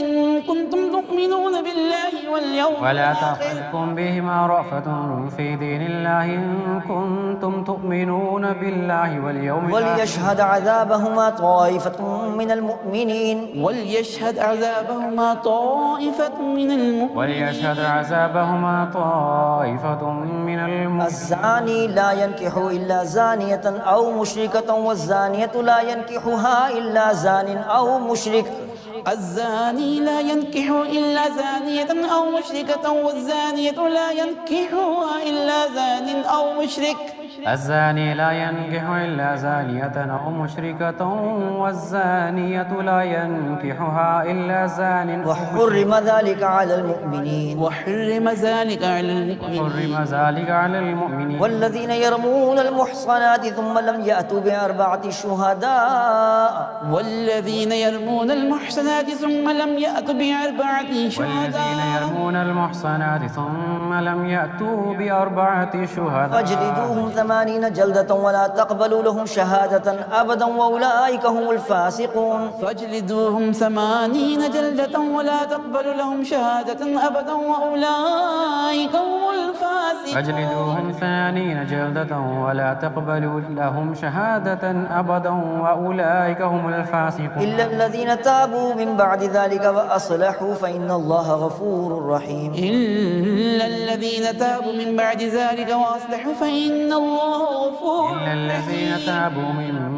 بعد ذلك وأصلحوا فإن الله غفور رحيم والذين يرمون أزواجهم ولم يكن لهم شهداء إلا أنفسهم والذين يرمون أزواجهم ولم يكن لهم شهداء إلا أنفسهم والذين يرمون أزواجهم ولم يكن لهم شهداء إلا أنفسهم فشهادة أحدهم 4 شهادات بالله إنه لمن الصادقين فشهادة أحدهم 4 شهادات بالله إنه لمن فشهادة أحدهم 4 شهادات بالله إنه لمن الصادقين والخامسة أن لعنة الله عليه إن كان من الكاذبين والخامسة أن لعنة الله عليه إن كان من الكاذبين والخامسة أن لعنة الله عليه إن كان من الكاذبين ويدرأ عنها العذاب أن تشهد 4 شهادات بالله إنه لمن الكاذبين ويدرأ عنها العذاب أن تشهد 4 شهادات بالله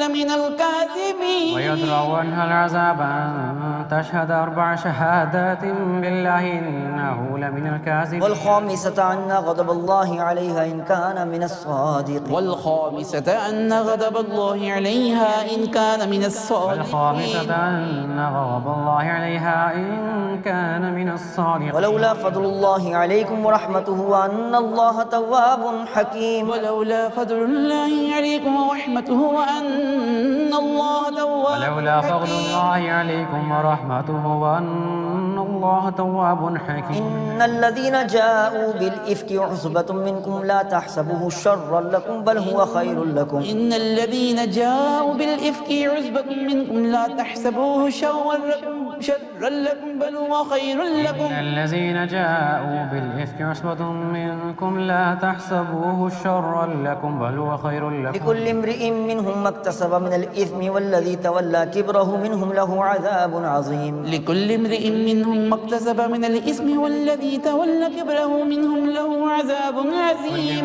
منهم ما اكتسب من الإثم والذي تولى كبره منهم له عذاب عظيم. لولا إذ سمعتموه ظن المؤمنون والمؤمنات بأنفسهم خيرا وقالوا هذا إفك مبين. لولا إذ سمعتموه ظن المؤمنون والمؤمنات بأنفسهم خيرا وقالوا هذا إفك مبين. لولا إذ سمعتموه ظن المؤمنون والمؤمنات بأنفسهم خيرا وقالوا هذا إفك مبين. لولا جاءوا عليه ب4 شهداء فإذ لم يأتوا بالشهداء فأولئك عند الله هم الكاذبون. لولا جاءوا عليه ب4 شهداء فإذ لم يأتوا بالشهداء فأولئك عند الله هم الكاذبون. لولا جاءوا عليه ب4 شهداء فإذ لم يأتوا بالشهداء فأولئك عند الله هم الكاذبون. ولولا فضل الله عليكم ورحمته في الدنيا والآخرة لمسكم فيما أفضتم فيه عذاب عظيم. ولولا فضل الله عليكم ورحمته في الدنيا والآخرة لمسكم فيما أفضتم فيه ولولا فضل الله عليكم ورحمته في الدنيا والآخرة لمسكم فيما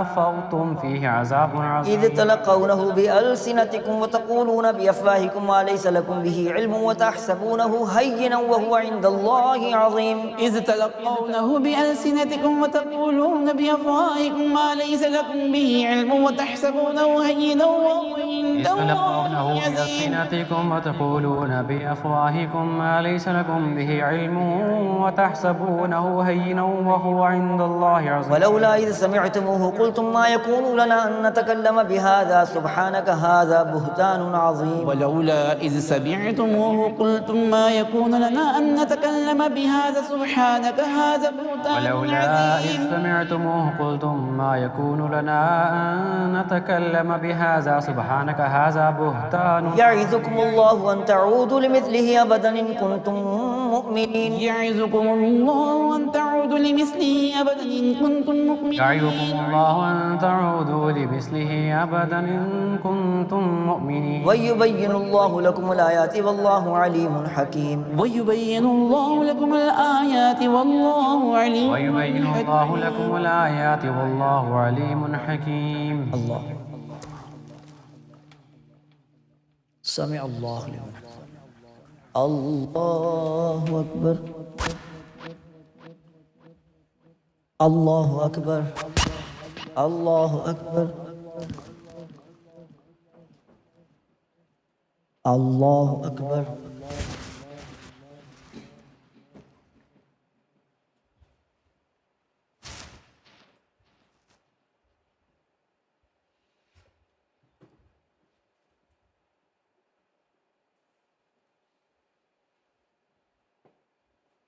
السلام عليكم ورحمة الله. السلام عليكم ورحمة الله. سبحان العزة والعظمة والهيبة والقدرة والكبرياء والجبروت. سبحان الملك الحي الذي لا ينام ولا يموت. سبوه قدوس ربنا ورب الملائكة والروح. اللهم أجرنا من النار يا مجير يا مجير يا مجير يا مجير.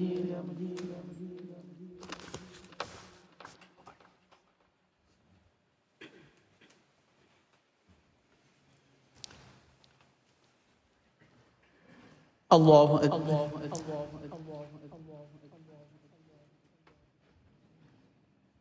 الحمد لله رب العالمين الرحمن الرحيم مالك يوم الدين إياك نعبد وإياك نستعين اهدنا الصراط المستقيم صراط الذين أنعمت عليهم غير المغضوب عليهم ولا الضالين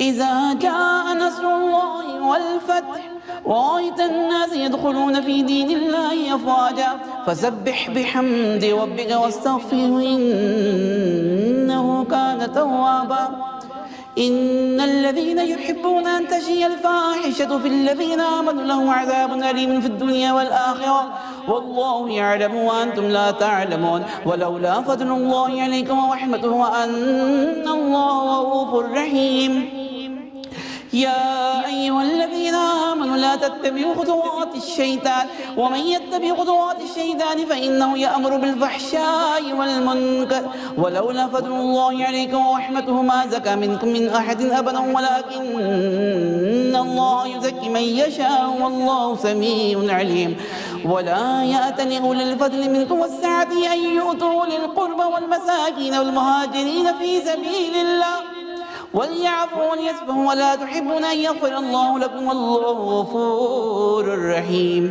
إن الذين يرمون المحسنات الغافلات المؤمنات لعنوا في الدنيا والآخرة ولهم عذاب عظيم يوم تشهد عليهم ألسنتهم وأيديهم وأرجلهم بما كانوا يعملون يومئذ يوفيهم الله دينه الحق ويعلمون أن الله هو الحق المبين الخبيثات للخبيثين والخبيثون للخبيثات والطيبات للطيبين والطيبون للطيبات أولئك مبرؤون مما يقولون لهم مغفرة ورزق كريم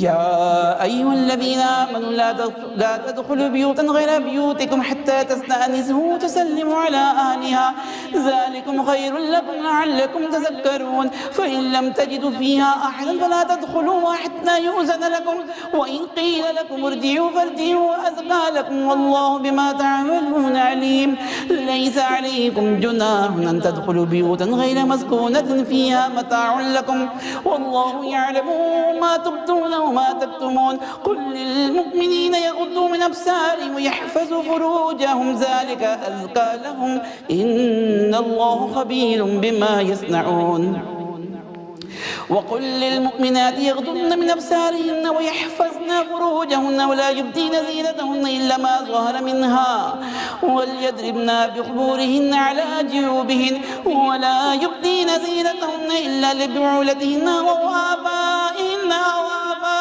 بعولتهن أو أبنائهن وأبناء بعولتهن أو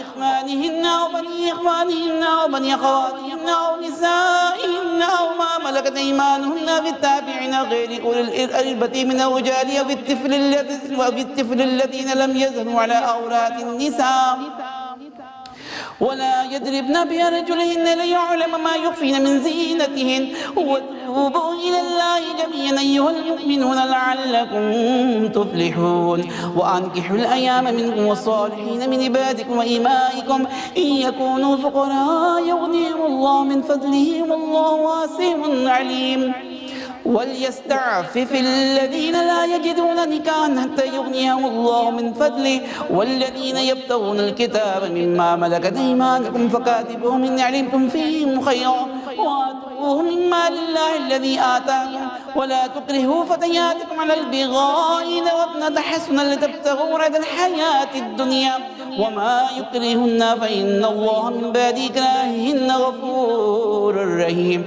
ولقد أنزلنا إليكم آيات مبينات ومثلا من الذين خلوا من قبلكم وموعظة للمتقين الله أكبر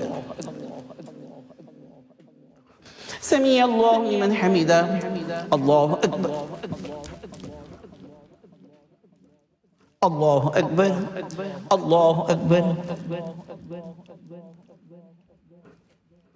الله أكبر الحمد لله رب العالمين الرحمن الرحيم مالك يوم الدين إياك نعبد وإياك نستعين اهدنا الصراط المستقيم صراط الذين أنعمت عليهم غير المغضوب عليهم ولا الضالين إذا جاء والفتح ورأيت الناس يدخلون في دين الله أفواجا فسبح بحمد ربك واستغفره إنه كان توابا. الله نور السماوات والأرض مثل نوره كمشكاة فيها مصباح المصباح في زجاجة الزجاجة كأنها كوكب دري يوقد من شجرة مباركة زيتونة لا شرقية ولا غربية يكاد زيتها يضيء ولو لم تمسسه نار نور على نور يهدي الله لنوره من يشاء ويضرب الله الأمثال للناس والله بكل شيء عليم. في بيوت أذن الله أن ترفع ويذكر فيها اسمه يسبح له فيها بالغدو والآصال رجال لا تلههم تجارة ولا بيع عن ذكر الله وإقام الصلاة وإيتاء الزكاة يخافون يوما تتقلب فيه القلوب والأبصار ليجزيهم الله أحسن ما عملوا ويزيدهم من فضله والله يرزق من يشاء بغير حساب. والذين كفروا أعمالهم كسراب بقيعة يحسبه الزمان ماء حتى إذا جاءه لم يجده شيئا ووجد الله عنده فوفاه حسابه والله سريع الحساب. أو كظلمات في بحر لجي يغشاه موج من فوقه سحاب ظلمات بعدها فوق باد إذا أخرج يده لم يكد يراها ومن لم يجعل الله له نورا فما له من نور. ألم تر أن الله يسبح له من في السماوات والأرض والطير صافات كل قد علم صلاته وتسبيحه والله عليم بما يفعلون ولله ملك السماوات والأرض وإلى الله المصير. ألم تر أن الله يزجي سحابا ثم يؤلف بينه ثم يجعله ركاما فترى الودق يخرج من خلاله وينزل من السماء من جبال فيها من برد فيصيب به من يشاء ويصرفه عن من يشاء يكاد سنا برقه يذهب بالأبصار يقلب الله الليل والنهار إن في ذلك لعبرة لأولي الأبصار. والله خلق كل دابة من ماء فمنهم من يمشي على بطنه ومنهم من يمشي على رجلين ومنهم من يمشي على أربع يخلق الله ما يشاء إن الله على كل شيء قدير. لقد أنزلنا آيات مبينات والله يهدي من يشاء إلى صراط مستقيم. ويقولون آمنا بالله وبالرسول وأطعنا ثم يتولى فريق منهم من بعد ذلك وما أولئك بالمؤمنين. وإذا دعوا إلى الله ورسوله ليحكم بينهم إذا فريق منهم معرضون وإن يكن لهم الحق يأتوا إليه مذعنين. أفي قلوبهم مرض أم ارتابوا أم يخافون أن يحيف الله عليهم ورسوله بل أولئك هم الظالمون. إنما كان قول المؤمنين إذا دعوا إلى الله ورسوله ليحكم بينهم أن يقولوا سمعنا وأطعنا وأولئك هم المفلحون. ومن يطع الله ورسوله ويخشى الله ويتقه فأولئك هم الفائزون. وأقسموا بالله جهد أيمانهم لئن أمرتم ليخرجن قل لا تقسموا طاعة معروفة إن الله خبير بما تعملون. الله أكبر. سمع الله لمن حمده. الله أكبر. الله أكبر. الله أكبر. الله أكبر.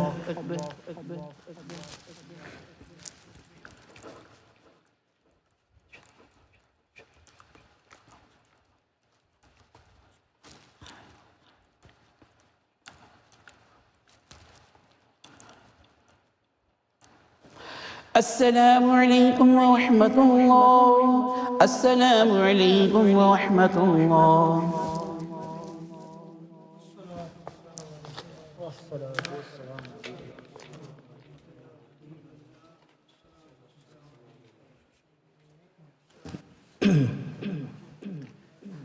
الله أكبر.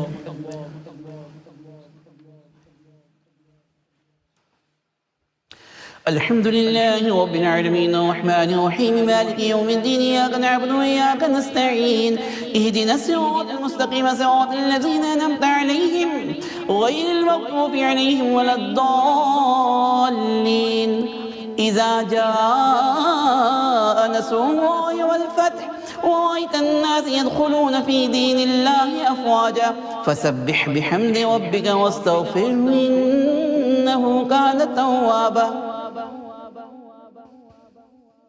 قل أطيعوا الله وأطيعوا الرسول فإن تولوا فإنما عليه ما حمل وعليكم ما حملتم وإن تطيعوا تهتدوا وما على الرسول إلا البلاغ المبين وعد الله الذين آمنوا منكم وعملوا الصالحات ليستخلفنهم في الأرض كما استخلف الذين من قبلهم ولا يمكنن لهم دينهم الذي ارتضى لهم ولا يبدلنهم من بعد خوفهم أمنا يعبدونني لا يشركون بي شيئا ومن كفر بعد ذلك فأولئك هم الفاسقون وأقيموا الصلاة وآتوا الزكاة وأطيعوا الرسول لعلكم ترحمون ولا تحسبن الذين كفروا معجزين في الأرض ومأواهم النار ولبئس المصير يا أيها الذين آمنوا ليستأذنكم الذين ملكت أيمانكم والذين لم يبلغوا الحلم منكم 3 مرات من قبل صلاة الفجر وحين تدعون ثيابكم من الظهيرة ومن بعد صلاة العشاء 3 عورات لكم ليس عليكم ولا عليهم جناح بعدهن طوافون عليكم بعضكم على بعض كذلك يبين الله لكم الآيات والله عليم حكيم وإذا بلغ الأطفال منكم الحلم فليستأذنوا كما استأذن الذين من قبلهم كذلك يبين الله لكم آياته والله عليم حكيم والقواعد من النساء اللاتي لا يرجون نكاحا فليس عليهن جناح أن يدعن ثيابهن غير متبرجات بزينة وأن يستعففن خير لهن والله سميع عليم ليس على الأعمى حرج ولا على الأعرج حرج ولا على المريض حرج ولا على أنفسكم أن تأكلوا من بيوتكم أو بيوت آبائكم أو بيوت أمهاتكم أو بيوت إخوانكم أو بيوت أخواتكم أو بيوت أعمامكم أو بيوت عماتكم أو بيوت أخوالكم أو بيوت خالاتكم أو ما ملكتم مفاتحه صديقكم ليس عليكم جناح أن تأكلوا جميعا أو أشتاتا فإذا دخلتم بيوتا فسلموا على أنفسكم تحية من عند الله مباركة طيبة كذلك يبين الله لكم الآيات لعلكم تعقلون إنما المؤمنون الذين آمنوا بالله ورسوله وإذا كانوا معه على أمر جامع لم يزنوا حتى يستأذنوا إن الذين يستأذنونك أولئك الذين يؤمنون بالله ورسوله فإذا استأذنوك لبعض شأنهم فأذن لمن شئت منهم واستغفر لهم الله إن الله غفور رحيم لا تجعلوا دعاء رسول بينكم كدعاء عبادكم بعدا قد يعلم الله الذين يتسللون منكم لواذا فليحذر الذين يخالفون عن أمره أن تصيبهم فتنة ويصيبهم عذاب أليم ألا إن لله ما في السماوات والأرض قل يعلم ما أنتم عليه ويوم يرجعون إليه فينبئهم بما عملوا والله بكل شيء عليم الله أكبر سمع الله لمن حمده الله أكبر الله أكبر الله أكبر الله أكبر الحمد لله رب العالمين الرحمن الرحيم مالك يوم الدين إياك نعبد وإياك نستعين اهدنا الصراط المستقيم صراط الذين أنعمت عليهم غير المغضوب عليهم ولا الضالين إذا جاء نصر الله والفتح ورأيت الناس يدخلون في دين الله أفواجا فسبح بحمد ربك واستغفره إنه كان توابا تبارك الذي نزل الفرقان على عبده ليكون للعالمين نذيرا الذي له ملك السماوات والأرض ولم يتخذ ولدا ولم يكن له شريك في الملك وخلق كل شيء فقدره تقديرا واتخذوا من دونه آلهة لا يخلقون شيئا وهم يخلقون ولا يملكون لأنفسهم ضرا ولا نفعا ولا يملكون موتا ولا حياة ولا نشورا وقال الذين كفروا إن هذا إلا إفك افتراه وأعانه عليه قوم آخرون فقد جاءوا ظلما وزورا وقالوا أساطير الأولين اكتتبها فهي تملي عليه بكرة وأصيلا قل أنزله الذي يعلم السر في السماوات والأرض إنه كان غفورا رحيما وقالوا ما لهذا الرسول يأكل الطعام ويمشي في الأسواق لولا أنزل إليه ملك فيكون معه نذيرا أو يلقى إليه كنز أو تكون له جنة يأكل منها وقال الظالمون إن تتبعون إلا رجلا مسحورا انظر كيف ضربوا لك الأمثال فضلوا فلا يستطيعون سبيلا تبارك الذي إن شاء جعل لك خير من ذلك جنات تجري من تحتها الأنهار ويجعل لك قصورا بل كذبوا بالساعة وأعتدنا لمن كذب بالساعة سعيرا إذا رأتهم من مكان بعيد سمعوا لها تغيظا وزفيرا وإذا ألقوا منها مكانا ضيقا مقرنين دعوا هنالك سبورا لا تدعوا اليوم سبورا واحدا وادعوا سبورا كثيرا قل أذلك خير أم جنة الخلد التي وعد المتقون كانت لهم جزاء ومسيرا لهم فيها ما يشاءون خالدين كان على ربك وعدا مسئولا ويوم يحشرهم وما يعبدون من دون الله فيقولوا أنتم أضللتم عبادي هؤلاء أم هم ضلوا السبيل قالوا سبحانك ما كان ينبغي لنا أن نتخذ من دونك من أولياء ولكن متعتهم وآباءهم حتى نسوا الذكر وكانوا قوما بورا فقد كذبوكم بما تقولون فما تستطيعون صرفا ولا نصرا ومن يظلم منكم نذقه عذابا كبيرا وما أرسلنا قبلك من المرسلين إلا إنهم ليأكلون الطعام ويمشون في الأسواق وجعلنا بعدكم لبعد فتنة أتصبرون وكان ربك بصيرا الله أكبر سمع الله لمن حمده الله أكبر الله أكبر الله أكبر الله أكبر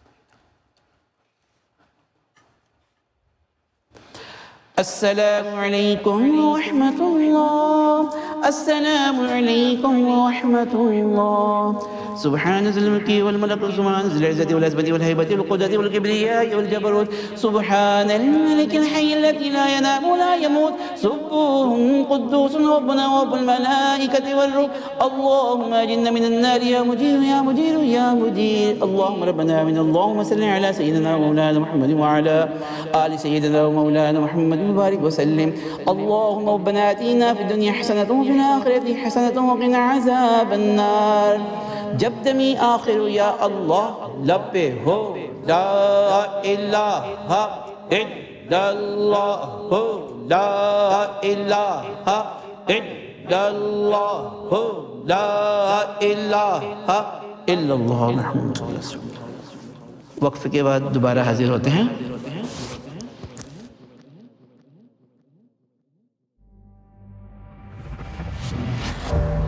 रमज़ानुल मुबारक जो है अल्लाह ताला की तरफ से एक ऐसा रिलीफ है ये कि जिसका बुनियादी मकसद नफ्स की तहारत और कल्ब की तहारत है।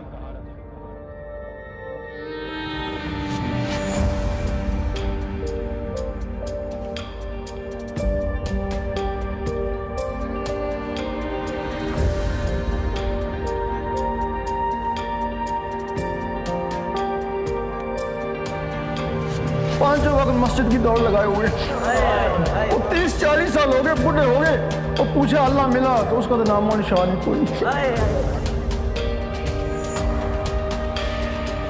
تو اس کے ہاتھوں میں قرآن ہے، اس کے دل میں نہیں اترتا نا، تو اس کو کیا فائدہ دے گا؟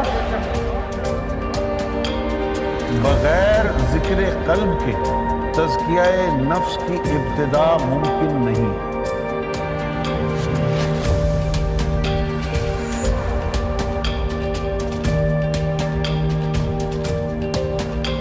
ہم تم کو ذکر قلب دیتے ہیں، اگر تمہارے اندر اللہ نے شروع ہوگی تو اللہ کو حکم ہی کرنا۔ کامیاب وہ ہوگا جس نے اپنے نفس کا تزکیہ کر دیا۔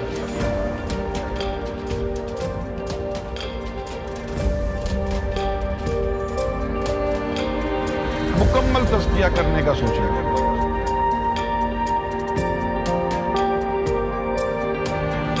پھر تم سوتے رہے اور وہ اللہ اللہ کرتی رہیں گے۔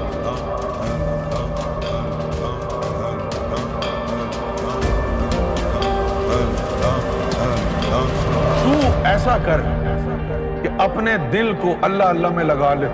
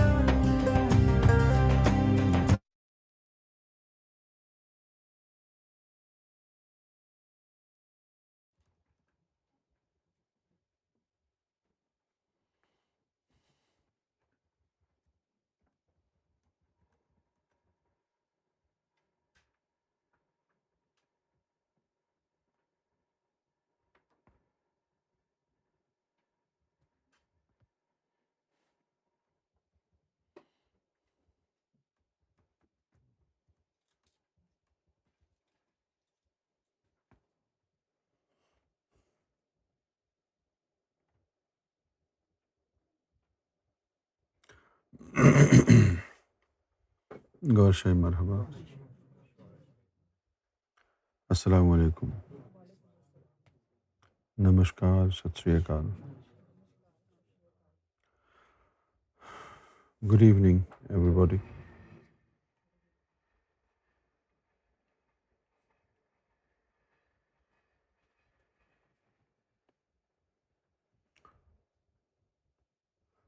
I'm good.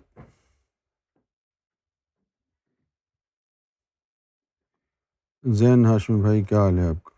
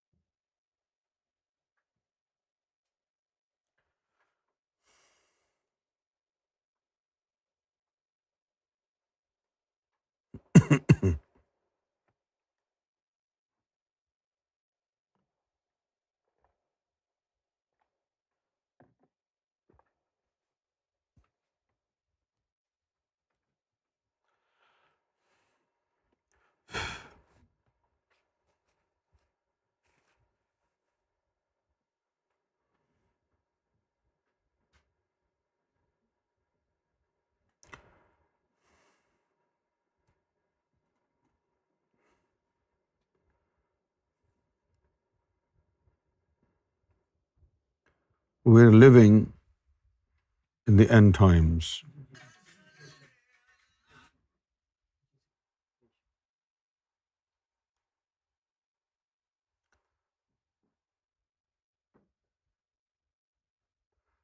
And things are happening in our times which never happened before. It's like the entire system is upside down.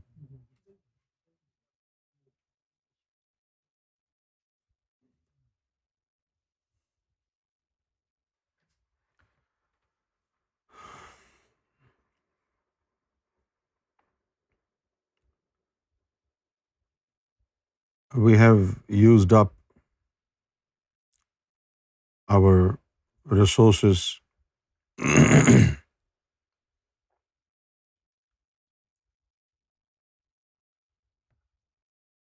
Our industries have contributed to bad climate,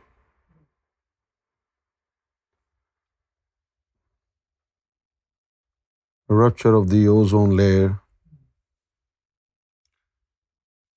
and then greenhouse gases deficit,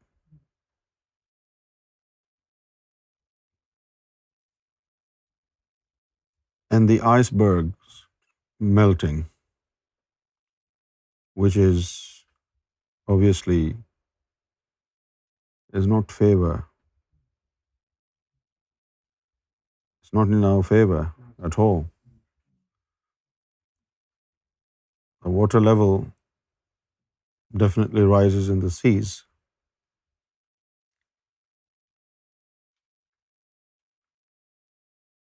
And the sun is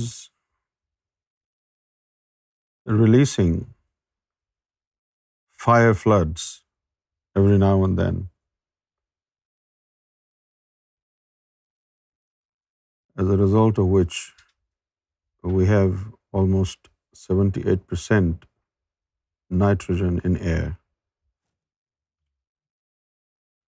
and only 21% oxygen.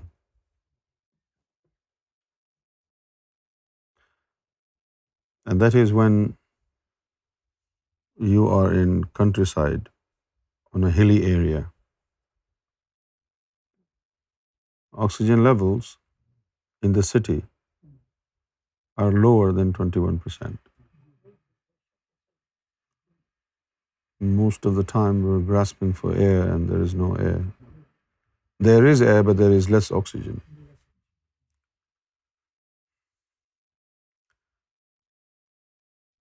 Religions have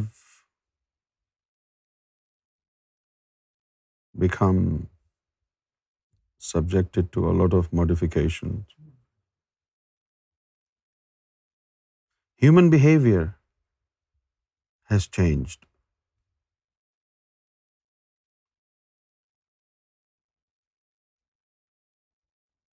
Kids as old as 12, 13 years of age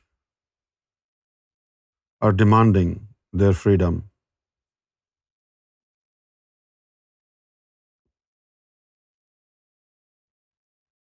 They want to live an independent life in which they can do anything they want to do. This is all happening in our times. It didn't happen before.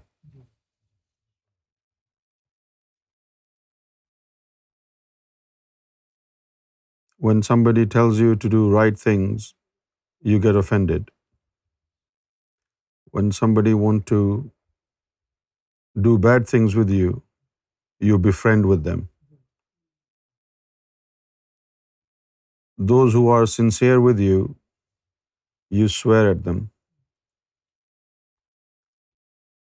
And those who are not sincere with you, those who want to destroy your life, your character, you think they are your best friends.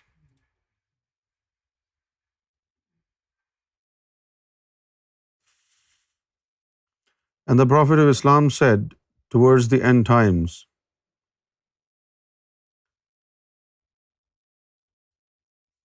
in the morning, those who would be devout believers in God, by the evening, they would have lost their faith.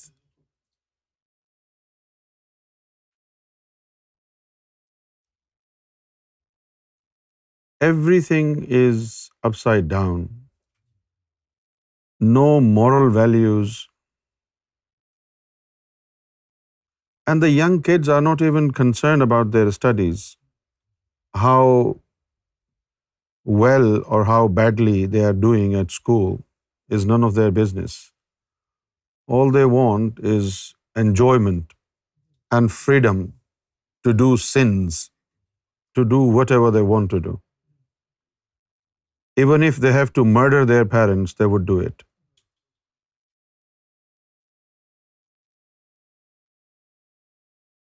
All in the name of independence. Nobody should tell me what to do. Who are they to tell me? This attitude is the attitude of our end times. And this is a curse upon people.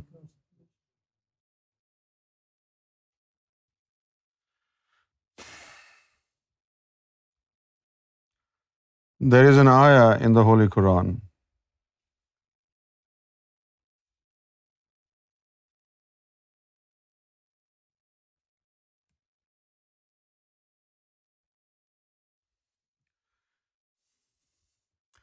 Ya ayyuhallazina amanu la tulhikum amwalukum wala auladukum an zikrillah. O you who believe, let not your wealth nor your children distract you from remembrance of God. Those who do so, meaning those who are distracted, they are the losers.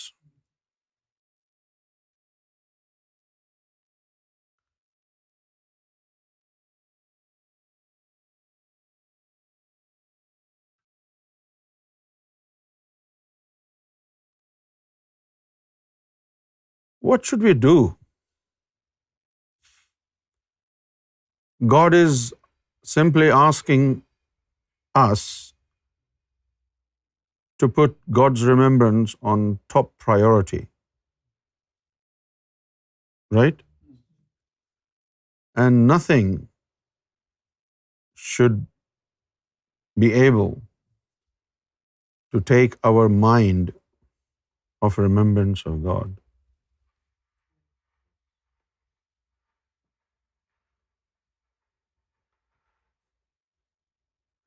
And when you put God on top of your priority list,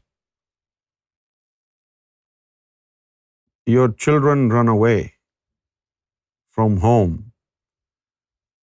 and they complain that you never pay attention to us. What should we do then? When something is a total distraction. I am not saying it is distraction. God is saying it is distraction.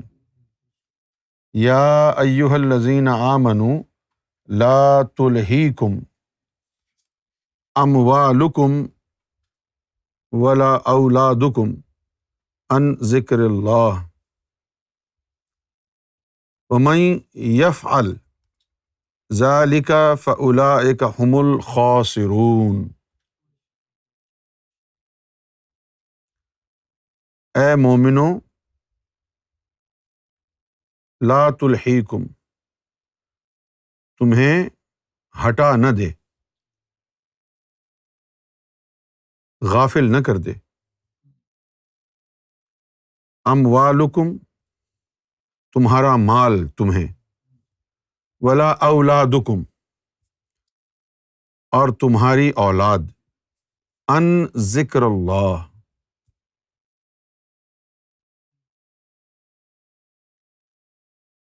Now, one thing is very important to understand here. When God mentions dhikr Allah, remembrance of God doesn't necessarily mean a one-time gathering of zikr. It means your path of purification.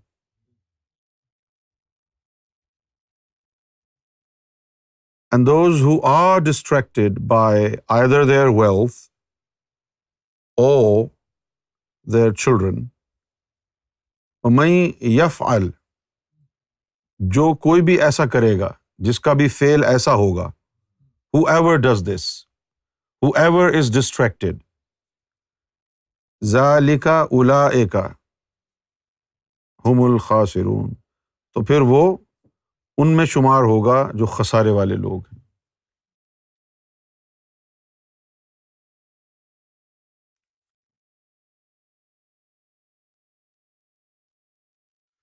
Now the question is, it is beyond any doubt that everybody loves his and her children because it's natural. Although later on in life, our children find better friends than their parents, like Hasib, a more trustworthy friend than somebody's parents. Although they find better friends than their parents, and they become totally disengaged with their parents.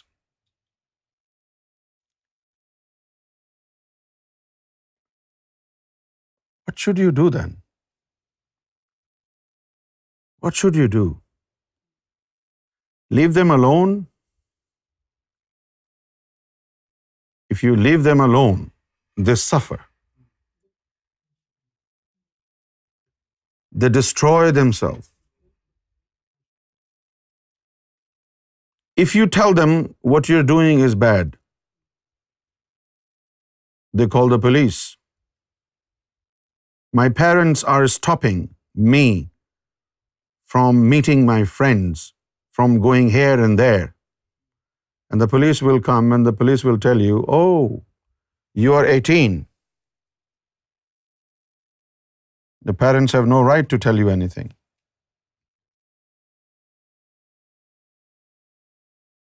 But the police doesn't come when the kids ask their parents for money. They should come. The parents should be allowed to call the police and tell the police, he is 18. I'm not supposed to help him now. Please ask them not to ask me again. This doesn't happen.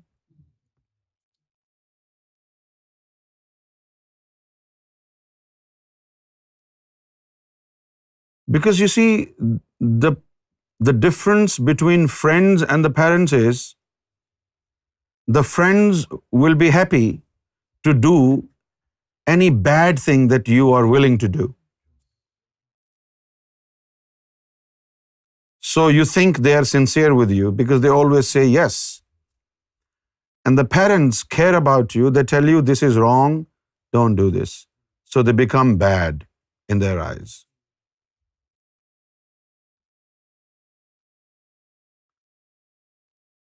Correct me if I'm wrong. And one thing that I hate about human beings is, for example, if I'm discussing this now, they will not show their emotions or they will not say this is right or wrong now, but maybe later on, tomorrow or day after tomorrow, they would give me trouble. Not now. And this is what I hate about people.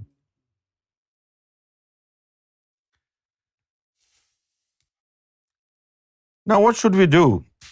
Should we listen to the children or should we listen to God? Is it easy to listen to the children in comparison to listening to God?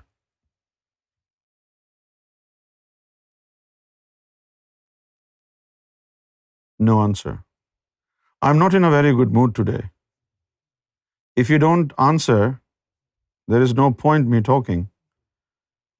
I should better be banging my head against the walls. Because I don't want a bunch of idiots sitting around me, liars and hypocrites. I want people to be plain, honest and sincere and bold and honest, very honest in their hearts. This hypocrisy is not going to help anyone.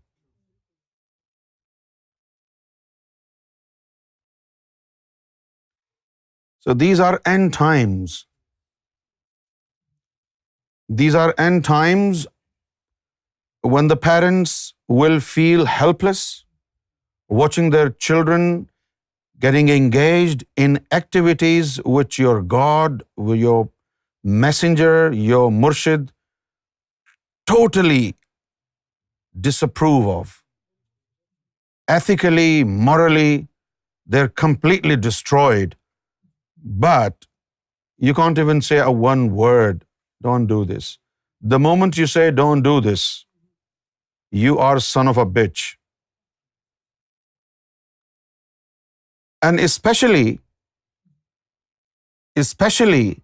if your color is brown, especially if you come from Pakistan or India or Bangladesh, because these idiots from our countries have become notorious. They pressurize their kids, take them to their home country and get them married by force. And the government and the police thinks every single person in Pakistan is like them. And this is one thing that the kids would take advantage of.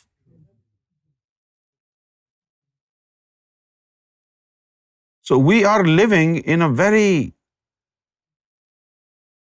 very bad times. Very bad times. Can you imagine somebody who has word Allah written on his forehead can go wrong, can become an enemy to this mission? But this is happening because this is end times.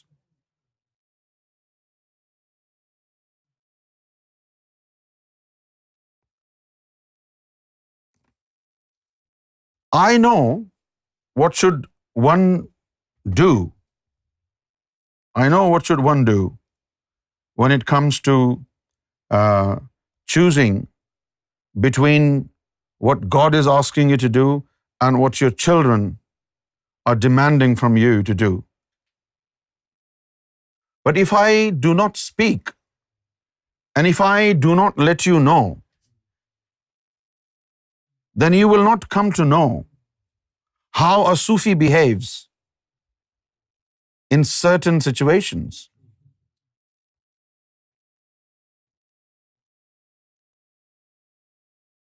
Those who genuinely believe in God,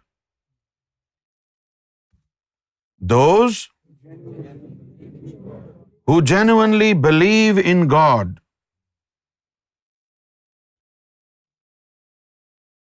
God is on top of their priority list by nature. They would want to do what God would ask them to do. And they would do it gladly. Because this is in their best interest in their life hereafter.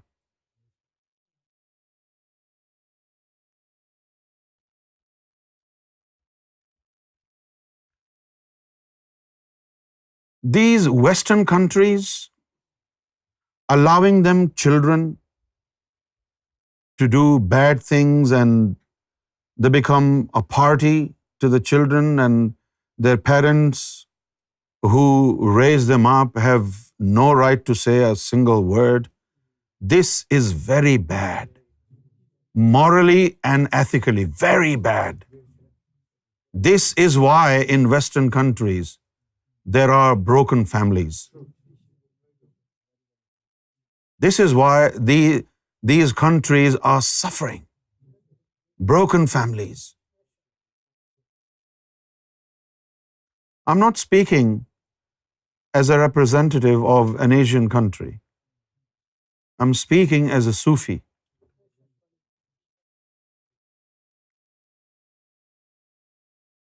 And then we have this new age mentality.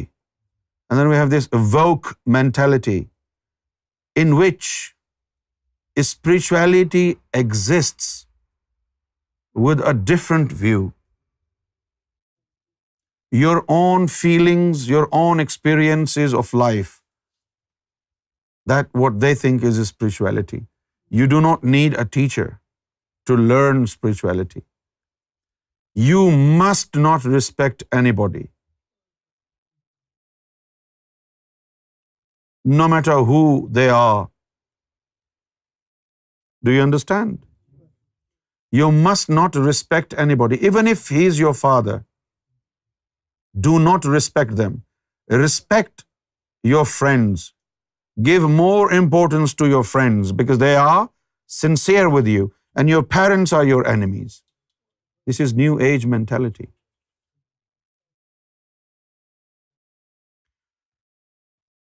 When you have excessive love for your children, you are actually destroying their character. When you do not want them to cry, and before they cry, you give them everything, you are actually destroying them.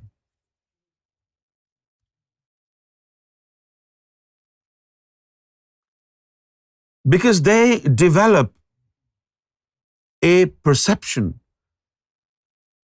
that everything is very easy. You keep giving them money, and they will keep throwing that money in the bin. They don't even realize the value of money. Why? Because they have never earned. Because they have never worked for it.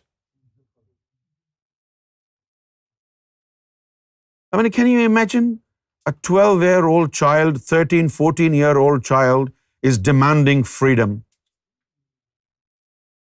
And that child doesn't know you are underage.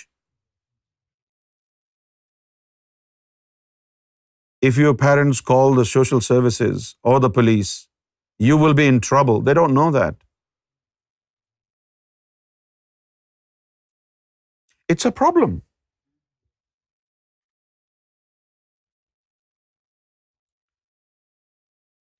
If you don't like to hear this stuff, you can tell me, stop bullshitting now.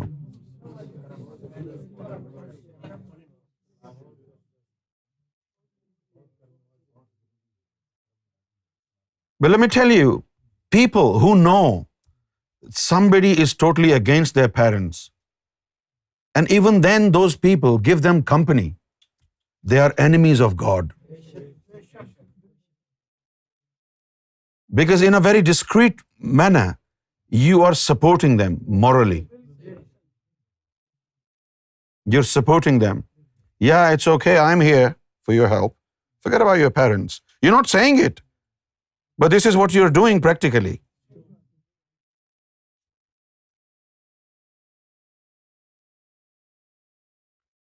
But let me tell you one thing. One who is not sincere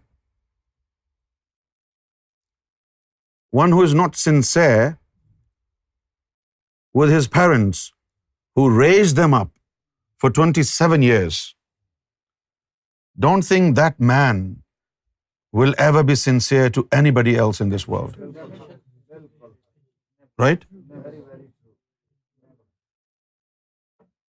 Especially after a sort of upbringing where you were fed with golden spoon. You needed something and it was provided to you without any fuss. Empty mind is the house of devil.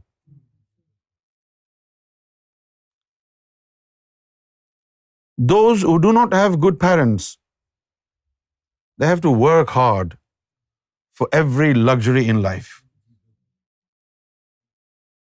And they learn to live. They know the value of money, don't they? Like Hasib is on his own now. So he knows the value of money. Because all day he works for it. He knows this is 10 pounds. And this 10 pound note was acquired after 2 hours of a struggle. So he won't just throw it away.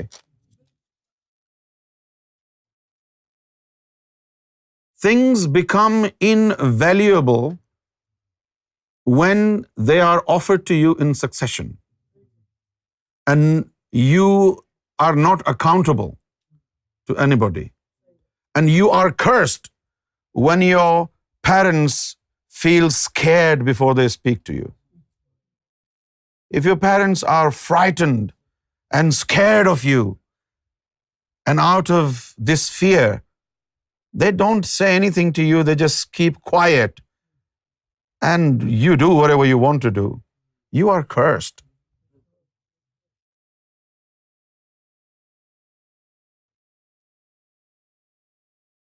Now God said, "O believers, make sure your wealth and your children do not distract you from my remembrance." I did that. And look at me. What happened?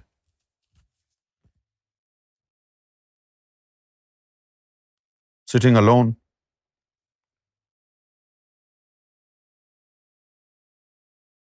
So those who do follow the word of God, they have to suffer. But to the content of their heart, they're happy in their heart. They did what God asked them to do. And that is, in the end, what matters.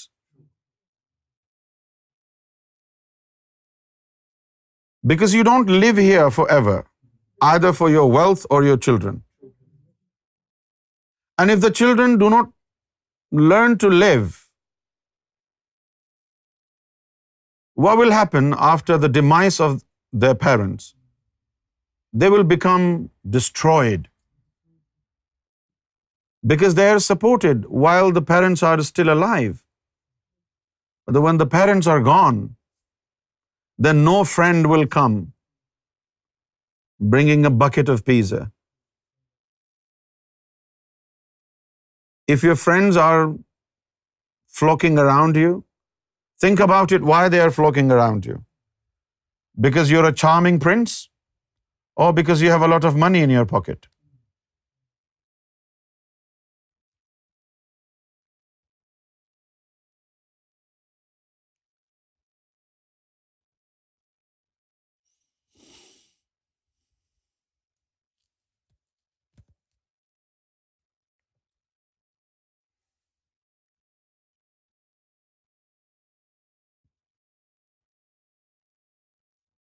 I have some other points to discuss, but obviously I need to stay quiet for at least 5-10 minutes before I change my mood. So the panel can discuss this point, and in the meanwhile I will calm myself down, because I'm really hurt. Really hurt.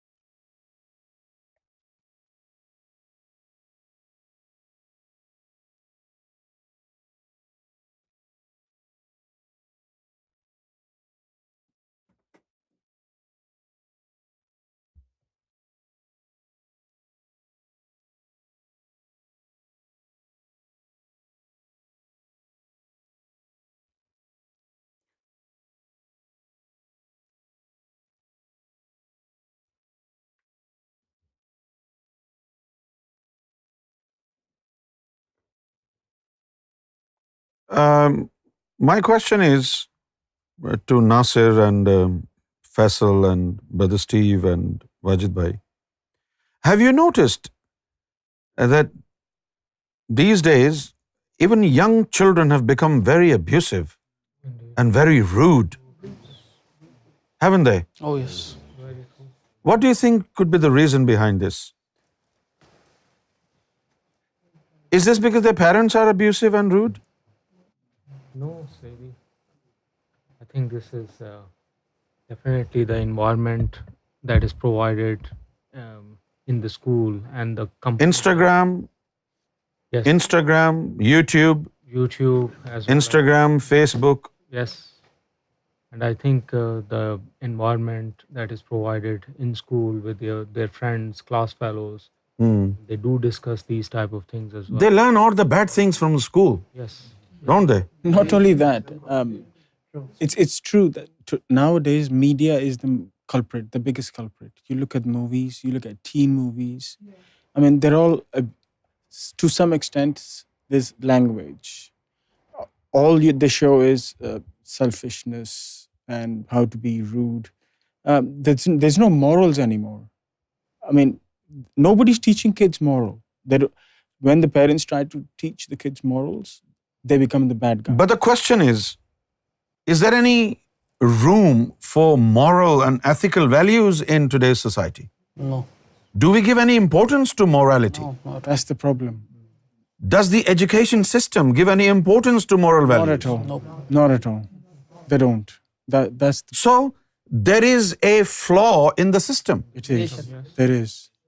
The biggest flaw in the system, where nobody's teaching moral values. So the kids, when they're growing up, they know what's right, what's wrong. They can I mean, just look at the Bible. The type of morality that Bible teaches us. The type of morality that Lord Jesus Christ put forward Beautiful. is of sublime nature. Oh, yes. And look at the Christians today. Look at Prophet Muhammad. Innaka la'ala khulqin azim. And look at Muslims today. True. So abusive, so bloody rude. True. That's very true. Sadly, but it's very true. So, what are you getting at? That, I mean, there's nobody to teach morality. And nowadays, the social media, the trend is that youngsters are getting rich, and everybody has got this in their mind that, oh, getting rich is easy. You just go on Instagram, you go on YouTube, you become independent, you can do this, you can do that. There's so many. To be honest, most of these videos are like clickbaits just to get views, and they give such stupid ideas, and that's where kids go wrong. They think, okay, no, everybody, I can be a superstar, I can do this, everything's very easy. Life is very easy. And this is all because of what's projected in the media. Especially a lot of girls are now daydreaming of becoming an Instagram superstar. Exactly. Right? Because they watch Instagram clips and they see, oh, look, she's making a lot of money. She's traveling all around the world. Yeah. Yeah?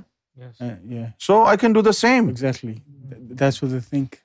That's how it is. And that craving for money and luxury and freedom, Yes. that is killing them inside. True. And that has made them blind to everything else. Sadly, that's true. That's how it is. And then they have this worry. Oh, I have just put something on Instagram. Let me check how many views I have, how many likes I have. Some girls have even committed suicide based on that, because they thought they didn't have enough likes. Yes. That's true. Very true. And that's where the right and the wrong and morals come in. But the question is, what do you do about it as a parent? I think you tell your kids not to do it and they won't listen to you. Then what do you do out of helplessness?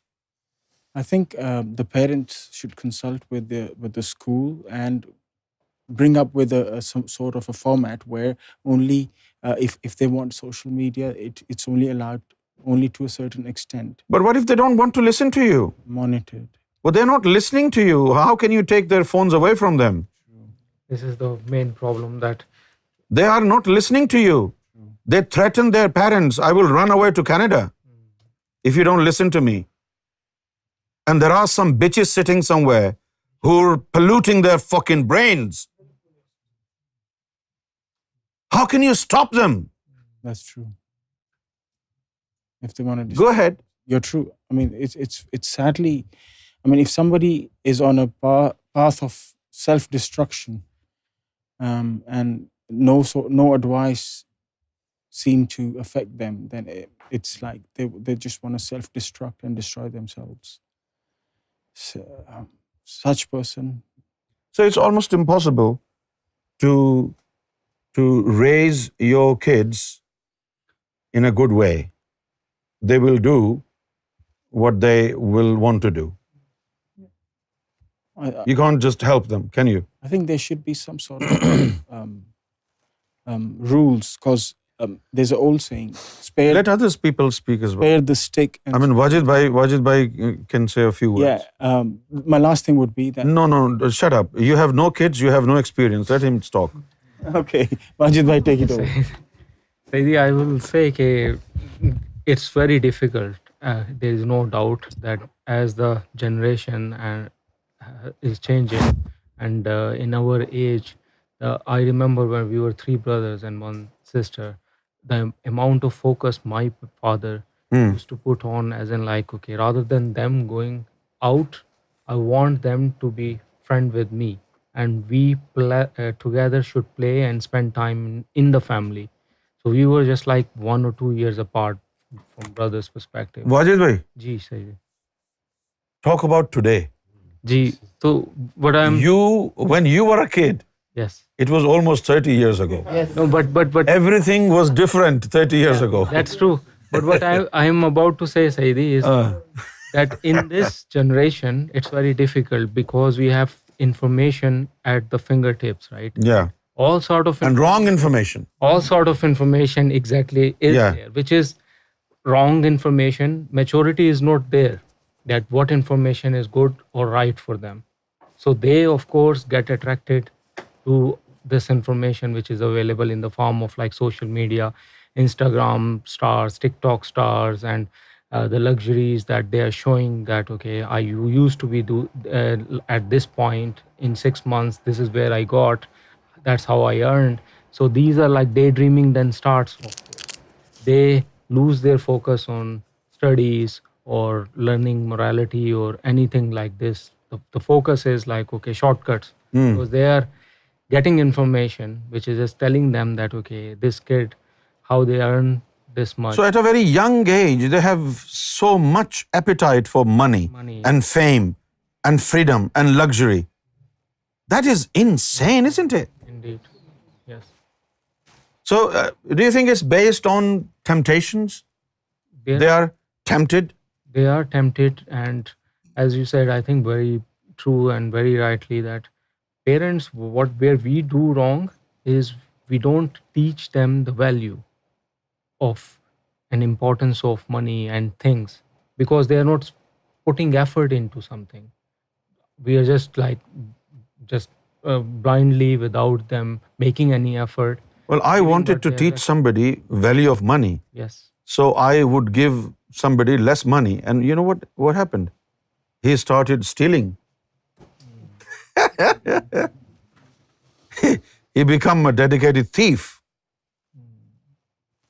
What do you do? No, in the past, let's talk about past for a comparative view. My father would shout at me, "Sit down," and I would sit down. "Do this." Okay, I'm doing. I never complained. And now, if you tell your children, "Do not do this, it's not good for you," and they reply, "Why are you shouting?" Right? Yes. That's very offensive, That's isn't it? offensive. And we never used to have any concept like this.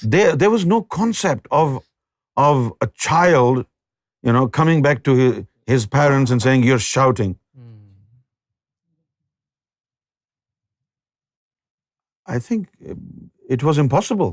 30 years ago. Yes. 100%. Wasn't it, Brother Steve? It's become like instant, isn't it? Everybody, they want everything instantly. They don't want to wait for anything. Instant gratification. Instant gratification. Yeah. Nothing is to be earned. They don't want to commit to anything.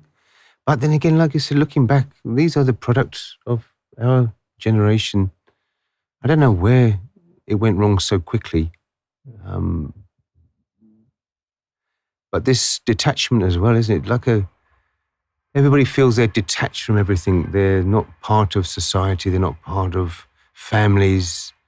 It's just their individual rights for everything and their individual way of progressing in their life, no matter who gets hurt, no matter what they take from anybody else. It's just about me, isn't it? It's a me. They don't have empathy at all. No empathy. Yeah. But they do talk about empathy. When they want to have a go at their parents, oh, you have no empathy. Yes. But they are the ones who don't even know the meaning of empathy. No empathy. Even if your parents are dying, they don't even message their parents. "Oh, are you dying?" No empathy. They're just concerned about their happiness. They want empathy, yes, yeah. They're only concerned about them. Self-love. And of course, how they're seen as well. Like exactly as you said, with they want to be famous, they want to be popular, they don't want to look bad, they don't want to be anything different. So if all their friends are free and they're doing this, if they come along and say that, I'm not allowed to do this, this is wrong, I shouldn't do this, they're not going to say it. They're not going to be brave enough to say it. They just want to be one of the crowd, not want to stand out, not want to make a stand to say, no, this is wrong to do this. Everybody else is doing it. Let's carry on. So even those poor parents that really try to discipline, the ones that really try to give moral standards, is completely overwashed. Yeah. With the peer pressure, with the company that they're in. That's who they listen to in the end, and I think, no, everybody else is doing this. And they've become dedicated liars. Yeah. Every word they speak is a lie. But they want the truth from you. They will look into your matters and they will publicize it to the entire world. But if you ask them, where did you go in the morning? They'll get upset. Yes. They will lie to you. Day and night. They demand truth from others and they lie day and night, non-stop. And then they ask for trust. They lie non-stop. And at the same time, they demand from you to trust them. And you know they're lying. For example, you saw them somewhere And then after 2 hours, you ask them, were you there? No, I was home. And you saw them. And if you tell them, I saw you there, so you're stalking on me. No, I'm not stalking on you. I was just passing by. Should I pluck my eyes out, become blind? This is the problem these days. What do you think is the best option? Hasib, you want to say something? Come here. Speak. Speak your heart. No double standards. Say what you would say to everybody. Because in our society, we have different standards. I would say something to you, and then I would say something else to somebody else. This is hypocrisy. So when you speak, you want to make sure that you say what you want to say to everybody. This is what I do. In regards to parents and generally, even if it's my uncles or elderly friends or mentors in some way or form, I always put myself in such a place that I am inexperienced. I could learn something from them. So even if it's a stranger I meet in the middle of the road, and we having a chit chat or a joke, anything like that. How old are you? I'm 22, 23. Really? Yes, Lord. Yes, 98. You were born in 98? Yes. Okay. Wow. Yeah, so You are too wise for your age.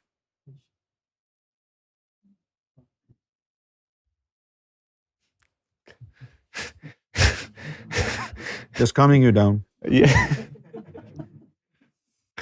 So, I mean, in the past, I was at one of the restaurants, and I was speaking to this uncle, and this uncle told me, that he used to be in abroad and used to have a business, and he used to run a company of printing and pressing. And I was just like, wow, this man had such a great company running. I could learn some management skills from him, or I could learn something, communication skills and stuff like that. So I think we, especially with even I've seen friends my age as well. It's very rare to find people who don't have this ego barrier.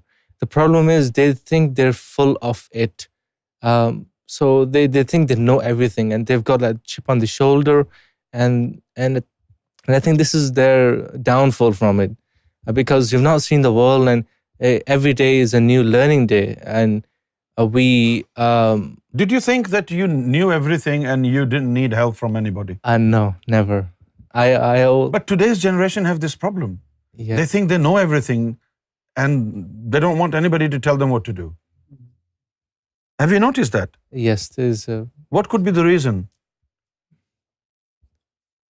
What makes them believe that they know everything and there is nothing that anybody can tell them? I simply believe it's attitude problem.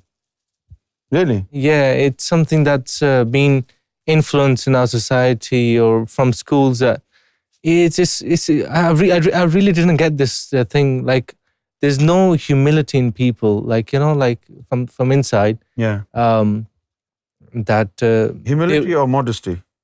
Yeah, modesty, I would say. That they would treat the people the same way, or yeah. But I think it's they don't teach you morality at schools here? No, I was surprised, because I studied about 12 years of education in Pakistan. When I came here, I was shocked. Like, what made you? I mean, they were yelling at the teachers like it was no tomorrow, calling out names to teachers. Really? Yeah, making fun of the teachers. And I saw the opposite. Like for our teachers, they were they were gods. They were gods. They were equivalent to our parents. Like my mom used to say to me all the time that your teachers are like your parents, and you should always seek help and seek respect your teachers. Yeah, advice from them. So, respect your teachers, respect your elders. Yes. But there is no such thing. There's no such thing here. Students misbehave with teachers here? Oh, the school is, it's a terrible place. And that was 10 years ago when I went to school. Thank God you quit early. The schools, in comparison to how they were at, say, your time, Uncle Steve, here, and then at the time of Prince Philip, you've seen in the series, The Crown, how they would raise the children, and the stress wasn't on the education of math, science, it was more about morality, how to deal with life. That's not the case anymore. Now it's about, you can't say get up to a child because that might hurt their feelings. And they might be, it's too aggressive, don't shout at children. That's why they took away the whipping of the ruler. And there's no doubt, this is where the discrepancy comes in, that there can be teachers that will be aggressive and whip the crap out of children because they're screwed in the head. But then they take that and go completely far left with it and just abolish that altogether, where children can learn a lesson. That's what's gone wrong, I think. And this, in today's day and age, in the West, this is probably on par or probably worse than the mischief of Wahhabism and all the sectarianism in the East.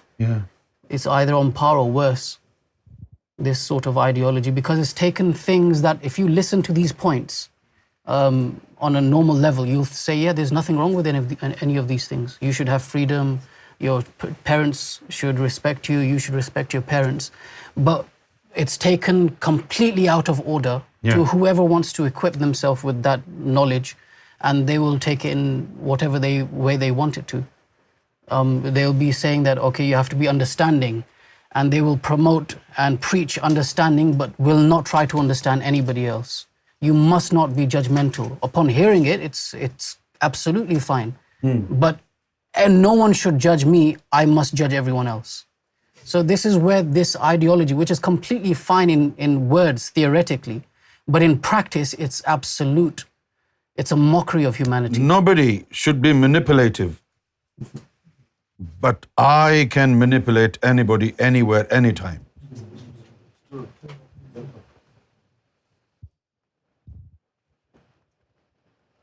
Let's have something from Brother Steve. Brother Steve has something good to say. I mentioned school as well. That's been a big breakdown. They even stopped, I remember, a few years ago now, events, you would know a bit more now, Wajid Bhai would know, but like things like sports day. And that is a good chance to learn about the hard knocks of life. You know, if you come last in a race, you're going to get humiliated. You're going to have some tears, but you're going to think, I'm not going to do that next time. I'm going to learn how to play this better. I'm going to improve myself. I got knocked back last It makes time. you strong. Yes, yeah. But they don't do it. No, you're all winners. You've all won. No, they do. Yeah, They do. that's true. That's true. They do. That's what they're doing these days. They appreciate the No, you didn't participation, lose. that's You're a it, winner. You did well. You can't do any better than that. Don't worry about I mean, come on. And when they leave school, then what kind of you expect you're going to go into an employment and everybody's going to say you're great, what a great day's work you've done, even if you mess things up. No, they're going to say to you, what the hell have you done? And you're going to start, how dare you speak to me like that? I didn't do anything wrong. Well, this is how they are. That's true. And it's been a big breakdown right from schooling. That's happened some time ago now with this not allowing, wrapping them up in cotton wool, these kids, and saying that they can't go wrong, they can't do anything wrong, everything they do is right, and it's just drummed into them. And what happens when they leave school is horrendous. And of course that they become explosive. The credit system as well has been a big hurt. And I've heard kids. I mean, lucky I'm not involved with them, but I've heard kids in shops, "Oh, you've got a credit card." And I thought, I wonder who they're talking to. And they're talking to their parents. So they know.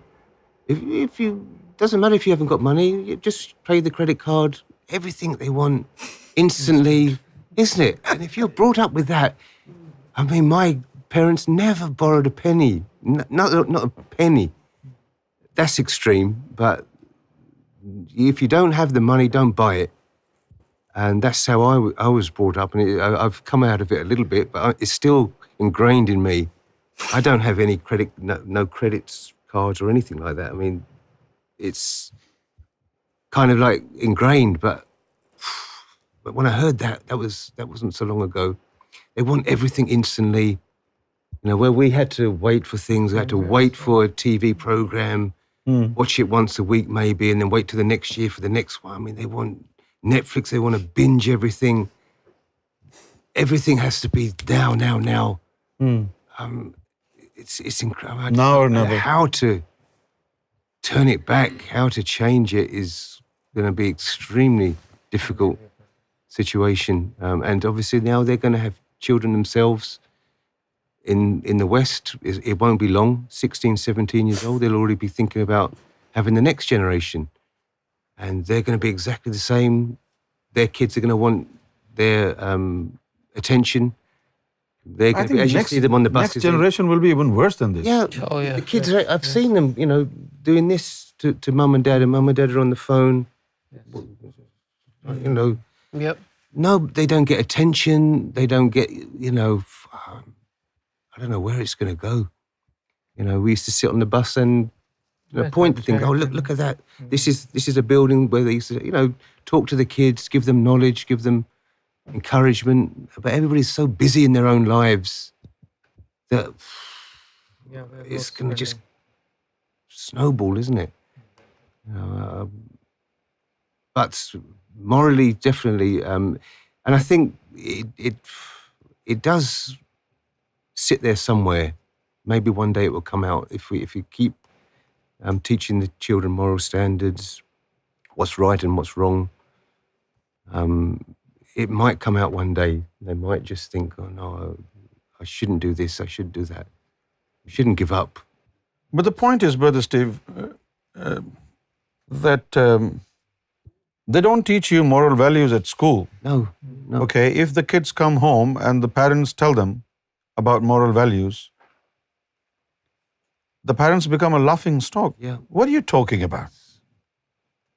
Because, you know, out of the whole society, if one parent is saying you should learn moral values, it is so offensive to them. Yes. The kids think that they are suppressing the children. Now, what do you think is the reason why the government hasn't included moral values and ethics in the education system in the school? What could be the reason?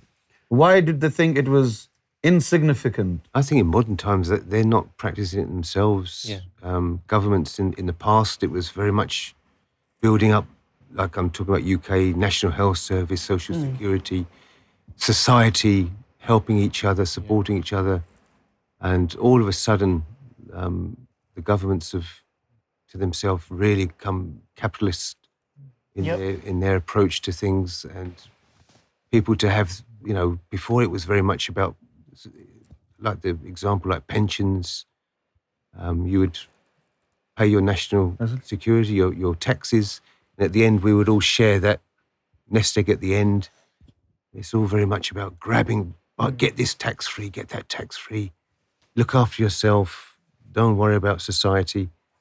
And so for them to, I guess it's been lost. Approach, right? So Aisha Khan is saying because it is secular, morality is derived from religion.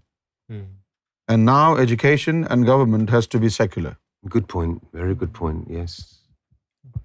Yeah. So there is no concept of morality outside religion.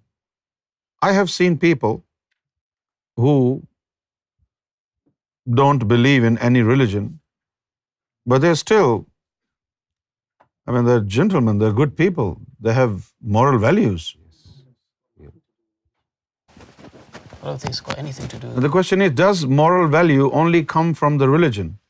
No, not only. No. No. No, not only. No.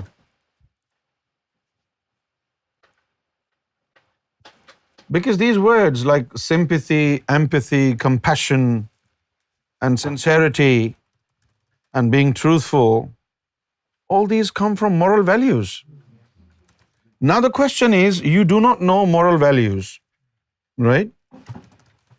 And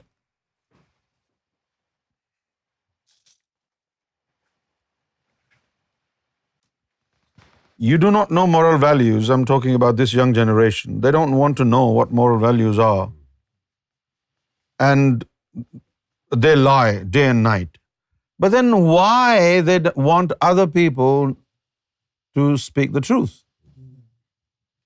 Why they demand moral values from others when they don't follow themselves? This is the question. I mean, it reminds me of one of the thing that Jesus said, that the log that you see in your brother's eye, I mean, the speck you see in your brother's eye is actually a log in your own eye. It's a similar thing happening in our society, that we very quickly to condemn others, but the flaws and the shortcomings ourselves are not very apparent to us. More like it's something that we are not being taught in any home. When my son left me, he thought I would die. But it's a matter of principles. He forgot that on the matters of principle, I left my own father. He didn't believe in Sarkar Gohar Shahi. I couldn't stay there. Those who do not believe in Sarkar Gohar Shahi, they have nothing to do with me, whoever they are, father or son.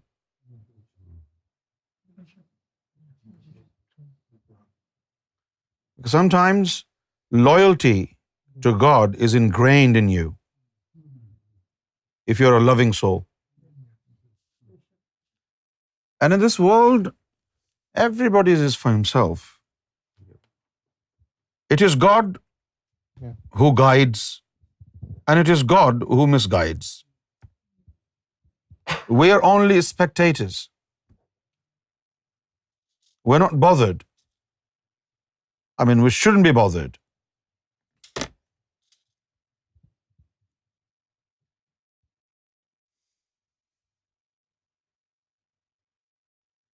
And what about these private schools? Do they teach moral values? To a certain degree. Because I heard some of the children, these children are not allowed to speak some of the words, and they think these words are very strong. For example, hatred. They're not allowed to use this word. They're not allowed to say shut up. Right? They're not allowed to say shit. Oh, yeah. So it's just about the words, or?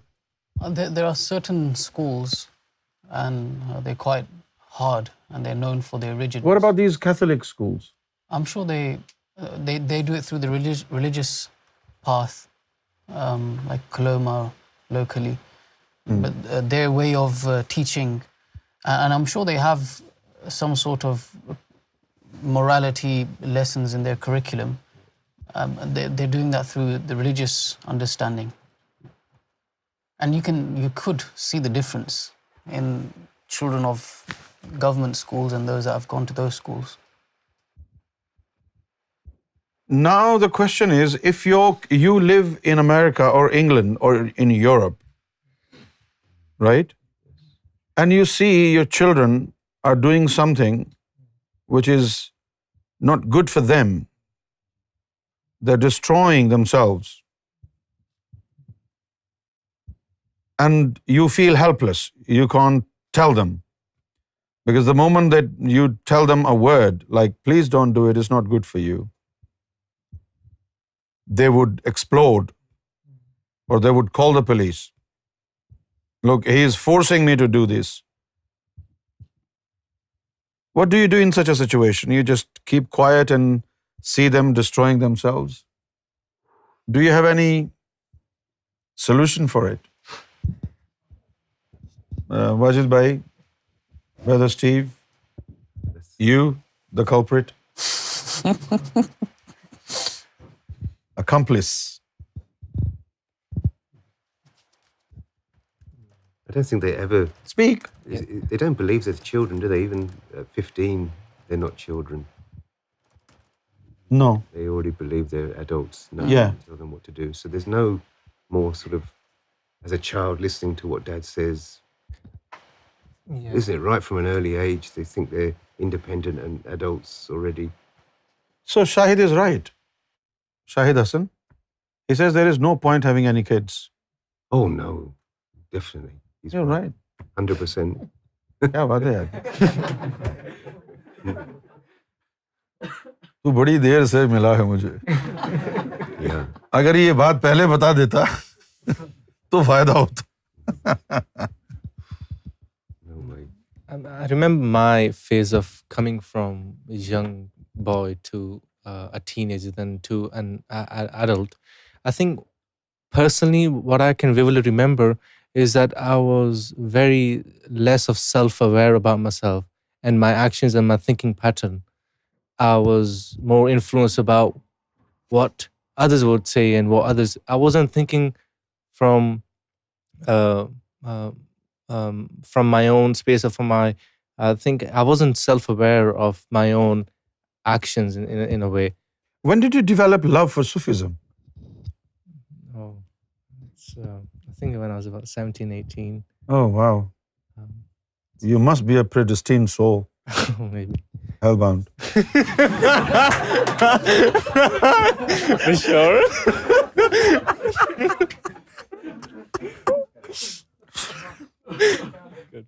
No. I was just joking in a way that I tell you the truth and you're not offended. Joking again. Yeah, I like that. How can you be predestined? You're a loving soul, my friend. You want to love every girl in the street.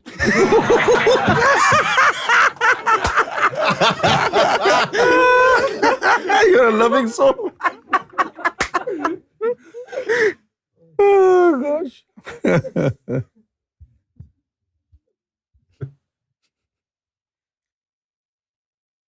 The reason why I love Hasib, he's a very good boy. And even when I shout at him, I do shout at him sometimes. But out of respect, he doesn't say a word. And this is what tells me that he's got some good drops of blood in him. He's a good guy. He's a good boy. Still a boy, 22. God bless you when you die. May you rest in peace.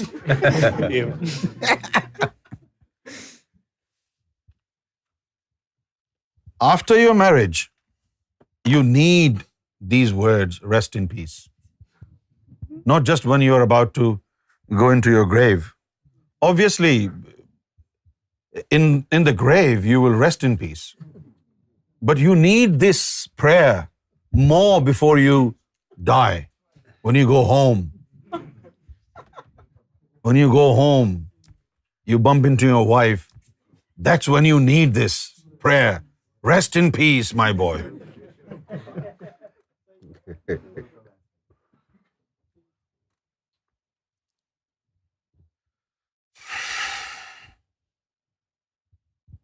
So not having any kids is the best policy. Who is in favor of this? You are. After so many kids. having fathered the entire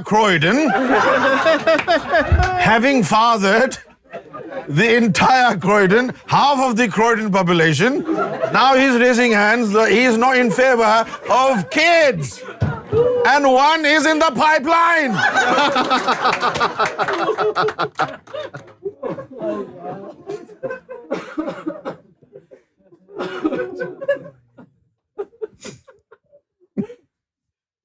Oh gosh.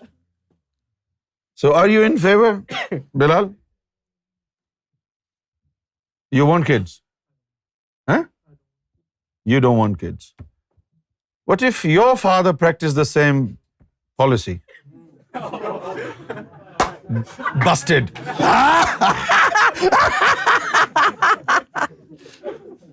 Busted.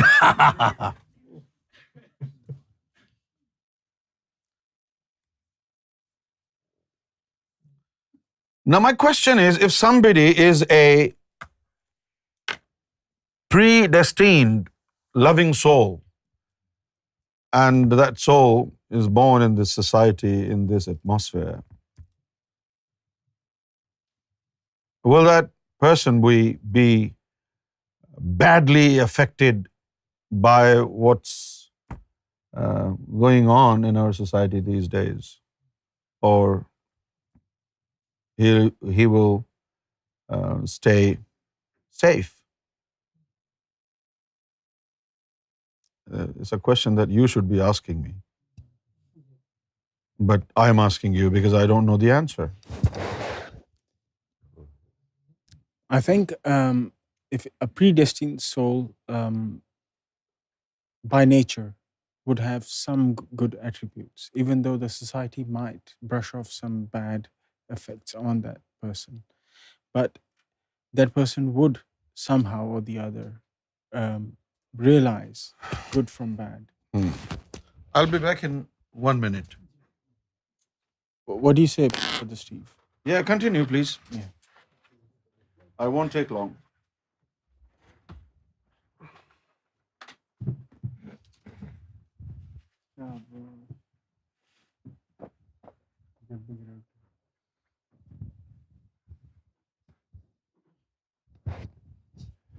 So, I was saying that a predestined soul, no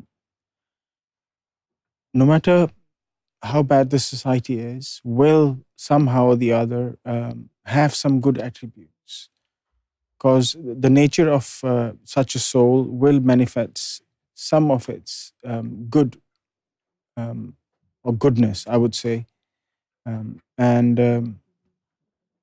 If for whatever reason, the bad society or bad being in a bad company, they might attract or have some bad attributes, but good attributes will also reflect from a person who's bound to be a predestined loving soul, because that person will be loving, not be totally selfish. Now, what we're talking nowadays, what's happening is these kids have become so selfish and self-centered that they can't see anything beyond themselves and their actions. What they're doing is, in a matter of fact, hurting their elders, their parents. So that's what I think. What do you say, Steve? And I suppose it depends as well, if that loving soul, what structure they have, isn't it, as well? I have experienced before people that I've met. There was some time ago, and it was a very nice person. Got along well with him, and was really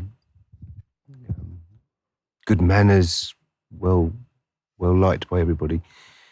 And he told me then that the school he came from, that I knew it was a really, really dangerous school, a neighbouring school to us. And he went to that school, and afterwards he went into a detention centre and things like that. But it just wasn't him.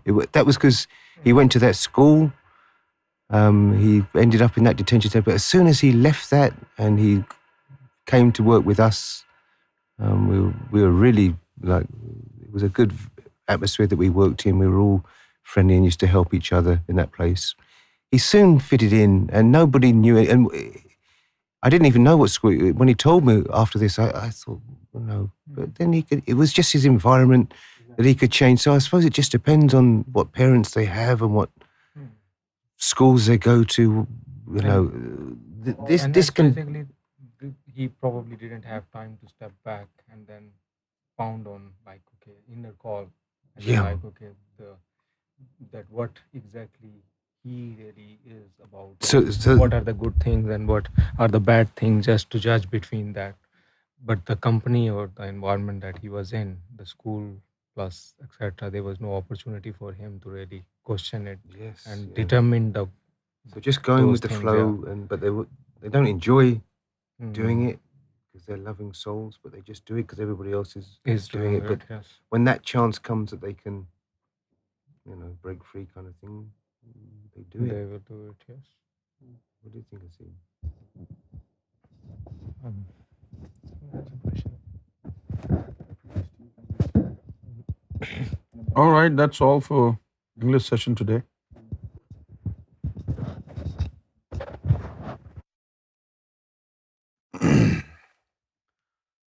دو حروف مقطعات جن کا میں آپ کے سامنے ذکر کرتا ہوں، پھر اس کے بعد میں بات کریں گے کہ جن حروف مقطعات کا میں نے ذکر کیا ہے ان کی تعلیم کہاں ہے۔ عمومی طور پر جو حروف مقطعات قرآن مجید میں استعمال ہوئے ہیں، جیسے کہ الف لام میم ہے، اس کے بعد جو تعلیم ہے وہ الف لام میم کی طرف اشارہ کرتی ہے۔ سمجھ گئے آپ؟ اسی طرح سورہ سجدہ ہے، اس میں حروف مقطعات آتے ہیں ہاں میم، ہاں میم۔ ہاں سے مراد ہے حجر، ہاں سے مراد ہے حجر، اور یہاں میم سے جو مراد ہے وہ ہے مہدی۔ اسی طرح ایک اور پیر ہے حروف مقطعات کا، الف لام میم صاد، صحیح ہے نا؟ ہاں، ایک تو ہے الف لام میم اور ایک اور ہے الف لام میم صاد۔ الف لام میم صاد، جہاں پر الف لام میم ہے تو وہاں پر راز ہیں، اور جہاں پر الف لام میم صاد ہے وہاں پر تعلیم ہے، طریقہ ہے۔ اب جیسے لفظ ہے الف لام میم صاد، الف لام میم کا مطلب تو میں آپ کو بتا چکا ہوں، الف سے اللہ، لام سے لا الہ الا اللہ، میم سے محمد رسول اللہ، اور صاد سے مراد ہے صدر۔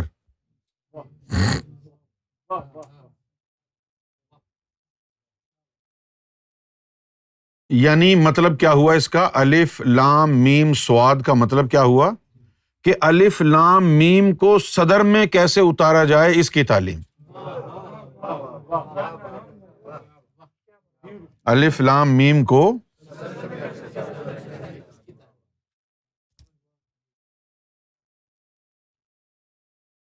شادی ہونے والی تھی میری، ہوئی نہیں تھی ابھی،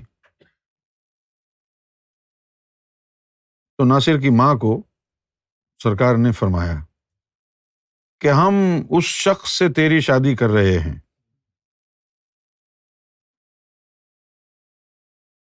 کہ جس کے قلب کو ہم نے حافظ قرآن بنایا ہے۔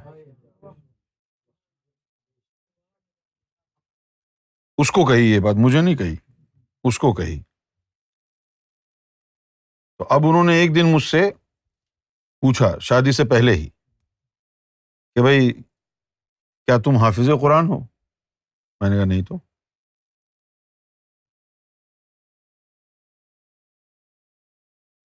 انہوں نے کہا جی سرکار نے تو فرمایا تم حافظ قرآن ہو. تو میں بڑا خوش ہوا، یار سرکار نے فرمایا تو حق ہے. خیر اسی دن جو ہے میں بڑا خوش ہوا کہ یار سرکار نے فرمایا میں حافظ قرآن ہوں، تو پھر تو مزے آ گئے. میں جب گھر گیا تو اب میں کوشش کروں بسم اللہ الرحمن الرحیم، آگے کیا پڑھوں، کچھ آ ہی نہیں رہا. یعنی میں نے تو یہ سوچا تھا کہ میں حافظ قرآن ہو گیا ہوں، لہٰذا میں منہ کھولوں گا اور آیتیں نکلیں گی باہر. لیکن میں نے تو بڑی کوشش کی کہ میں پڑھوں، پھر قرآن کھول کر کے بیٹھ گیا کہ اب پڑھوں تو پڑھنا بھی نہیں آ رہا. میں بڑا پریشان ہوا یار کہ یہ میں کیسا حافظ قرآن ہوں، کچھ سمجھ میں ہی نہیں آ رہا، ہے ہی نہیں کچھ. خیر میں نے ایک دفعہ پھر سرکار سے پوچھا کہ سرکار جس کا قلب حافظ قرآن ہو تو کیا وہ عام حافظ کی طرح قرآن پڑھ سکتا ہے؟ فرمایا ضروری نہیں ہے.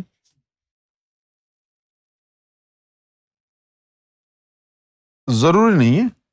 تو میں نے عرض کیا کہ پھر حافظ قرآن ہونے کا فائدہ کیا ہوا؟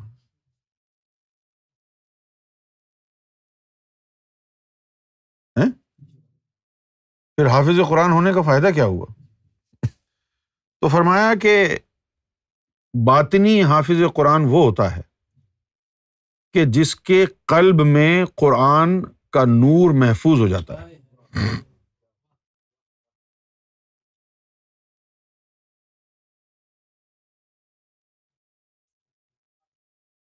جس کے محفوظ ہو جاتا. اب میں ایک آپ کو راز کی بات بتاؤں گا، آپ کا ذہن کبھی نہیں جائے گا وہاں. جس کے قلب میں قرآن کا نور محفوظ ہو جائے وہ حافظ قرآن ہوتا ہے باطنی، اور وہی حافظ قرآن اصل ہوتا ہے. سمجھے؟ اب وہ قرآن مجید میں جو آیا کہ وما ینطق عن الہویٰ، کہ بھئی وہ جو ہیں میرے حبیب، وما ینطق عن الہویٰ ان هو الا وحی یوحیٰ، کہ بھئی وہ اپنی خواہش سے کچھ نہیں کہتے، اپنی ہوا سے کچھ نہیں کہتے. ان هو الا وحی یوحیٰ، جو کچھ بھی ان کی زبان سے نکلے گا وہ وحی الہی ہی ہوگا.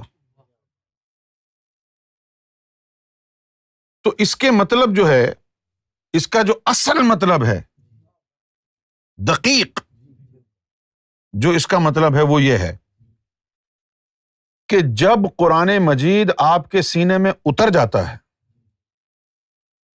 جب قرآن مجید آپ کے سینے میں اتر گیا، یہ بورڈ لانا،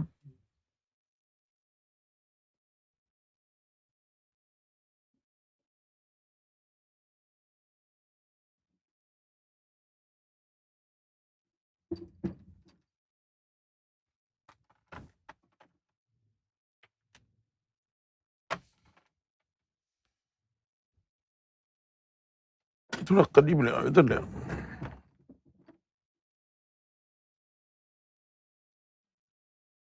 اب آپ کے قلب میں یہ قرآن اتر گیا،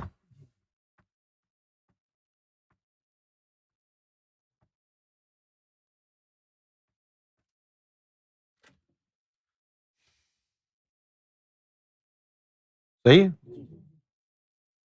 یہ آپ کے قلب کے اندر اتر گیا. اس کا نور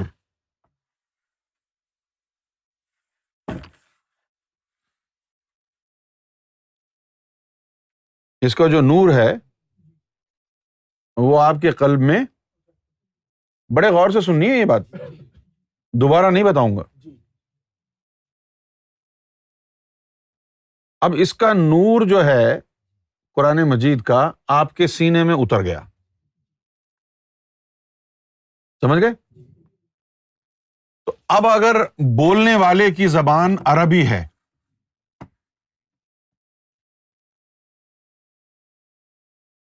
بولنے والے کی زبان عربی ہے، اور اس سے آپ نے کوئی سوال کیا، تو قرآن کے نور کے مطابق اس کا جواب عربی زبان میں آئے گا اور لوگ سنیں گے.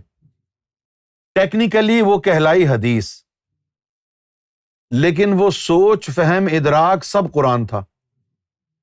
اس لیے کہا وما ینطق عن الہویٰ. اب ایسا شخص زندگی کے کسی موڑ پر کچھ بھی بولے گا تو وہ قرآن کی صورت ہوگا.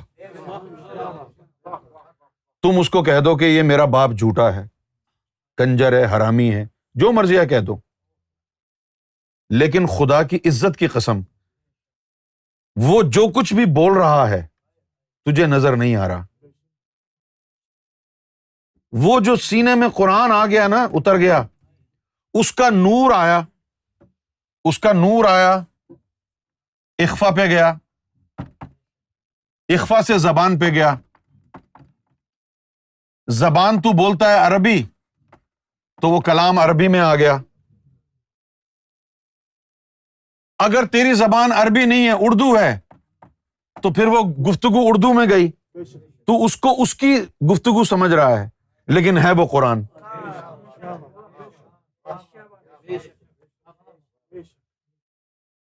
عربی زبان میں نکلے گا تو اس کے اپنے الفاظ میں نکلے گا، اور وہ الفاظ اس سے میچ نہیں کریں گے جو جبریل تحریر قرآن کی لایا تھا. وہ خدا کے الفاظ ہیں، یہاں سے جو نکلے گا نوری قرآن وہ تیرے الفاظ میں نکلے گا.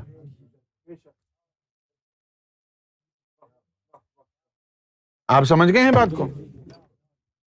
اچھا، اب اس لیے ہم گوہر شاہی کے جو فقیر ہیں، ہمارا ایمان اور عقیدہ یہ ہے کہ جو قرآن جبریل لائے وہ تو قرآن ہی ہے، صحیح ہے، لیکن حضور صلی اللہ علیہ وسلم نے اپنی طرف سے جو کچھ بھی تمہیں سمجھایا وہ بھی قرآن ہی ہے. کیوں؟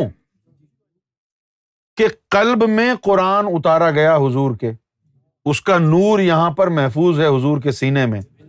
جب بھی وہ بات کریں گے تو قرآن کا نور ہی آئے گا، ان کے الفاظ میں آئے گا. اس لیے حدیث کے الفاظ مختلف ہیں، قرآن کے الفاظ مختلف ہیں. قرآن کے الفاظ اللہ کی طرف سے آئے ہیں، اور باطنی قرآن کے الفاظ وہ ہیں جو حضور کی زبان کی طرف سے نکلے ہیں. اب ظاہر ہے اللہ کی بلاغت اور فصاحت میں فرق ہے، اور حضور کی بلاغت اور فصاحت میں فرق ہے، کیونکہ حضور تو اللہ کی مخلوق ہے نا، خالق جیسی تو بلاغت اور فصاحت نہیں ہو سکتی نا. اسی لیے عربی کا جو اسٹینڈرڈ ہے حدیث کا وہ مختلف ہے اور قرآن کا مختلف ہے. قرآن سینے میں اتر گیا اور بولنے والے کی زبان پنجابی ہے، تو پھر وہ سیف الملوک کہلایا، وہ بلے شاہ کی جو ہے نا شاعری کہلائی، سلطان حقباہو کی کافیاں کہلائیں. اور اگر بولنے والے کی زبان اگر سندھی ہے تو وہ قرآن کا نور سندھی زبان میں آئے گا. پھر شاہ عبد اللطیف بھٹائی نے اپنے رسالہ میں، شاہ جو رسالو، اس میں لکھا کہ یہ میری شاعری نہیں ہے، یہ سندھی کا قرآن ہے. جن لوگوں کے پاس دماغ نہیں ہوتا وہ کہتے ہیں جی دیکھو گستاخی ہو گئی قرآن کی، یہ کہہ رہے ہیں جی پنجابی کا قرآن الگ ہے، سندھی کا الگ ہے. وہ گستاخی کی بات نہیں ہے، بات کو سمجھنے کی کوشش کرو. سمجھے؟ اللہ تعالیٰ نے عقل سب کو دی ہے نا.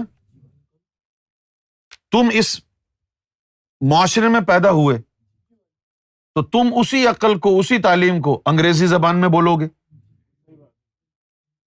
اگر تم یہاں پیدا ہونے کے بعد یہاں سے تم کو پاکستان لے جایا جاتا، وہاں پرورش تمہاری ہوتی، پھر تمہیں ایک لفظ انگریزی کا نہیں آتا، پنجابی بولتے یا اردو بولتے یا سندھی بولتے، لیکن جو کچھ بھی تم نے بولنا ہے وہ تو تم اس زبان میں بولتے نا، بھلے یہاں کی زبان میں بولو یا وہاں کی زبان میں بولو، بات وہ ہے جو تمہارے اندر دماغ میں ہے۔ اسی طرح باطنی حافظ قرآن وہ ہوتا ہے کہ جس کے قلب میں اللہ تعالیٰ قرآن مجید کا نور اتار دیتا ہے، اور پھر اس کی روز مرہ کی زندگی میں جو اس کی زبان سے کلام نکل رہا ہے وہ سب قرآن ہے۔ خواہ وہ یہ کہے بیٹا یہاں آنا پانی کا گلاس لے کے، یہ بھی قرآن ہے۔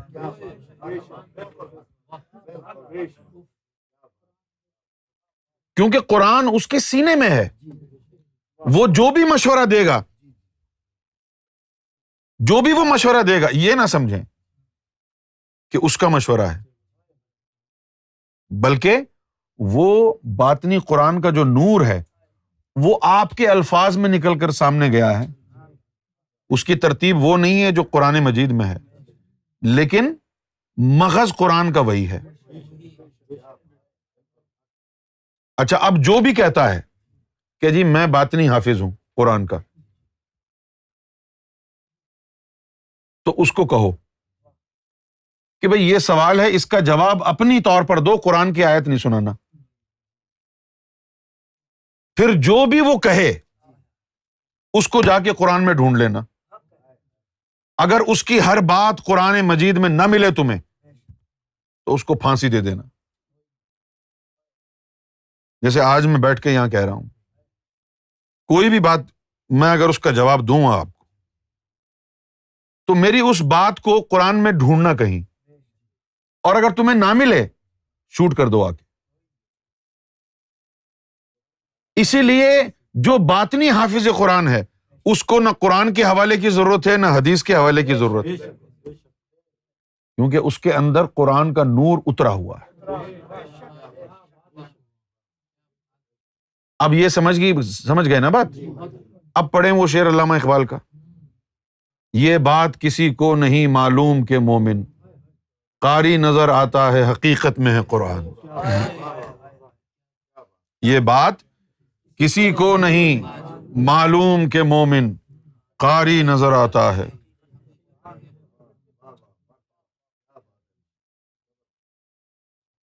اب مسئلہ کیا ہے؟ اب یہ جو قرآن ہے، ادھر سے قرآن مجید کی کاپی اٹھانا، چلو جی مل گیا۔ اب یہ جو قرآن مجید ہے اس کے اندر اگر کوئی حروف مقطعات آئے ہیں تو وہ لکھے ہوئے ہیں الف لام میم، اور اس کے اندر اس کا نور آیا ہے۔ اس میں وہ حروف مقطعات کے تحریر نہیں آئی، نور آیا ہے۔ یہ تحریر ہے، سمجھ میں آئے گی، پڑھیں گے کہ آپ الف لام میم لکھا ہے۔ یہاں تحریر نہیں ہے، یہاں نور ہے۔ وہ اس کی گفتگو سنو، اس کی گفتگو میں سارے الف لام را کے راز وہ اپنی زبان میں بغیر بتائے کہ یہ حروف مقطعات کے راز ہیں، اس کی روز مرہ کی زندگی میں وہ باتیں ہوں گی۔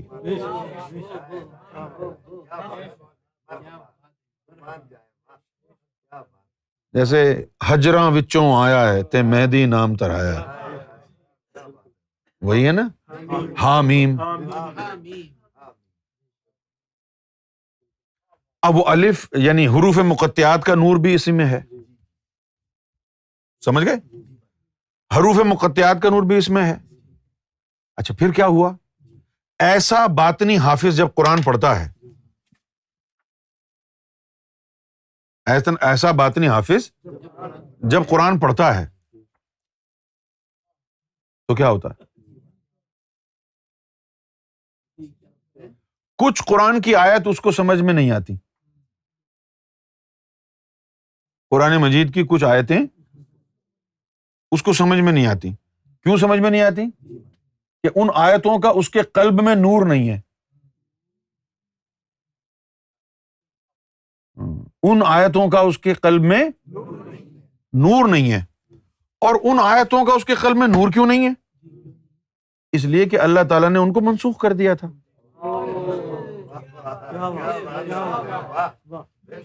تو اس کے قلب میں اس کا نور نہیں ہے، کیونکہ وہ آیت منسوخ ہو گئی تھی، ہے نا؟ اور یہاں پر اچھا، اب اگر کوئی بات اللہ نے قرآن میں، کوئی بات اللہ نے قرآن میں، میری طرف دیکھو، کوئی بات اللہ نے قرآن میں ایک ہی بات 7 دفعہ کہی ہے مختلف جگہوں پر، فرض کیا ایک جگہ سورہ بقرہ میں کہیں ایک دفعہ کہہ دی، ٹھیک ہے، پھر سورہ آل عمران میں کہیں دوبارہ وہ بات کہہ دی، پھر کسی اور پارے میں کسی اور صورت میں کہیں وہ تیسری دفعہ بات کہہ دی، تو کل ٹوٹل قرآن میں فرض کیا کہ 7 دفعہ اللہ نے وہی جملہ دہرایا ہے۔ تو جب وہ پڑھے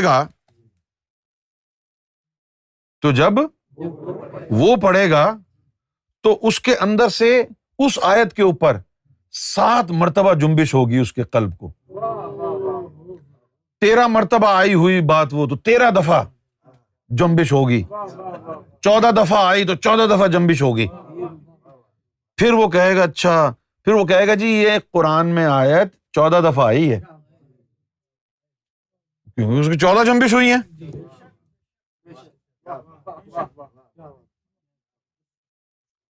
آپ سمجھ گئے ہیں بات کو؟ اچھا، پھر اس کے بعد کہ قرآن مجید کے کچھ حروف مقطعات، اب اس میں تو ہے نا اس کے قلب میں نور اس کا، اب وہ تو ایسے ہی بیان کر رہا ہے،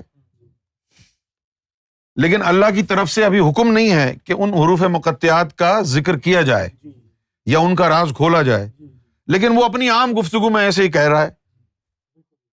تو جب وہ لفظ نکلیں گے تو اس کی زبان میں لکنت آ جائے گی اس لمحے، د د د د د د د د د، اس سے وہ سمجھ جائے گا یہ راز کی بات ابھی نہیں کہنی، اس وقت زبان میں لکنت آ جائے گی، یہ بالکل خاموش ہو جائے گا۔ یہ حافظ قرآن ہوتا ہے۔ کیا ہوتا ہے یہ؟ اور اس قرآن کا جو نور ہے وہ اس کی نسوں میں چلا جاتا ہے، نور اس کی نسوں میں، پورے وجود میں چلا جاتا ہے۔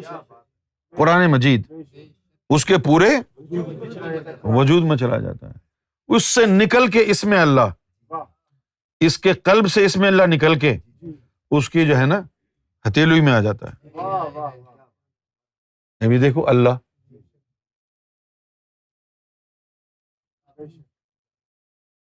اگر یہ اللہ نے ہاتھ انسان کا اپنے نام پر بنایا ہے، دیکھیں اپنے نام پہ بنایا ہے۔ قرآن میں آیا ہے کہ وہ ہاتھ والے تھے، ہم تو سب ہاتھ والے ہیں، آپ کے ہاتھ ہے نا، تو پھر وہ ہاتھ والے کون تھے؟ ہاتھ والے وہ تھے کہ جن کے اندر سے نور نکل کے اس میں اللہ کا یہاں آ کر کے جم گیا، پھر جن کے اس میں ذات قلب سے نکل کر کے پنجوں میں آ جائے، اس کو کہتے ہیں کہ اب اس کا ہاتھ نہیں، میرا ہاتھ ہے۔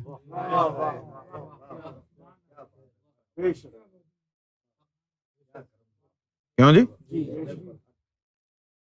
یا پھر الف لام میم آ جائے، یا پھر الف لام میم آ جائے، جو بھی راز ہوگا وہ اس کے جسم کے کسی حصے کے اوپر آئے گا ہر حال میں۔ جن کے الف لام میم آ جاتا ہے ان کی یہ جو انگلی ہے یہ یوں ٹیڑھی ہو جاتی ہے، جن کے را آ جاتا ہے ان کی یوں ہو جاتی ہے، جیسے یہ را لگ رہا ہو۔ اچھا، آپ کرنے کی کوشش کریں، نہیں، وہ ہر وقت ایسی رہے گی، وہ ہر وقت ایسی رہے گی۔ کیا ہوگا؟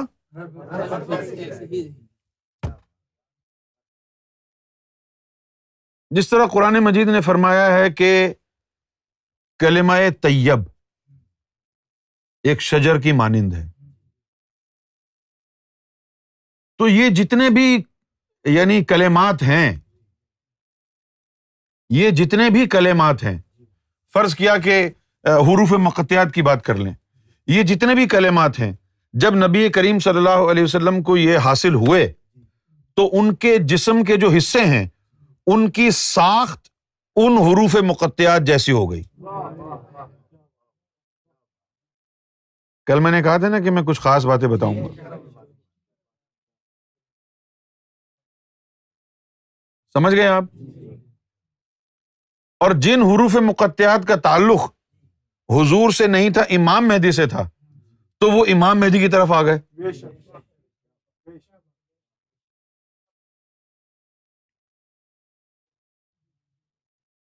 وہ کہاں گئے؟ اب یہ جو ہے کلمہ،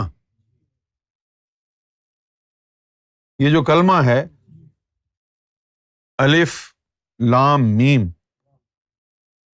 اس کی پوری ایک روح ہے. الف لام میم، ہاں، چلتی پھرتی، اور وہ روح حضور صلی اللہ علیہ وسلم کے وجود میں ہے. کیوں جی؟ جن کو اس میں ذات اللہ کا ذکر جاری ہو جاتا ہے، ان کا تعلق اس روح سے ہو جاتا ہے، حضور کی ذات سے نہیں ہوتا.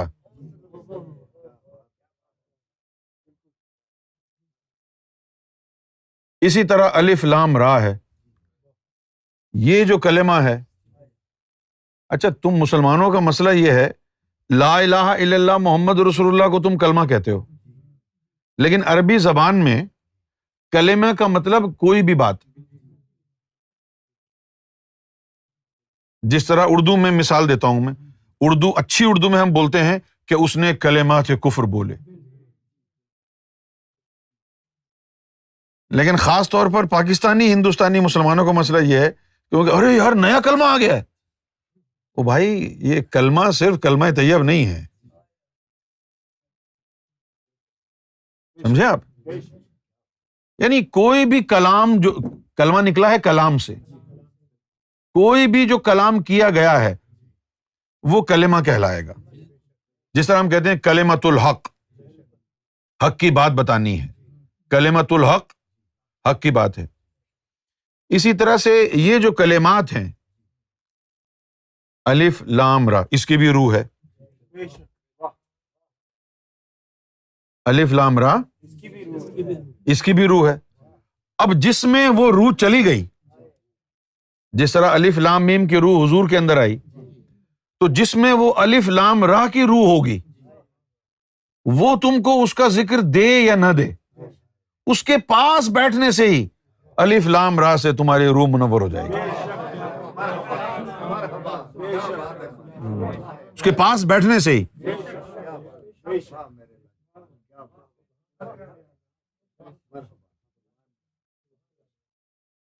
جیسے اس میں ذات اللہ کا جو عدد ہے وہ 66 ہے، اور اس میں محمد کا عدد ہے 92. ایک دفعہ کیا ہوا، ہم سرکار کے ساتھ ہائی وے پہ سفر کر رہے تھے، تو ایک سروسز پر رکے. سروسز پہ دیکھیں گے آپ ویئنگ اسکیل رکھا ہوتا ہے، ویئنگ اسکیل، وزن کرنے کی مشین. یہاں پر سروسز پہ ہوتی ہے، یہاں بھی ہوتی ہے، امریکہ میں بھی ہوتی ہے. تو سرکار نے اس کو دیکھا تو اس کی طرف گئے، کہا کہ وزن کرتا ہوں میں. اب وزن کرنے کے لیے اس میں کوائن ڈالا تو سرکار نے فرمایا کہ 66 کلو ہونا چاہیے، نہ ایک رتی کم نہ ایک رتی زیادہ.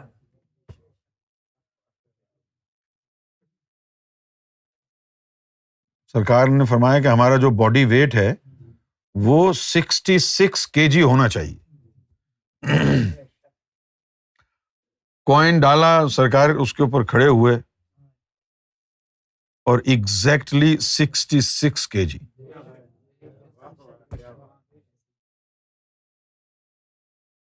تو میرا منہ کھلا کا کھلا رہ گیا. سرکار نے فرمایا خیر ہے. میں نے کہا کہ سرکار نے فرمایا مجھے معلوم ہے تم کیا سوچ رہے ہو. یہی سوچ رہے ہو نا کہ 66 تو اللہ کا عدد ہے، تو میرا وزن 66 کیوں ہے؟ کیا میں اللہ ہوں؟ ایسی کوئی بات نہیں ہے.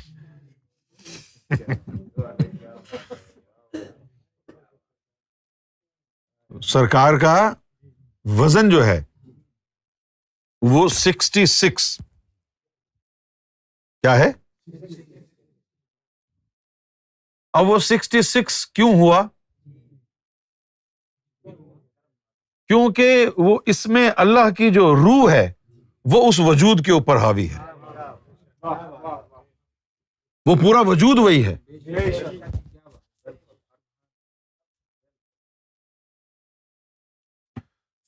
تو جن لوگوں کے سینے میں قرآن مجید اتر جاتا ہے تو یہ نہیں ہوتا کہ وہ آنکھیں بند کر کے تراویح پڑھائیں گے. تراویح وغیرہ نہیں پڑھاتے وہ، بھلے ان کو قرآن پڑھنا آئے ہی نہ، ان کو کیا لینا ہے؟ کیوں نہیں ضروری کیوں نہیں ہے ان کا قرآن پڑھنا؟ کیونکہ جو ان کے سینے میں قرآن کا نور اترا ہے،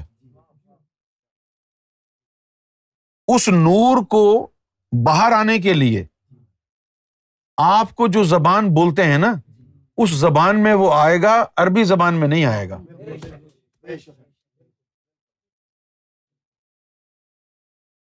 یعنی فرض کیا کہ کسی چائنیز کے قلب کے اوپر اگر قرآن کا نور اتار دیں، اس کے قلب کو حافظ قرآن بنا دیں ہیں، تو خود بخود پھر وہ چائنیز کے اندر سارا کلام لوگوں سے بات کرے گا، اور چائنیز کے اندر حق بیان ہوگا. اس کی زبان اگر پنجابی ہوگی تو وہ سیف الملوک لکھ دے گا، بلے شاہ کی شاعری ہو جائیں گی، سلطان حق باہو کی جو ہے شاعری ہو جائے گی.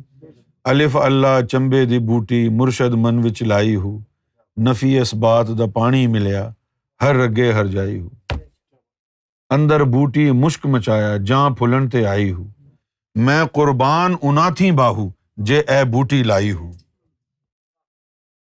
یہ حافظ قرآن ہوتا ہے کہ جس کے قلب میں قرآن کا نور.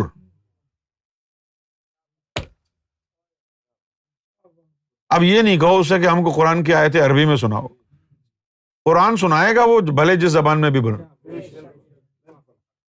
قرآن ہی بتائے گا وہ.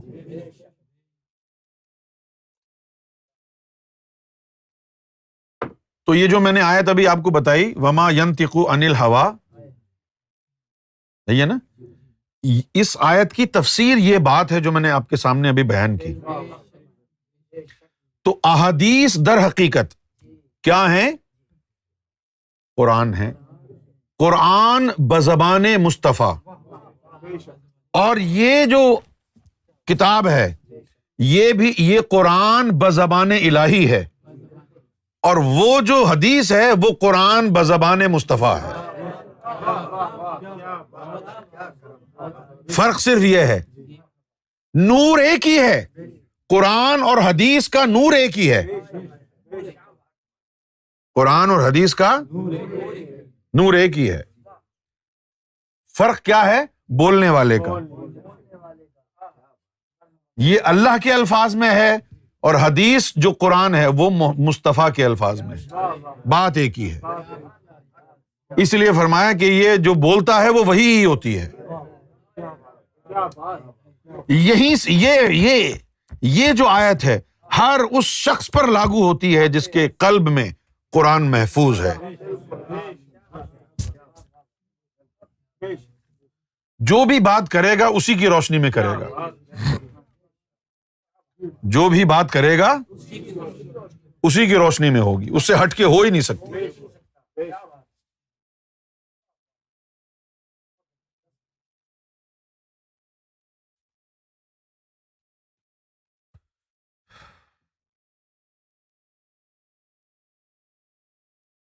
اب آ جائیے جناب، ہم پڑھ رہے ہیں سورہ عنکبوت. سورہ عنکبوت شروع ہو رہی ہے الف لام میم سے.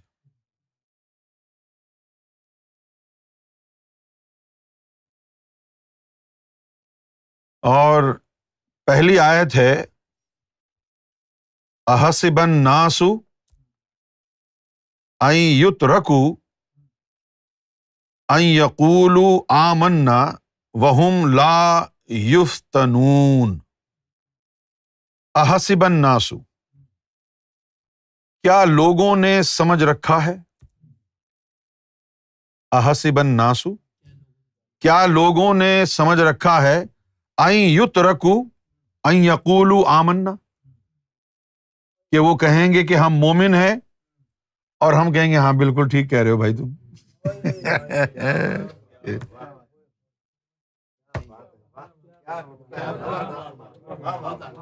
اللہ فرما رہا ہے کیا لوگوں نے یہ سوچ رکھا ہے کہ ان یترکوا ان یقولوا آمنا، کہ وہ کہیں گے کہ ہم مومن ہیں اور ہم ان کو چھوڑ دیں گے کہ ہاں بھائی ٹھیک ہے تم نے صحیح کہا ہے. وہم لا یفتنون، اور ہم ان کو آزمائیں گے نہیں، بغیر آزمائے جانے دیں گے. تم کہو تو صحیح مومن ہو، پھر دیکھو ہوتا کیا ہے. تو اللہ تعالیٰ فرما رہا ہے کہ بھائی کیا آپ نے یہ سوچ رکھا ہے کہ آپ کہیں گے کہ ہم مومن ہیں اور ہم بغیر آزمائے آپ کی بات پر یقین کر لیں گے؟ ہم کون سے محمد یونس ہیں جو یقین کر لیں گے؟ ہم تو اللہ ہیں. اللہ ایسے تھوڑی یقین کرتا ہے. تم نے بھائی کہا کہ بھائی میں مومن ہوں، اللہ کہے گا اچھا بھائی تھینک یو ویری مچ. نہیں، اللہ تعالیٰ نے فرمایا کہ وہم لا یفتنون، ان کو تو آزمایا ہی نہیں ہے، کیسے مان لیں گے ان کی بات کہ بھائی یہ مومن ہے. یہ جو لفظ یہ یفتنون ہے، یہ اس کا جو روٹ ورڈ ہے وہ ہے فتنہ. کیا ہے؟ فتنہ. اچھا، اب ہمارے جو ہندوستان پاکستان میں لوگ ہیں ان کو تو فتنے کا مطلب ہی نہیں پتا. جو بہت ہی شیطان قسم کا انسان ہو اس کو کہتے ہیں یار یہ فتنہ ہے نا. لیکن فتنہ کا معنی کیا ہے؟ فتنہ کا معنی ہے آزمائش، ٹرائل، ٹیسٹ. اب جو آخری زمانے کو احادیث میں خاص طور پر امام بخاری رحمۃ اللہ علیہ نے آخری زمانے کے لیے ایک باب تیار کیا ہے اور اس کا نام رکھا ہے باب الفتن. کیا نام رکھا ہے؟ یعنی آزمائش کا دور. یہ جو دور چل رہا ہے یہ دور فتن ہے، فتنے کا دور ہے. تو فتنے کے دور سے مراد یہ نہیں کہ شیطانی دور ہے، فتنے سے مراد یہ ہے آزمائش کا دور ہے. ہم نے ایک غزل بھی لکھی تھی اس پر، آزمائش کا یہی وقت ہے آگاہ رہو، آزمائش کا یہی وقت ہے آگاہ رہو. اچھا، تو اب اللہ تعالیٰ نے یہ فرما دیا کہ احسب الناس، کہ کیا انسانوں نے یہ سمجھ رکھا ہے کہ ان یترکوا، کہ ہم ان کو چھوڑ دیں گے، ان یقولوا آمنا، جب وہ یہ کہیں گے کہ ہاں ہم مومن ہیں، وہم لا یفتنون، اور ہم ان کو آزمائیں گے نہیں. نہیں، اللہ تعالیٰ تم کو مومن اس وقت تک ریکوگنائز نہیں کرے گا جب تک وہ تمہیں آزما نہ لے.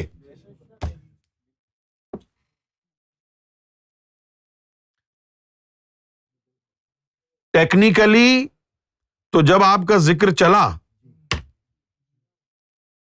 تو آپ مومن بن گئے، لیکن آفیشلی مومن نہیں ہیں آپ. کب تک؟ جب تک اللہ جو ہے آپ کے پرزے ڈھیلے نہ کر دے.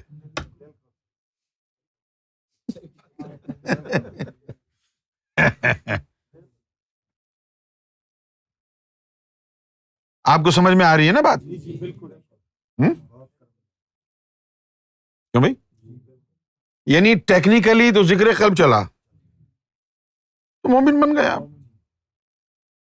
لیکن اب اس کے بعد اس نے آپ کو آزمانا ہے. جب آزما لے گا وہ اور آپ ثابت قدم رہے تو پھر اللہ کہے گا ہاں جی آج سے تو میری نظر میں مومن ہے. کیونکہ آزمائش کے وقت بندہ جو ہے وہ بھاگ بھی جاتا ہے. آزمائش کے وقت جو ہے ہاں تو ذکر قلب کا چلنا علامت ایمان ضرور ہے، لیکن آدھا کام ہوا ہے، آدھا ابھی باقی ہے. سمجھ گئے آپ؟ تو جب تک آزما نہ لے اللہ، اس دورانیے کے لیے کہا ہے اللہ تعالیٰ نے، اس دورانیے کے لیے کہا ہے کہ ربنا لا تزغ قلوبنا بعد اذ ہدیتنا ہب لنا من لدنک رحمت. کہ ربنا، اے ہمارے رب، لا تزغ قلوبنا، ہمارے قلوب کو پھیر نہ دینا، بعد اذ ہدیتنا، ہمارے قلب کو جب آپ نے ہدایت عطا فرما دی ہے اس کے بعد اس کو پھیر نہ دینا. وہب لنا من لدنک رحمت، اور ہم اس قابل نہیں ہیں کہ اس کی حفاظت کریں. ہب لنا من لدنک رحمت، اپنی خاص رحمت، ایمان کے حساب کتاب سے ہٹ کے، جو میں بندہ ہوں تو میرا مولا ہے، اس رشتے کے ناطے میری ہمدردی میں اپنی طرف سے جو رحمت ہے، اس اپنی طرف سے جو رحمت ہے تیری خاص، وہ مجھے عطا کر تاکہ میں ثابت قدم رہوں اس میں. ربنا لا تزغ قلوبنا بعد اذ ہدیتنا وہب لنا من لدنک رحمت انک انت الوہاب. اور پھر فرما رہے ہیں کہ بھئی آپ ہی تو بیسٹوور ہیں. وہاب کہتے ہیں جو بیسٹو کرتا ہے، عطا کرتا ہے. یہ اس وقت کے لیے آئی ہے کہ ذکر قلب آپ کا چل گیا اور آپ چوڑے ہو گئے، ولی بن گئے. Take it easy my friend. ابھی آپ تو دہلیز پر پہنچے ہیں، ہاں، تو اللہ تعالیٰ نے تو ابھی آپ کی کھال اتارنی ہے.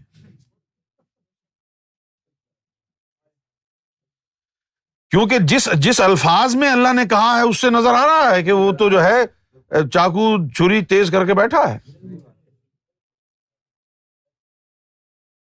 احسب الناس، کیا تم لوگوں نے، انسانوں نے یہ سوچ رکھا ہے کہ ان یترکوا ان یقولوا آمنا وہم لا یفتنون، کہ تم کہو گے کہ ہم مومن ہیں اور ہم بغیر آزمائے مان لیں گے. ہاں جی بالکل ٹھیک کہہ رہے ہیں آپ. نہیں، وہ آزمائے گا، وہ آزمائے گا، اور جب وہ آزمائے گا اس وقت آپ نے یہ پڑھنا ہے ربنا لا تزغ قلوبنا بعد اذ ہدیتنا وہب لنا من لدنک رحمت انک انت الوہاب. اور پھر جناب وہ جب آزما لیتا ہے، اب جو آزمائے گا اس کی آزمائشیں ایسی چھوٹی موٹی تو نہیں ہوتی ہیں. پتہ بھی نہیں چلتا ہے کہ یہ جو میرے ساتھ ہو رہی ہے کہانی، یہ کہانی اللہ کی آزمائش ہے یا کوئی عذاب ہے. انسان کو تو یہی پتہ نہیں چلتا. نہیں، یعنی کسی کے بچے بھاگ گئے، کسی کی بیگم نے طلاق دے دی، کسی کا نقصان ہو گیا، کاروبار ختم ہو گیا.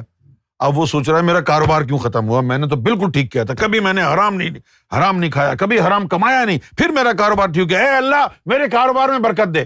ابے بھوتنی کے، تجھے پتا بھی ہے کاروبار کیوں ختم ہوا تیرا؟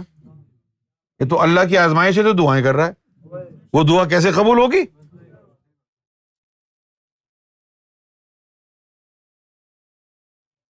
کیوں؟ اب جیسے حافظ فرید ہے، بڑے یعنی بڑی پارٹی تھی، تو بہت بڑی، بہت بڑے بزنس مین ہے نا. یہ ایسے ویسے نہیں تھے، ان کے بڑے نخرے تھے. ہاں بہت نخرے تھے ان کے. یہ اعلیٰ نسل کے کنجر تھے.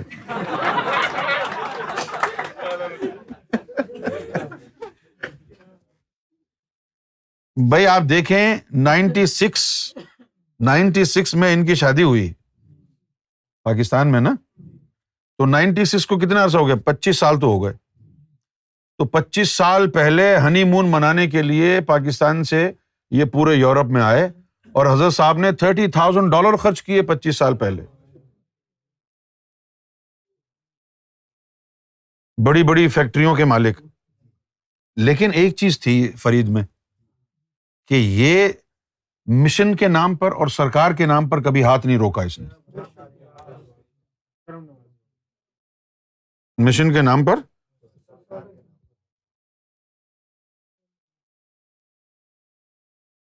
میں نے کہا کہ یار فرید یہاں آ جاؤ. کاروبار چھوڑ کے یہاں آ گیا.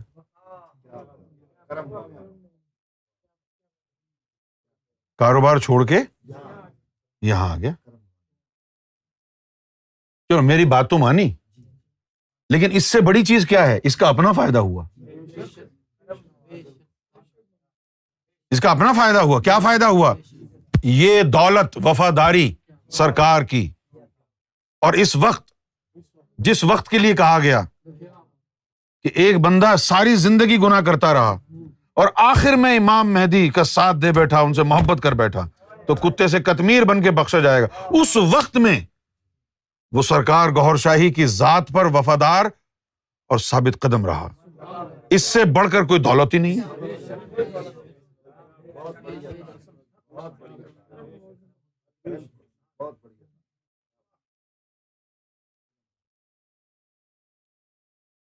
اور جب یہ تراویح پڑھانے آتے تھے پاکستان سے، یہ 30 سال پہلے پاکستان سے یہاں، یعنی فرید بھائی نے اور ندیم نے دونوں نے مل کے یہاں پر 30-35 سال پہلے، نہیں 30-35 سال نہیں، زیادہ، اس سے بھی زیادہ عرصہ ہو گیا، تو پاکستان سے یہاں تراویح پڑھانے کے لیے آتے تھے صرف ہنزلوں کی مسجد یہ لوگ.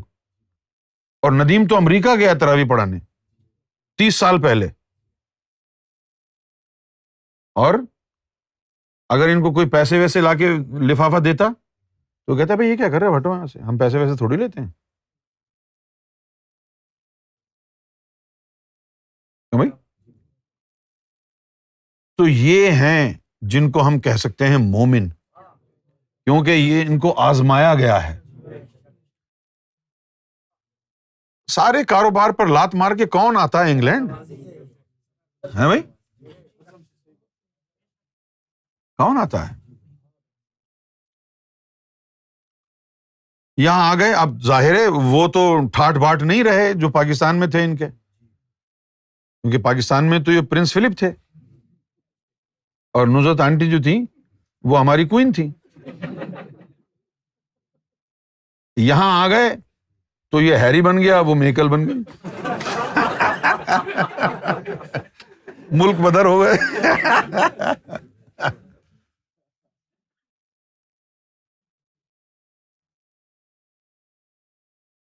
اب راز کی بات کیا ہے؟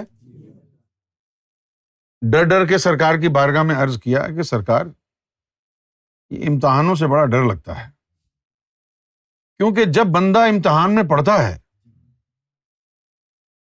تو خوار ہو جاتا ہے اور چانسز ہوتے ہیں کہ گمراہ ہو جائے گا. تو ہاتھ جوڑ کے سرکار کی بارگاہ میں عرض کی کہ سرکار امتحان سے بچا لیں. سرکار نے فرمایا نہیں، یہ مت کہو، یہ مت کہو کہ امتحان نہیں دینا، امتحان تو ہوگا، بلکہ یہ کہو کہ جو امتحان ہو تو نظر میں رکھنا. یہ مت کہو کہ ہم امتحان کے لیے تیار نہیں ہیں، یہ کہو. سرکار نے فرمایا کہ بس امتحان کے لیے تیار رہو اور قدم اٹھاؤ، باقی ہم دیکھ لیں گے. اور حقیقت بھی یہی ہے، امتحان جب ہوتا ہے آپ کے تو صرف پاؤں چلتے ہیں، بچانے والا ہر وقت وہی ہوتا. وہ نہ بچائے تو کوئی نہ بچے، وہ نہ بچائے. اب انہوں نے ٹرک بتا دیے کہ دیکھو بھائی یہ اندر کی کہانی ہے، بچائیں گے ہم ہی، تم بس جھوٹ موٹ جو ہے قدم بڑھا لینا. بچانا انہوں نے ہی ہے. تو امتحان سے گھبرانا نہیں ہے، گھبرانا نہیں ہے. اور امتحان ایسا ہے کہ بندے کو پتہ نہیں چلتا کہ یہ امتحان ہے.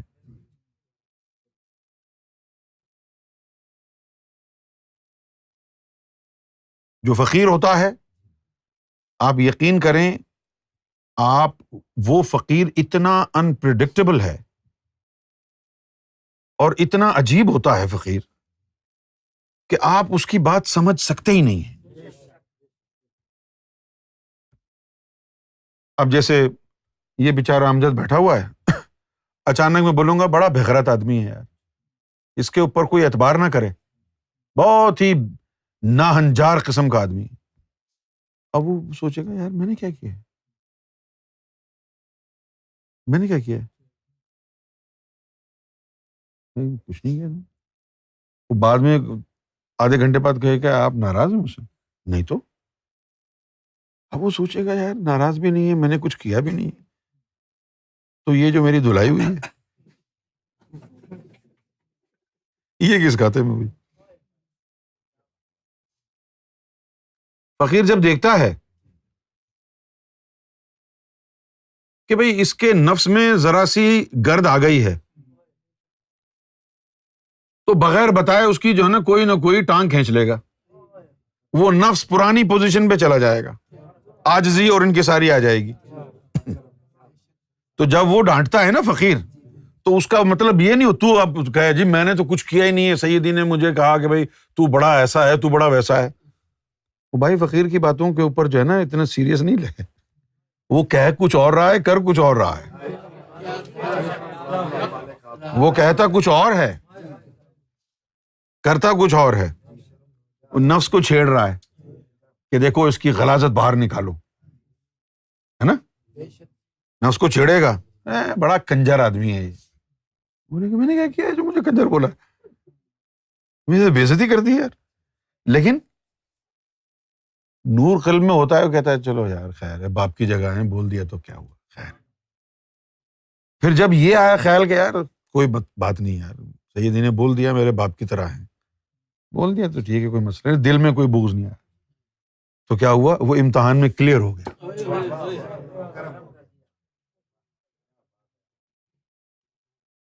اچھا, اب اللہ کے جو امتحانات ہیں اللہ تعالیٰ نے فرمایا کہ بھائی ہم 5 چیزوں سے آزمائیں گے, قرآن میں لکھا ہوا ہے. بھوک سے آزماتا ہے اللہ تعالیٰ, ڈر اور خوف سے آزماتا ہے, من الخوف والجوع. اچھا, خوف اور جو, فیئر اور جو کا مطلب ہے بھوک. ونقص من الاموال, تو وہ جو مال ضائع ہو جائے, آپ کا پیسہ ضائع ہو جائے, نقصان ہو جائے, ان چیزوں سے آزماتا ہے. اچھا, اب چونکہ زمانہ بدل گیا ہے, زمانہ بدل گیا ہے, تو اب یہ جو خوف اور جو ہے, بھوک اور خوف, یہ وہ خوف اور بھوک جیسا پہلے دور میں ہوتی تھی. پہلے تو خوف ہوتا تھا کہ کوئی لا اینڈ آرڈر نہیں ہے, کوئی پولیس نہیں ہے, کوئی آرمی نہیں ہے, ٹھیک ہے نا. اپنے آپ جو ہے حجرے میں بیٹھے ہوئے ہیں, کسی کا بھی موڈ خراب ہوا تلوار لا کے سر کاٹ کے چلا گیا, ہے نا, کیونکہ وہاں تو یہی ہوتا تھا سعودی عرب میں کہ جی فلاں کا موڈ خراب ہوا, انہوں نے جا کے سر اڑا دیا. تو وہ خوف میں رہتے تھے, چوکیداری, کیونکہ یہ جنگجو قوم تھی, بہت نرم دل نہیں تھے, جنگجو تھے, ہر وقت چھوٹی چھوٹی باتوں پہ قتل و غارت کرنے والے, لڑائی جھگڑا کرنے والے. اب تو تاریخ اٹھا کر کے دیکھیں, پانی پلانے کے اوپر جھگڑا ہو گیا, اور کب تک چلا, کئی نسلیں برباد ہو گئیں. بھائی ان کے پڑ دادا نے جو ہے نا ہمیں پانی نہیں پینے دیا تھا وہاں پر, مار دو سالوں کو, جتنے بھی ہیں سب کو مار دو. انہوں نے اس کو مارا, وہ اس کو مارا, اور یہ کہانی چلتی رہی. جنگجو تھے. تو یہ خوف تھا. اچھا, دوسرا یہ کہ اب اگر 1450 سال پہلے چلے جائیں تو وہ کوئی کیپٹلسٹ سوسائٹی تو نہیں تھی, نہ کوئی لوگوں کے بزنسز تھے, ہے نا. زیادہ تر کیا تھا, کھیتی باڑی کرتے تھے, اور جو موسٹ کامن جو لوگوں کی جاب تھی وہ یہ ہے کہ بھیڑے چرا رہے ہیں, شیفرڈ بنے ہوئے ہیں. اب بائبل میں بھی ذکر آیا نا کہ یہ شیفرڈ, لیم, ہماری سمجھ میں نہیں آتی وہ کہانی, تو 2000 سال پرانی باتیں ہیں نا بھائی, کیوں بھائی. تو اس طرح اس دور میں تو تھی خوف اور بھوک, تو اب تو بھوک کا کوئی ہے نہیں کہانی یہاں پر, سمجھ گئے آپ؟ اچھا خوف کی بھی نہیں ہے، کیونکہ اب آپ پکے گھروں میں رہ رہے ہیں، آپ نے جو ہے الارم لگا رکھا ہے، وہ الارم پولیس سے کنیکٹڈ ہے، کیمرے لگے ہوئے ہیں، تو اب خوف کس بات کا ہے؟ تو اب اللہ آزمائے گا کیسے؟ تم کیمرے لگا دیے تم نے۔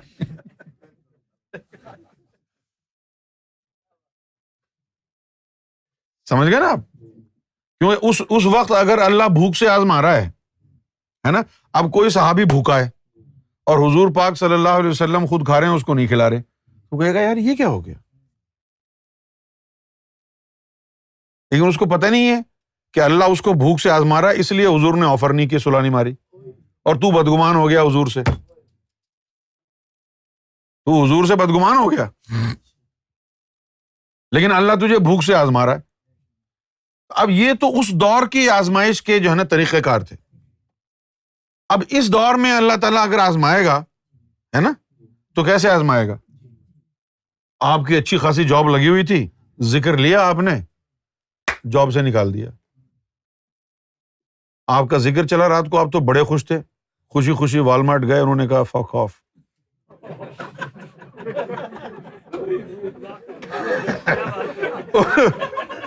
آپ تو سوچ رہے تھے کہ اب میرا ذکر چل گیا، ولی اللہ بن گیا، اب تو میری ترقی ہو جائے گی والمارٹ پہ۔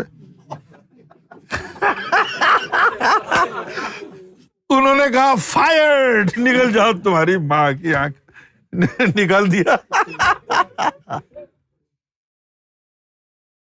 فائرڈ ہو گئے۔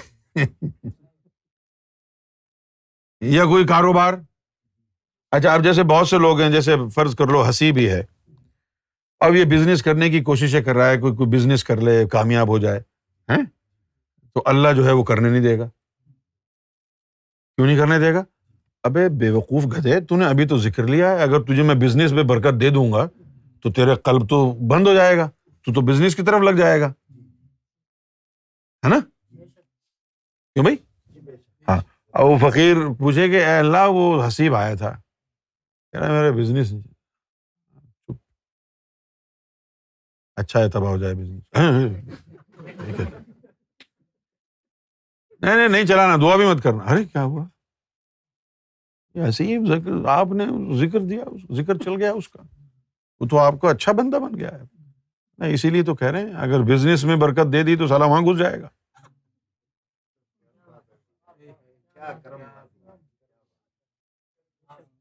لہذا جب وہ تمہیں قبول کر لے، اس کے بعد جو بھی نقصان ہو رہا ہے نا، چپ رہو، خاموش، جو تیری مرضی، اس کی رضا میں راضی رہو۔ بات سمجھ میں آ گئی؟ آزماتا ہے وہ، آپ کو پتہ نہیں چلتا کہ آزما رہا ہے، آپ کو پتہ نہیں چلتا کہ آزماتا ہے۔ میں جو ہے 89 میں بینکاک گیا، بینکاک، وہاں میں کھڑا ہوا ایک ہوٹل کے آگے، اور میں یعنی ایک بندے کو مار رہا تھا، کیونکہ میں نے وہاں سے بینکاک سے کک باکسنگ سیکھی تھی، تو کسی سے لڑائی ہو گئی، اس کی خوب دھلائی کی۔ اچھا جب اس کی دھلائی کی تو سب تالیاں بجا رہے تھے، بڑا یعنی میں جو ہے بڑا I was feeling really high۔ تھوڑی دیر میں جو ہے وہاں سے ایک بوڑھی عورت گزری، اس نے تھپڑ مارا منہ پہ اور منہ پہ تھوک دیا، تھپڑ مارا، منہ پہ تھوک دیا اور چلی گئی۔ وہ جو بھی نفس کے اندر جو خوشی تھی کہ جی میں نے مارا، لوگوں نے تالیاں بجائیں، وہ سب 1 منٹ میں کافور ہو گیا۔ بعد میں پتہ چلا کہ وہ امتحان تھا، کہ آپ اس لائن میں آ گئے، اب آپ نے جو حرکت کی ہے اس کی وجہ سے آپ کے نفس کو تقویت ملی، نفس آپ کا طاقتور ہو گیا، تو اس نفس کو جھکانا ہے، اس کی کمر توڑنی ہے، اس تکبر کو ختم کرنا ہے، اس لیے وہ اللہ نے اس عورت کو بھیجا، اس نے یعنی تھپڑ بھی مارا، منہ پہ تھوک کر کے چلی گئی. جو تالی بجا رہے تھے لوگ وہ کہنے لگے پتہ نہیں اس نے کچھ غلط کیا ہوگا، لعنت ہے لعنت ہے لعنت ہے لعنت. تو ہر کام میں کوئی نہ کوئی اللہ کی حکمت ہے.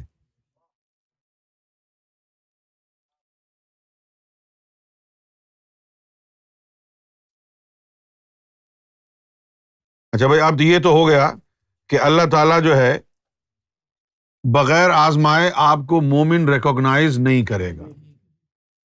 احسب الناس ان یترکوا ان یقولوا آمنا وہم لا یفتنون. بغیر آزمائے وہ آپ کو مومن تسلیم نہیں کرے گا. اور اس کے بعد فرمایا کہ وَلَقَدْ فَتَنَّا الَّذِينَ مِن قَبْلِهِمْ فَلَا يَعْلَمَنَّ اللَّهُ الَّذِينَ صَدَقُوا وَلَا يَعْلَمَنَّ الْكَاذِبِينَ. اچھا بھائی، اللہ تعالیٰ فرما رہا ہے کہ اور ہم نے فَتَمَنَّا الَّذِينَ مِن قَبْلِهِمْ، تم سے پہلے لوگوں کو بھی ہم نے آزمایا تھا. تو اللہ تعالیٰ جو ہے وہ جانتا ہے کہ کون صادق ہے. آزمائش کے بعد اللہ کے پاس رزلٹ آ گیا ہے، تو اللہ جانتا ہے کہ آزمائش میں جو پورا اترا ہے وہ صادق ہے، اور اللہ یہ بھی جانتا ہے کہ کون کاذب ہے.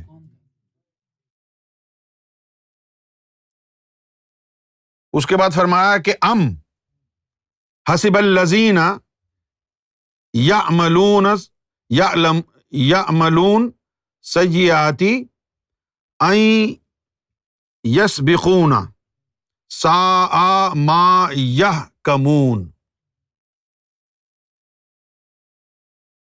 اچھا، اب وہ یہ کہہ رہے ہیں، اللہ تعالیٰ فرما رہا ہے کہ کیا ان لوگوں نے یہ سوچ رکھا ہے کہ یہ انہوں نے جو گناہ کیے ہیں، جو انہوں نے گناہ کیے ہیں، وہ اللہ تعالیٰ کی نظر سے ان نوٹسڈ گزر جائیں گے، اللہ کو پتہ نہیں چلے گا؟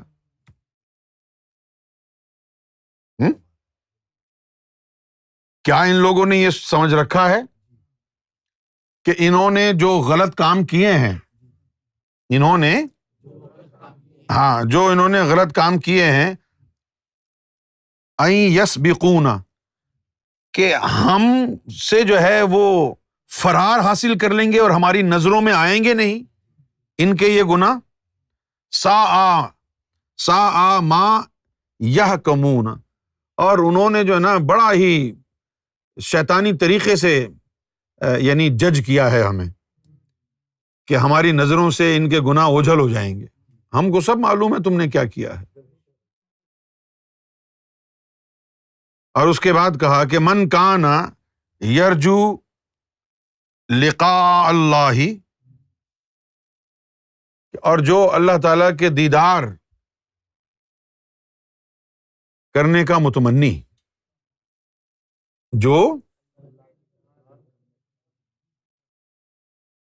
اللہ تعالیٰ کے دیدار کرنے کی خواہش رکھتا ہے،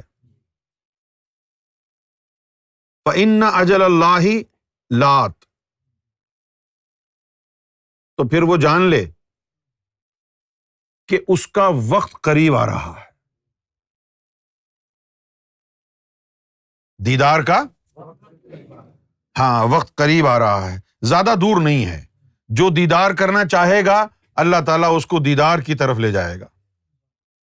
وَهُوَ السَّمِيعُ الْعَلِيمُ، یہ بات بتا رہی ہے کہ وہ سمیع اور علیم ہے، یعنی کہ وہ سنتا بھی ہے، جو تمنائیں تمہارے دلوں کی ہوتی ہیں وہ سنتا ہے، اور جانتا بھی ہے کہ اس کے دل میں رب کو دیکھنے کی تمنا ہے، اس کے دل میں جنت ہے، اس کے دل میں کچھ اور ہے، اس کے دل میں کچھ اور ہے. جن کے دل میں یہ ہے کہ ان کو رب کا دیدار ہو جائے تو سمجھ جاؤ کہ اس کا وقت آ گیا ہے، کیونکہ اس نے سن لی ہے تمہاری خواہش.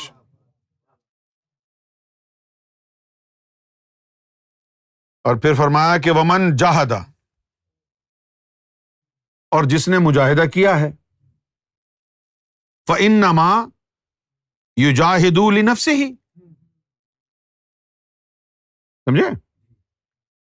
بھئی جیسے میں آپ کو کہوں کہ بھئی تم جو ہے جہاد نفس کرو، اپنے نفس کو پاک کرنے کے لیے یعنی نفس کی نفی کرو، جن چیزوں سے نفس مضبوط ہوتا ہے، طاقتور ہوتا ہے، وہ چیزیں چھوڑ دو، سمجھ گئے؟ اچھا اب آپ وہ کرنا شروع کر دیں، لیکن آپ کی انڈرسٹینڈنگ یہ ہو کہ دیکھو جی یونس صاحب نے کہا تھا ہم یہ کر رہے ہیں ان کے کہنے پر، تو اللہ تعالیٰ جو ہے وہ یہ فرما رہا ہے ومن جاہدہ، اور جس نے مجاہدہ کیا فإنما یجاہد لنفسہ، تو اس نے اپنے نفس کو پاک کرنے کے لیے کیا ہے، تو اللہ پہ احسان تو نہیں کیا ہے۔ ومن جاہد فإنما یجاہد لنفسہ، کہ جس نے یعنی جس نے مجاہدہ کیا ہے تو بھائی اس نے اپنے نفس کو پاک کرنے کے لیے مجاہدہ کیا ہے۔ ان اللہ لغنی عن العالمین، تو اللہ کو ضرورت نہیں ہے کہ دنیا میں کوئی بھی اگر اپنا نفس پاک نہ کرے تو اللہ کو کیا پرواہ ہے۔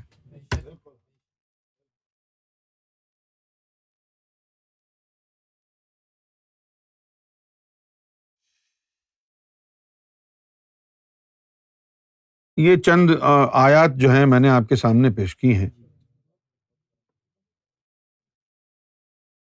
اور میں نے الف لام میم صاد کا جو ذکر کیا ہے تو اس کے بارے میں گفتگو ہم کل کریں گے۔ پرسوں سے تاخرات شروع ہو جائیں گی، تو جو پہلی تاخرات ہوگی اس میں پھر ہم کوئی وکھری ہی بات کریں گے۔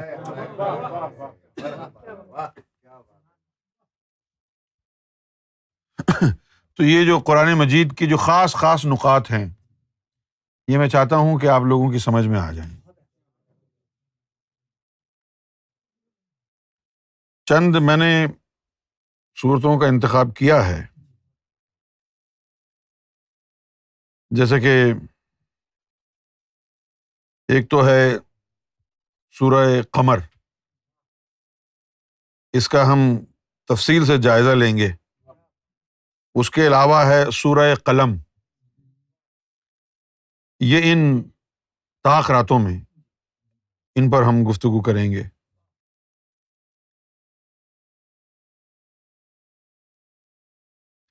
اسی طرح سورہ نمبر ہے 38 سورہ صاد، اس کے اوپر جم کے گفتگو ہوگی۔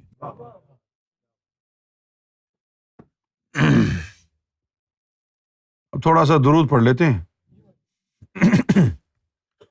بسم اللہ الرحمن الرحیم، صلی اللہ علی محمد صلی اللہ علیہ وسلم، صلی اللہ علی محمد صلی اللہ علیہ وسلم، صلی اللہ علی محمد صلی اللہ علیہ وسلم، یا رسول اللہ یا حبیب اللہ یا نبی اللہ یا نور اللہ، صلی اللہ علی محمد صلی اللہ علی محمد صلی اللہ علیہ وسلم، صلی اللہ علی محمد صلی اللہ علیہ وسلم، یا رسول اللہ یا حبیب اللہ یا نبی اللہ یا نور اللہ، صلی اللہ علی محمد علیہ وسلم۔ صلی اللہ علی محمد صلی اللہ علیہ وسلم صلی اللہ علی محمد صلی اللہ علیہ وسلم صلی اللہ علی محمد صلی اللہ علیہ وسلم صلی اللہ علی محمد صلی اللہ علیہ وسلم صلی اللہ علی محمد صلی اللہ علیہ وسلم. اے اللہ ہندوستان کے لوگوں پر اپنا فضل فرما، اپنی رحمت فرما. اے اللہ پاکستان کے لوگوں پر اپنی رحمت اور اپنا فضل فرما. اے اللہ بنگلہ دیش کے لوگوں پر اپنی رحمت اور اپنا فضل فرما. اور یہ جو بے گناہ معصوم جانیں ضائع ہو رہی ہیں ان پر رحم اور فضل فرما. صلی اللہ علی محمد صلی اللہ علیہ وسلم صلی اللہ علی محمد صلی اللہ علیہ وسلم. اے اللہ افغانستان کی سرزمین پر اپنی رحمت اور اپنا فضل فرما. وہاں بھی امام مہدی کی محبت اور امام مہدی کے علم کو حاصل کرنے والے اس جانب ان کو راغب فرما. صلی اللہ علی محمد صلی اللہ علیہ وسلم صلی اللہ علی محمد صلی اللہ علیہ وسلم صلی اللہ علی محمد صلی اللہ علیہ وسلم صلی اللہ علی محمد صلی اللہ علیہ وسلم. اے اللہ ایران کے لوگوں پر اپنا فضل فرما. آمین. کیونکہ ان کو یہ کہتے ہوئے سنا ہے کہ امام مہدی ہماری مدد کریں گے. امام مہدی کا نام استعمال کر کے دعا کی ہے، ان پر کرم فرما دے. بھلے ہی کسی کو بھی مہدی سمجھتے ہیں، ہائے ہائے ہائے نام تو تیرا ہے. ہائے ہائے ہائے کیا بات ہے. ایران کی سرزمین پر بھی اپنا فضل اور اپنا کرم فرما.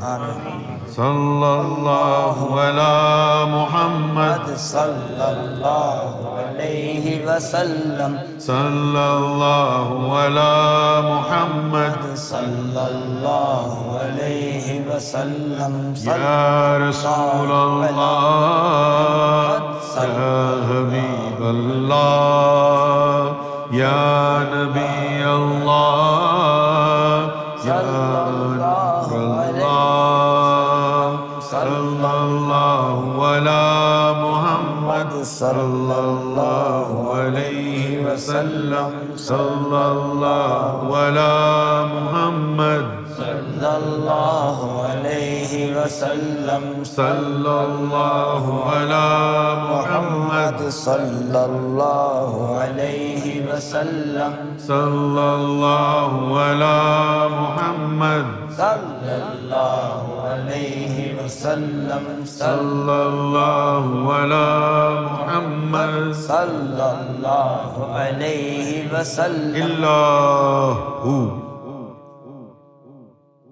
اے اللہ جو غریب غربا ہیں، انڈر پریولیجڈ لوگ ہیں پورے خطے میں، ہندوستان، پاکستان، بنگلہ دیش، ایران اور افغانستان، وہ جو غریب لوگ ہیں جو ٹیسٹ نہیں کرا سکتے، جو ویکسین نہیں خرید سکتے، تو ان پر اپنا فضل فرما دے اور اپنے خاص فضل سے ان کو صحت عطا فرما، ان کے بچوں کی حفاظت فرما، ان کے بوڑھوں کی، ان کے والدین کی حفاظت فرما. آمین. اب آپ لوگ اپنی آنکھیں بند کریں. بسم اللہ الرحمن الرحیم. اگر ذکر کے دوران جلال محسوس نہ ہو تو ذکر نہیں کر رہے آپ. درود میں جمال محسوس نہ ہو تو درود نہیں پڑھ رہے. بسم اللہ الرحمن الرحیم. لا الہ الا اللہ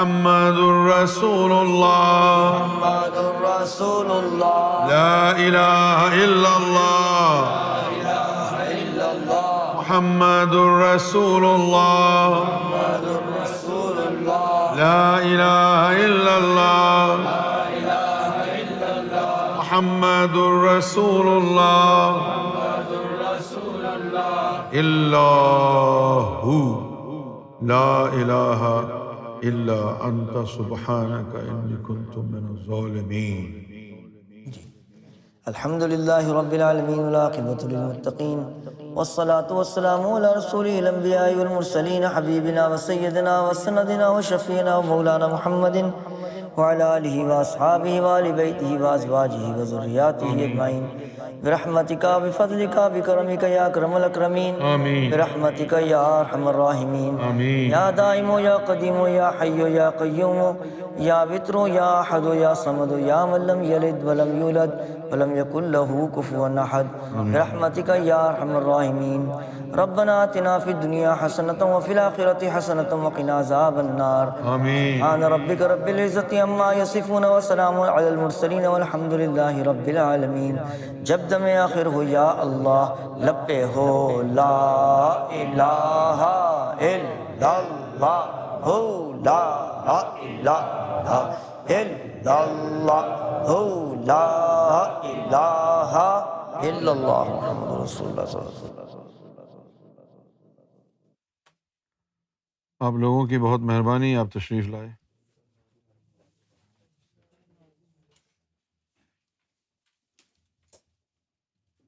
ٹیک کیئر.